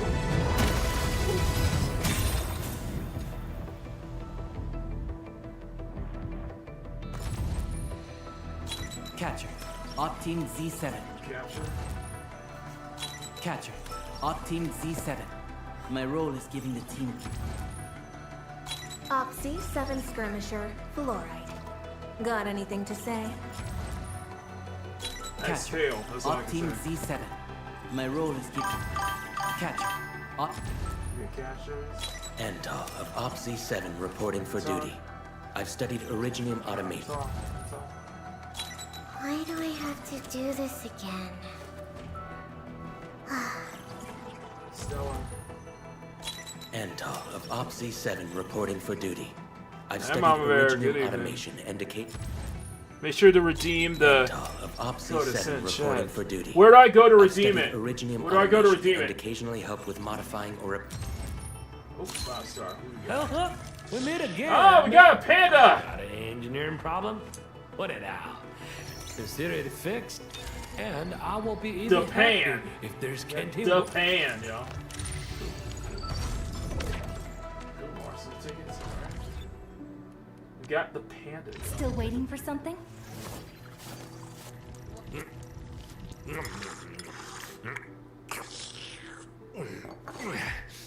get a job from it?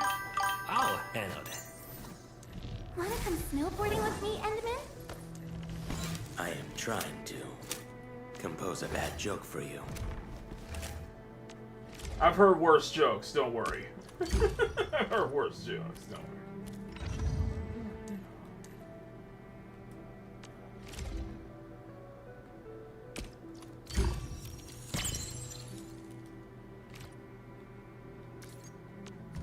Ooh, I like that art. I like that. I like that one. I like that one. Oh, I still have one more. Okay.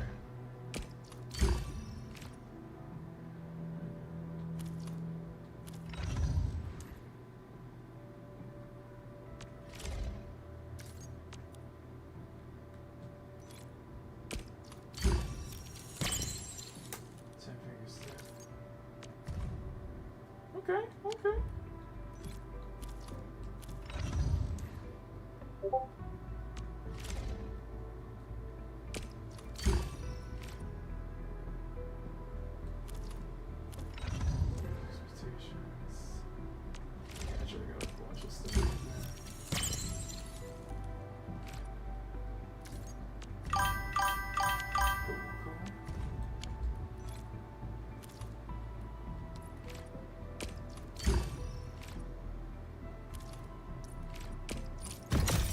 Yeah, potential unleashed.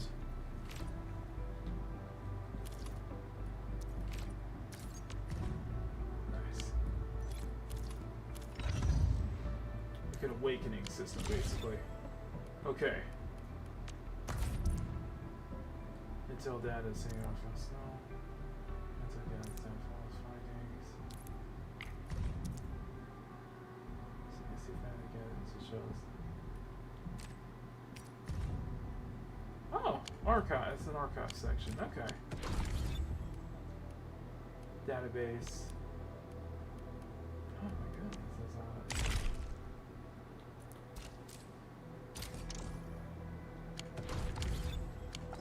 that. Yeah, a lot to sink your teeth into.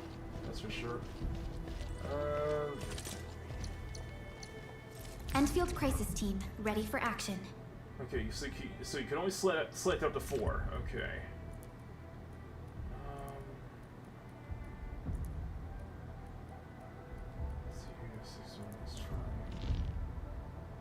A new fields mission? I'm totally ready. So I like that your entire team follows you, which is pretty cool. Entire squad follows you.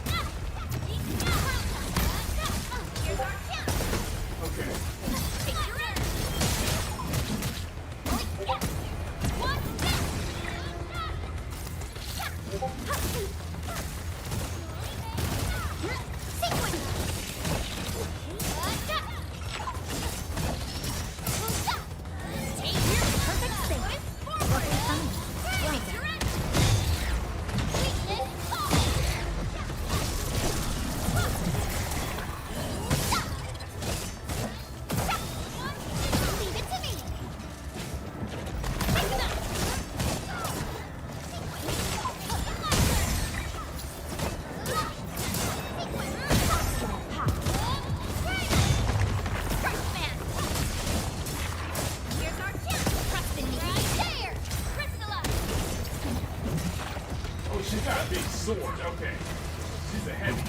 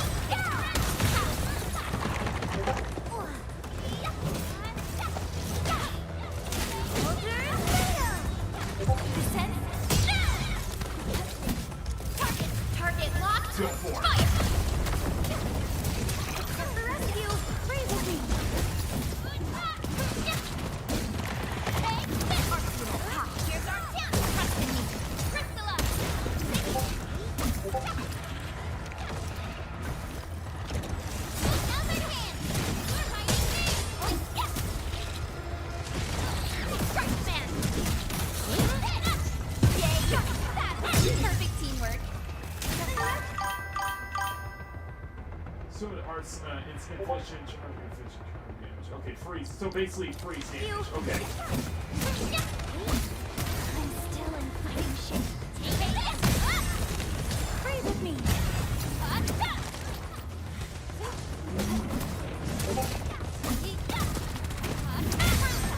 Here's our kill.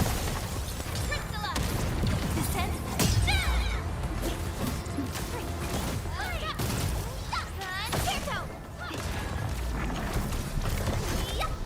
Challenge complete.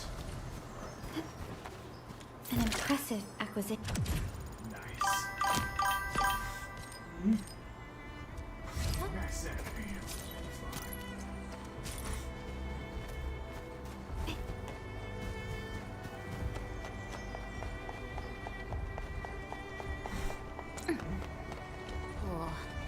This looks way worse than the photo. Something's not right. They smashed the circuitry when the gate was closed.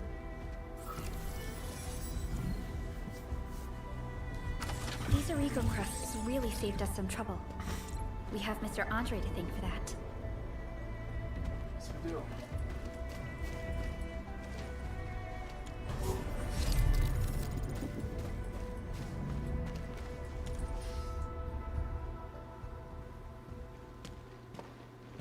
I read that wrong. I assume it's not. It's most of his games. That's the sex. That's the sex in this game. I know, right? Look. Snowing again. Really Hey, turned Christian. this place upside down. The aesthetic we get these days is more like ass pathetic. Wait. Don't tell me that the LBs are really after the parts. What would they use them for?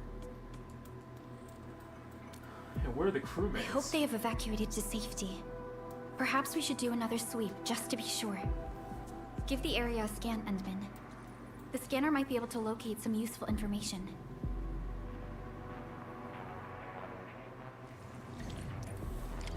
Okay, we're gonna process the center. Easy tools. Including camera. Let's just see what's here.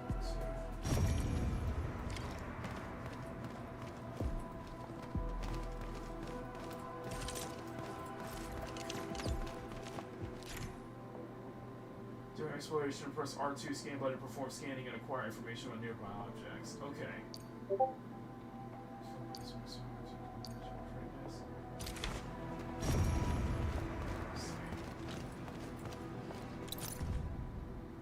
Yes, he's scribble.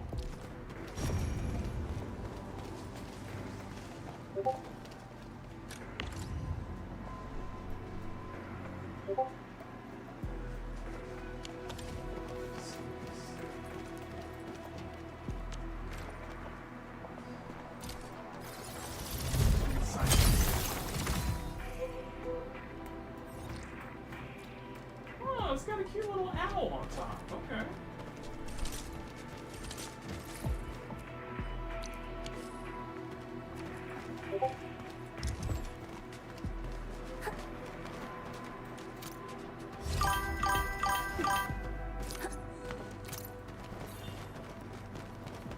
Mm-hmm.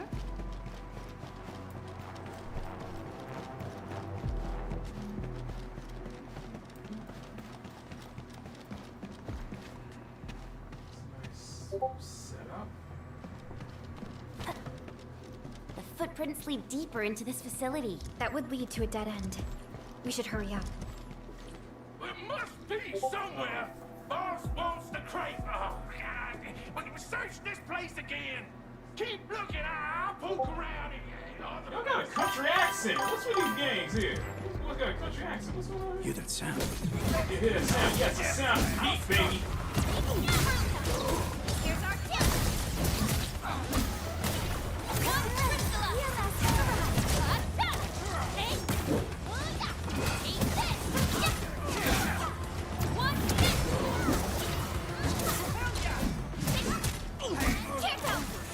Awesome teamwork. You did well. Resto is forward. Ready to strike. Face your end. Aye, aye, snow.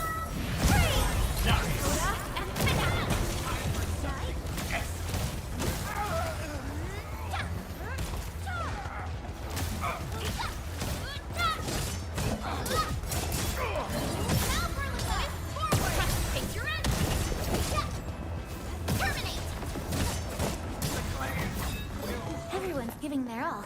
I've got to step up too. A definitive outcome achieved through strong teamwork. An easy victory. Sorry, that's wrong. Wrong one, wrong one.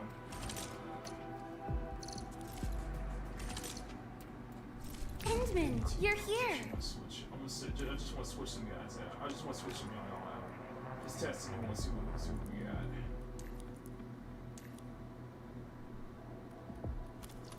Okay, so how do I?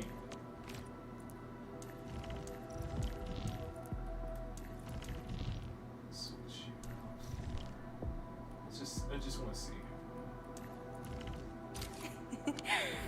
Peace and smiles, ladies and gents. We should play it safe and approach with care. I shall fulfill my role of support. Floating crate, approach the crate, interact button, make the floating crate move the upward. Not only floating crates go on opposites, but you can try floating crates. Okay, so you can move crates. Okay.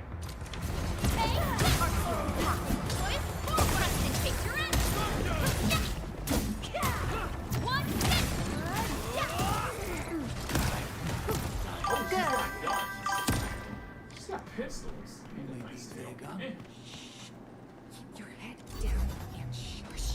footprints fade into that direction.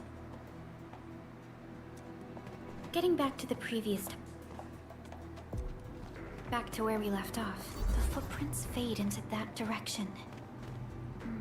We need to find a way to reach the upper platform. Let's look around. Perhaps we can find a crate to hop on. Don't be afraid. We are the Endfield crisis team. You're now safe. Yeah, we totally defeated those landbreakers. They'll trouble you no more. Oh, thank you all. We're finally safe. Our security cameras found the landbreaker mobs heading this way. We stopped our work immediately, then took this set of equipment and the accompanying technical documents with us. We got no idea what it's for, but the packaging label says it's top priority. It's covered in Enfield logos. You came for this, right? Guess we really did save something important. This is it. This is the set of prototype parts that Mr. Andre mentioned. Thank you.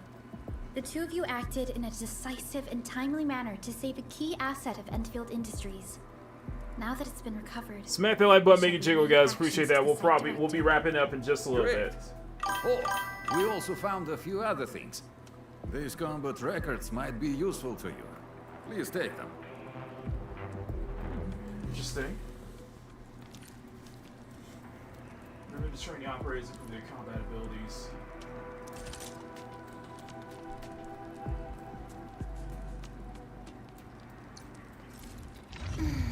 Who's due for some bad luck this time? So the operator... Oh, EX level up. Yeah, that's right.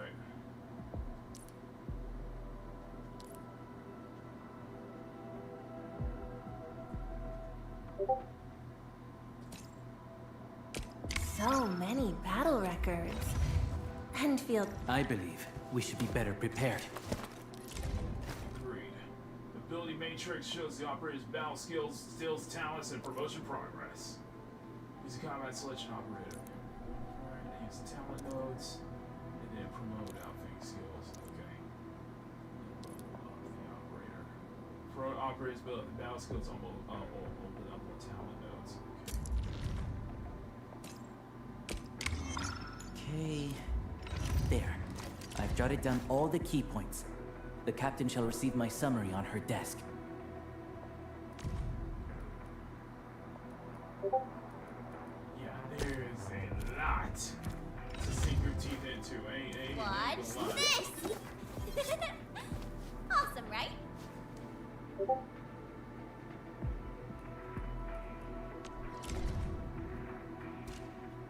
Profiles, all that good stuff. I believe. Gotcha. Who's due for some bad luck this? Operator Perlica, standing by. Still waiting for something? Six star. Anyway. Administrator.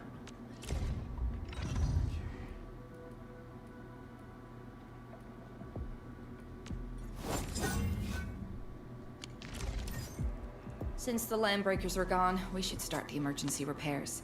They should last until the base sends more people and materials for a proper makeover. You know, we really appreciate all the help you gave us, my Enfielder friends. Things look good for now.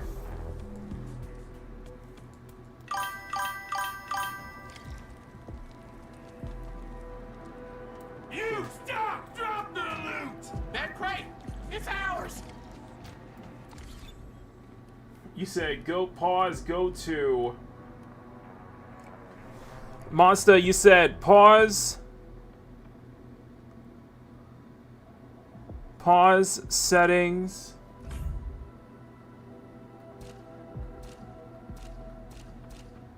Alright, what's the name of the code? What's the code? Monster.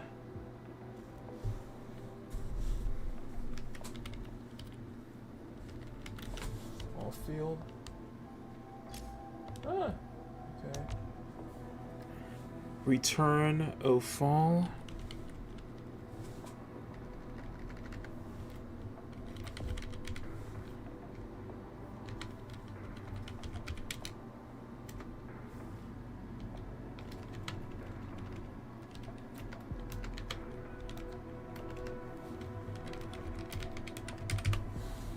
Eternal Fall. And the last one is Endfield Gift.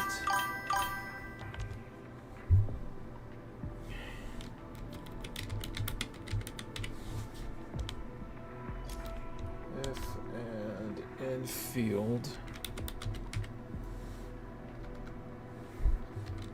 Old. 4 pieces. Awesome. Okay, got him. Thank you. Thank you. So we got. What do we got?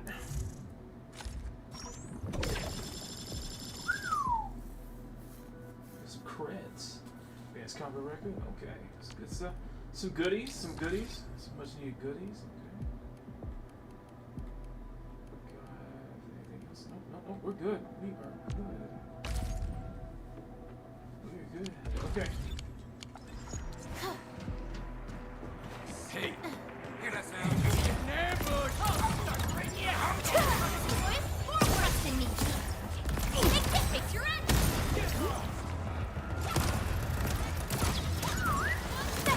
Cool pistols. I like her. Your end awaits. Let's go. We're in perfect sync. We did it as a team, too.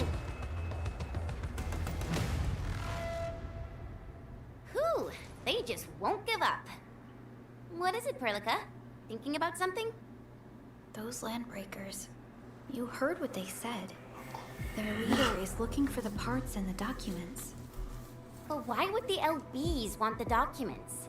I mean, can they even understand this stack of technobabble? What's even more I suspicious don't think is any of us can understand this Mr. techno-babble. Andre mentioned that he ordered and paid for the Originium modification parts himself. How would the Landbreakers acquire such information? What's with the prototype anyway? Mr. Andre should know more than us. Endfield has worked together with the UWST for quite a while. We often carry out joint engineering projects together. The UWST has spent years researching the ether rift of Valley 4. They have constructed an ether test site at the Power Plateau for this purpose. Though it does make little sense, I have a feeling that these Landbreakers are indeed looking for our technology and products. We'll get to the bottom of this afterwards. The good news is that we successfully secured the processing center and recovered the parts and the documents. We should head back to Mr. Andre. Endman, the automation core can also be a target destination for teleprotocol. Time is a luxury we don't really have. So let's try using teleprotocol and get back to the automation core instantly. Now that everything's settled, I guess Mr. Andre can finally breathe easy. Guys, you've gotta make Big Owl treat us to a mega feast. Otherwise, you're just spoiling him. I do agree. I agree. Mm-hmm.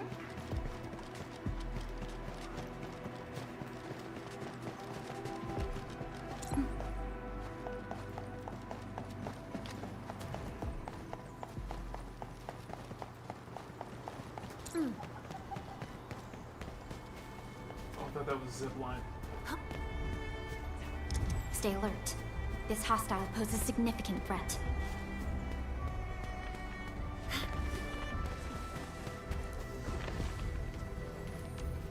Now it's the noise? Make long distance jumping high. Oh! Whoa!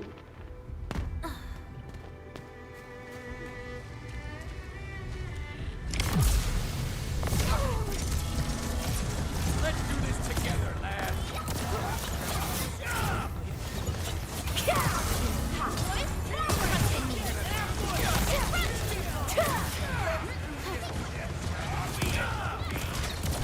Attention, please.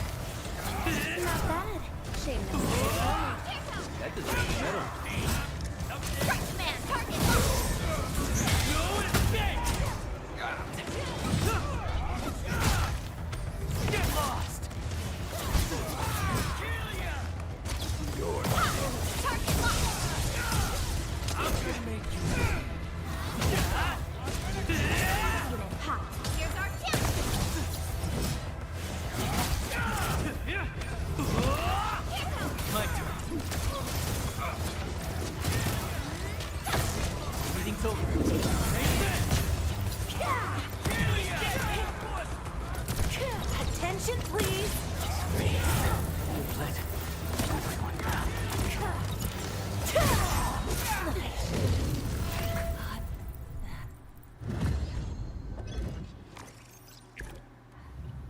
Most of my experiences in life taught me one thing.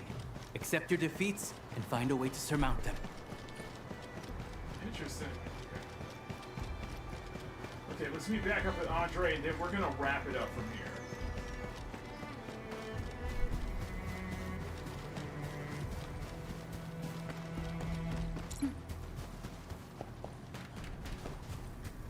This ain't normal.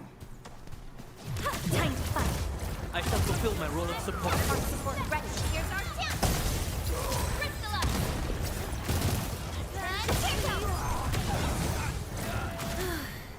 Not bad, but not quite enough.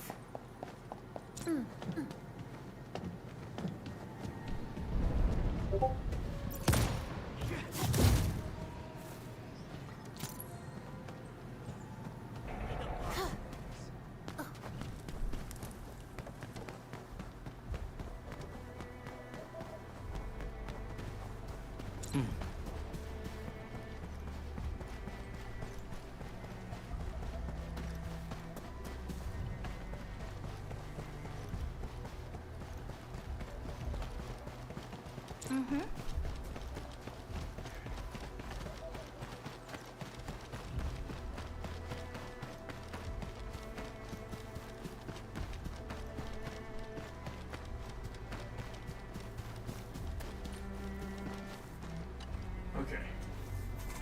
Mr. Andre, we found the things you need. We also met a few fortunate UWST crewmates who survived. They're now carrying out repairs in accordance with their contingency plans. 6 people, yeah. Wonderful, Edmund and Supervisor Perlica.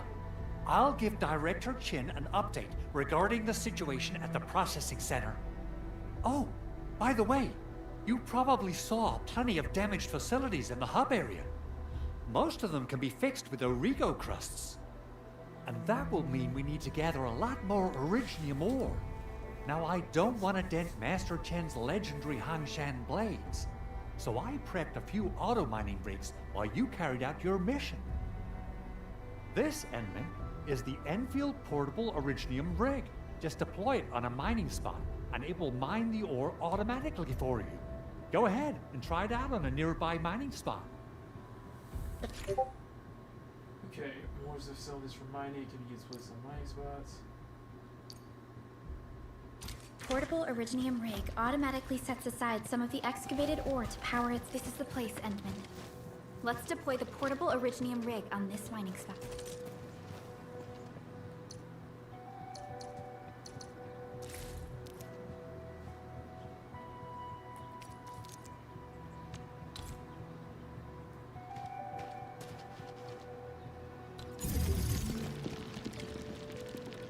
Okay, so mining. Okay.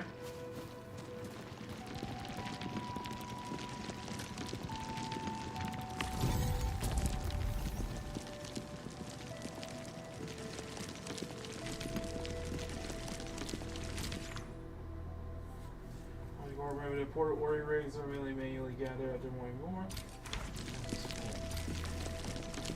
Okay. Okay, we are gonna wrap it up. We are definitely gonna wrap it up. I think this is a good spot to call it on this one. So far, I gotta say, Enfield's definitely leaving a good impression on me. I gotta say, Enfield has definitely left a good impression on me. So I might mess around with it more, maybe do the login rewards all this week, so that way I can just get the rewards, stuff like that. But I'm enjoying it. I am definitely enjoying it. There's a lot of polish. I mean, a lot of polish. This game feels very polished, so for a gotcha. So anyway, that is it. I got a Ubisoft video I need to work on, and I might do an archive video tomorrow. I might do an archive premiere tomorrow. We'll see. We'll see. Anyway, thank you guys so much. If you guys can, please smack that like button, make it jiggle. Smack that subscribe button, make it jiggle. Mass thank you to everyone in the CSF Nation. Appreciate your incredible support. I need to send the batches out. Join the channel as always. All that good stuff. And follow me on Etsy shop, Twitter, Newgrounds. Link is in the description.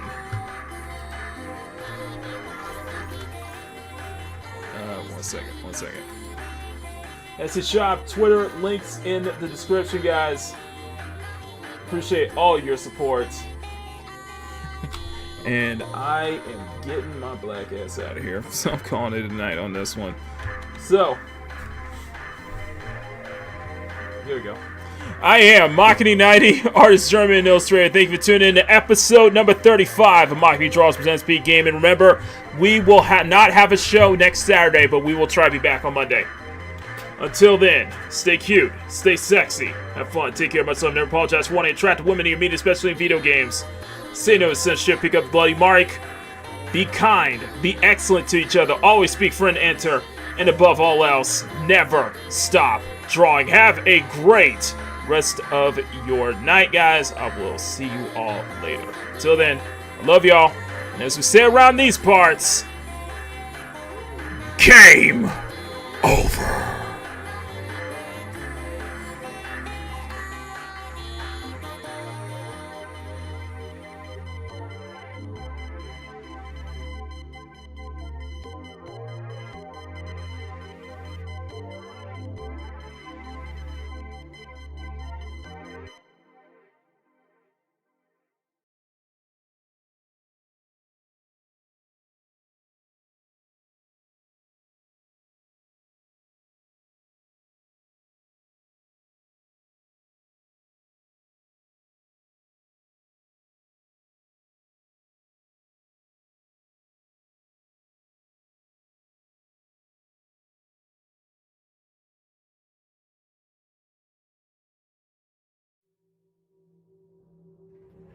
Your journey is at an end. But fear not. I hope that we get to see each other once again.